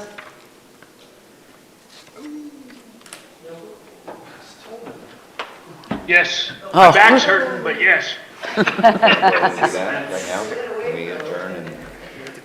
Okay, so council, with your approval, would you, I'd entertain a motion to adjourn into the urban renewal meeting.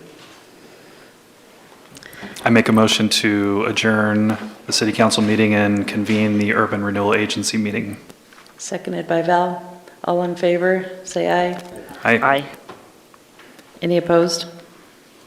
All right, we will, we're now meeting in the Urban Renewal Agency, item 5 on our agenda.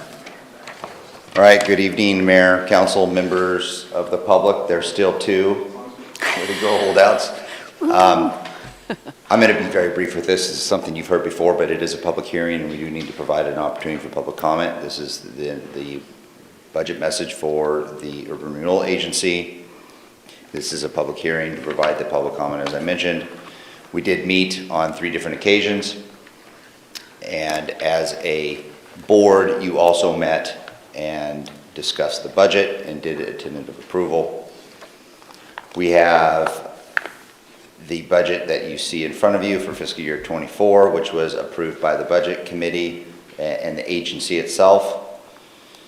The budget committee's tentative approval will be for an overall appropriation of $5.9 million for special payments and grant opportunities, providing flexibility to the urban renewal agency. Now, you'll see that this is just one lump sum special payments, because as mentioned, it provides the most flexibility for you to do with those dollars as you wish throughout the year. Instead of picking the 12 different items that we have in the urban renewal agency and dedicating $500,000 for this, $1 million for this just provides maximum flexibility for the year. This is an effective tool for economic development, removing blight, creating economic opportunities. It's a great opportunity to leverage private dollars with public funds. And I will stop there. We need to have an opportunity to receive public comment, and then you do have an action later on in the agenda. Thank you. Are there any questions for Aaron? Brian? I just had a question about the amount of money in urban renewal. It's showing approximately 5.7 million. Is that at the beginning of the fiscal year, or is that projected at the end of the fiscal year? That'll be at the end. Okay. So that would be after property taxes are received in November. Thank you. Any other questions? Is there anyone from the public who wanted to speak on this issue? All right, we'll close the public hearing. Council discussion or Urban Renewal Agency discussion. Dwayne?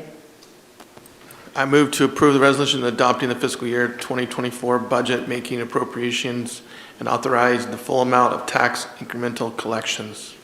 Seconded by Rob. Discussion? All right. Dwayne, you move to approve the budget. How do you vote? Yes. Rob? Yes. Brian? Yes. Valerie? Yes. Joel? Yes. Thank you. Motion passes 5-0. Next up, we have a board action. Well, did we already take care of it there? You have a consent agenda you need to approve as a board. Consent also. agenda. Well, well, I don't know. We just did the public hearing and board action 7A in the same, right? 6 was no action. 6 was That no just the action, public then we- hearing. You just did, So you the just did motion board was really, action for yeah, the the motion was resolution. 7A. And So now your consent for a resolution consent authorizing the agenda. treasurer. Okay. Valerie, would you like to read that item? Yes, consent agenda 8A, resolution authorizing the Josephine County Treasurer to include Grants Pass Urban Renewal Agency property tax receipts in their investment program. And with that, I will make a motion to approve the consent agenda. Thank you. Seconded by Dwayne. And we don't discuss these, so Valerie, how do you vote? Yes. Dwayne? Yes. Rob? Yes. Brian? Yes. Joel? Yes. Motion passes 5-0. And now let's adjourn the Urban Renewal Agency. Brian? I move to adjourn the Urban Renewal Agency meeting and reconvene the City Council meeting. Is there a second? Seconded by Valerie. All in favor of moving back into the City Council meeting, say aye. Aye.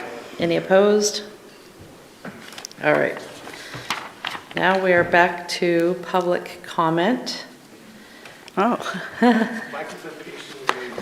This is an opportunity for the public to address the city council on items not related to a public hearing or council action before the council tonight.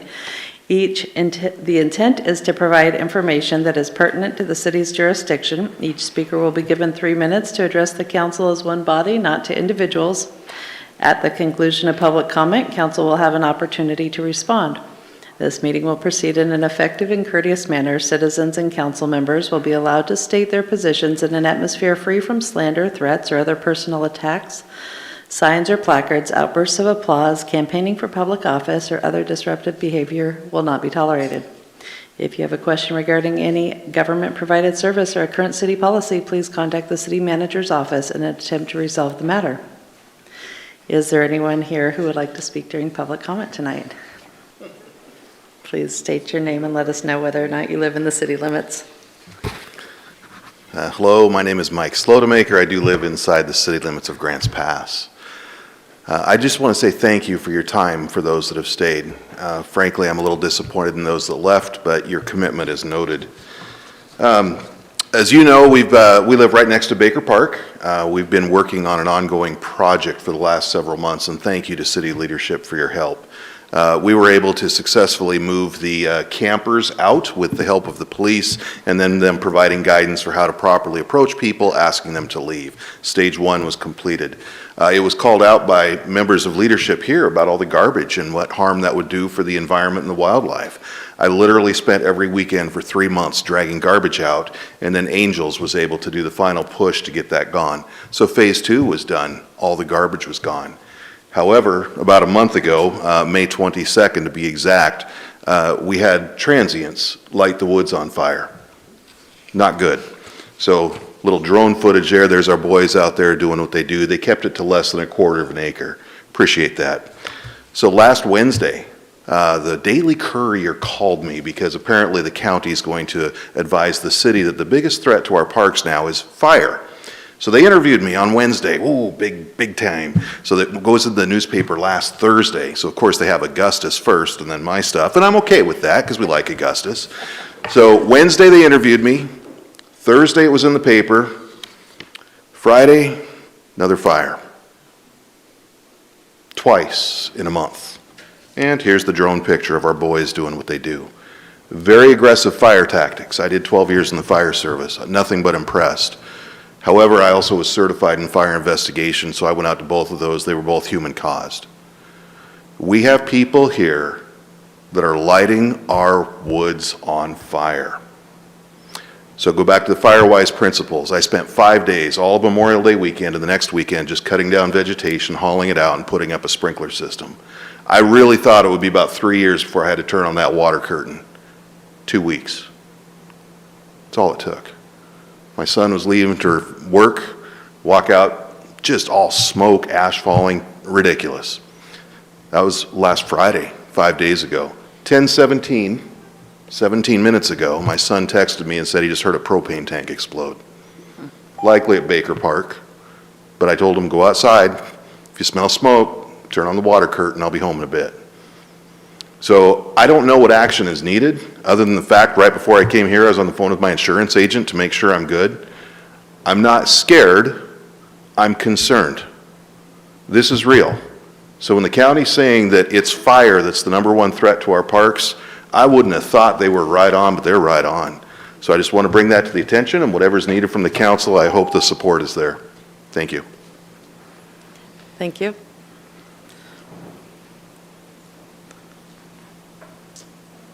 Byron Robertson, lifelong citizen here. Hopefully I can wrap this up in style.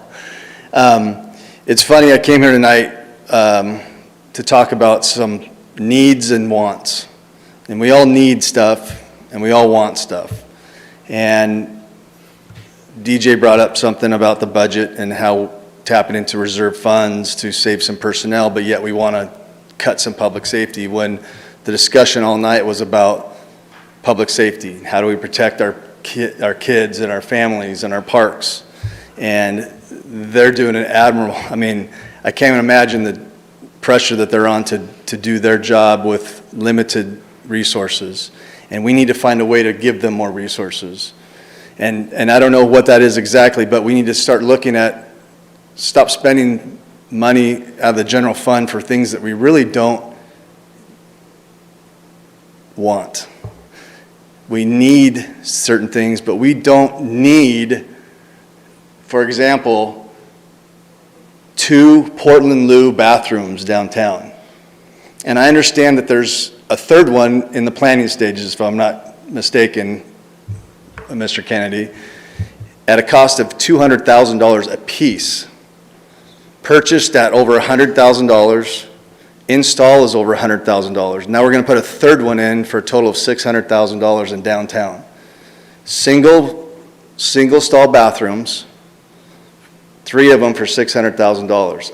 Fiscally, I don't see how that's important when our public safety are strapped for money, resources.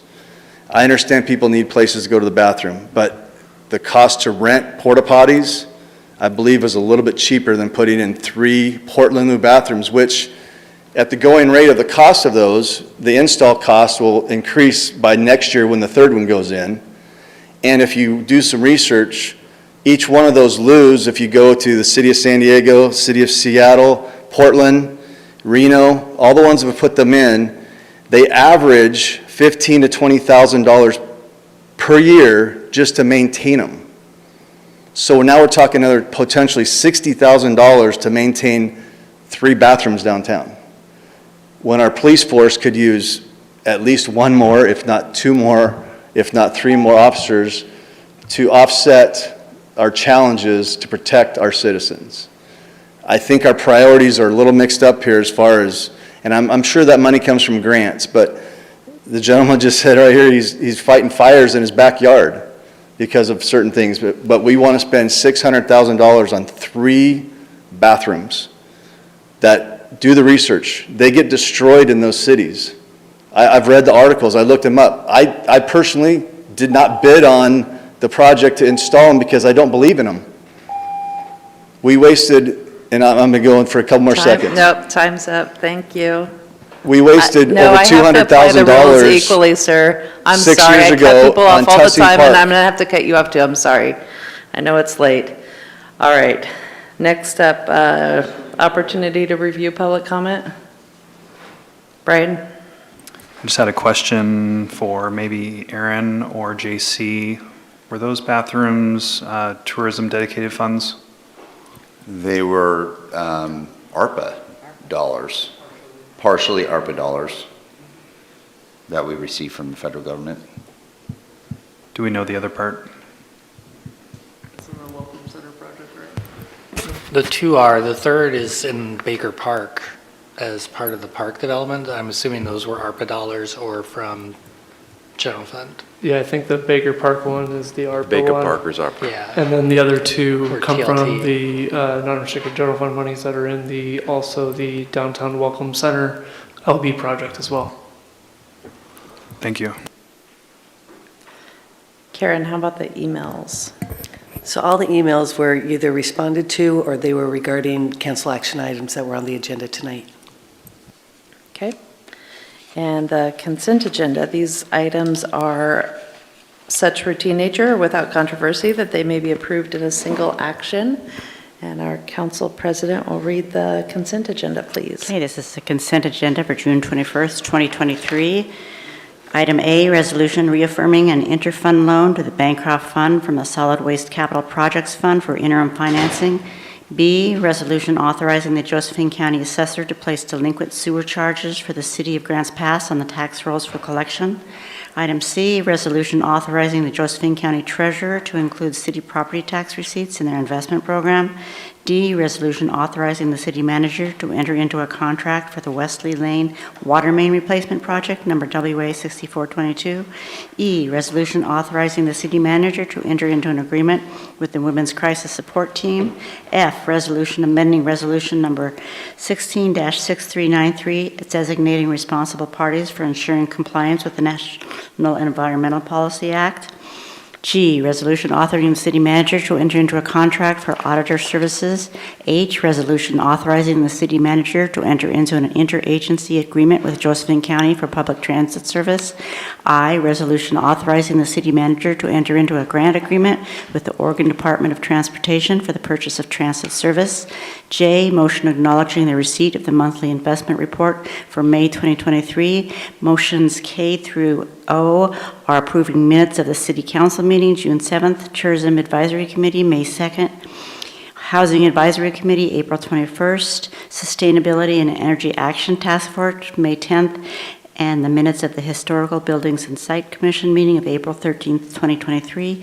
And with that, I make a motion to accept the consent agenda. Thanks, Val. Seconded by Rob. Valerie, how do you vote on the consent agenda? Yes. Dwayne? Yes. Rob? Yes. Brian? Yes. Joel? Yes! With enthusiasm, thank you. Motion passes 5-0. Matters from mayor and council.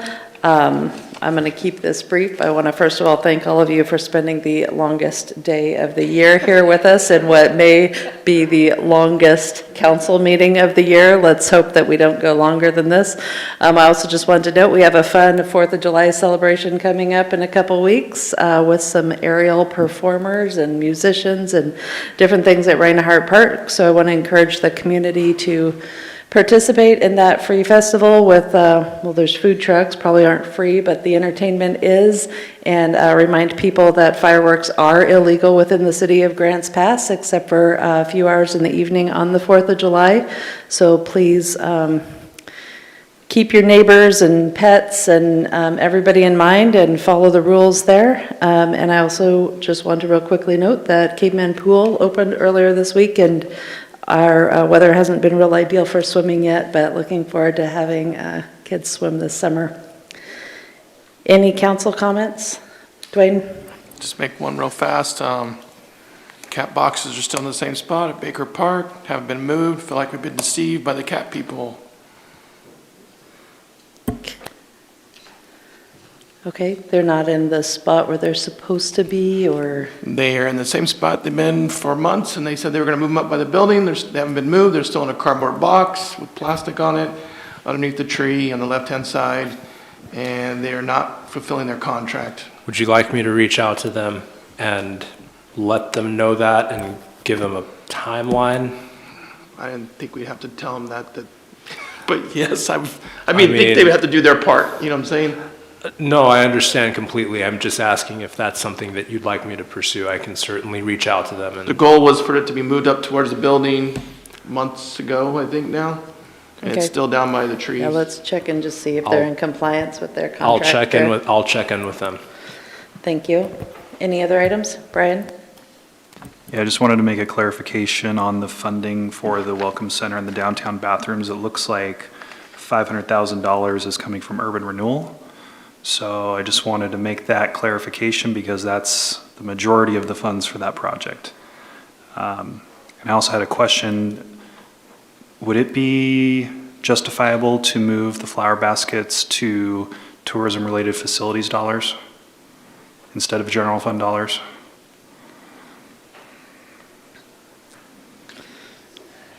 we could look into that. Per ORS, I don't know if it fits the definition.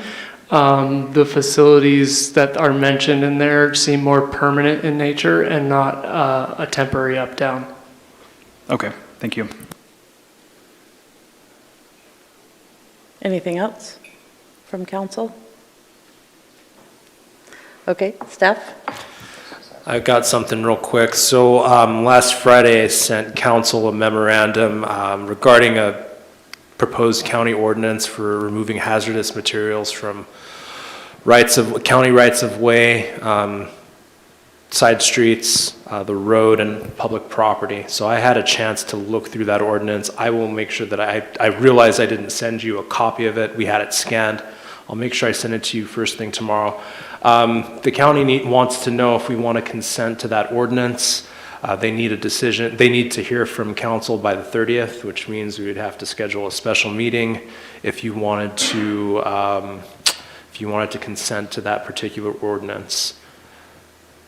So I don't know if you've had a chance to have a look at the memo, but Which would do what? Would make it apply within the city limits as well as outside if the council consents? if the council consents, then that county law will apply within the city limits. And so what it looks like is an attempt to take some local control in terms of removing hazardous sites.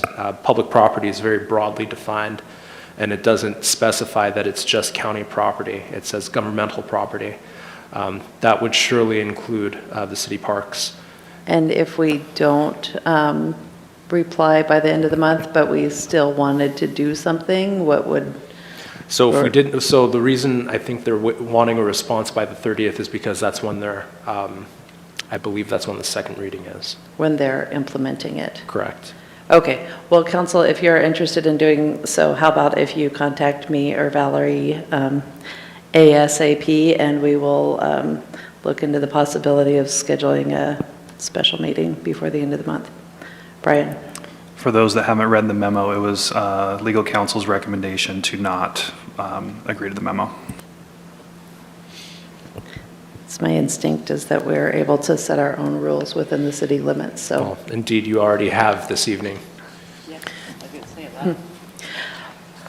Okay, anything further from staff tonight? Which one of you is going to make the motion? All right, Valerie. I move to adjourn. Is there a second? Dwayne? All in favor of adjourning this evening, say aye. Any opposed? Aye. All right, we are adjourned until July 3rd workshop. Oh, that's right, that's a workshop. That's when we talk about that.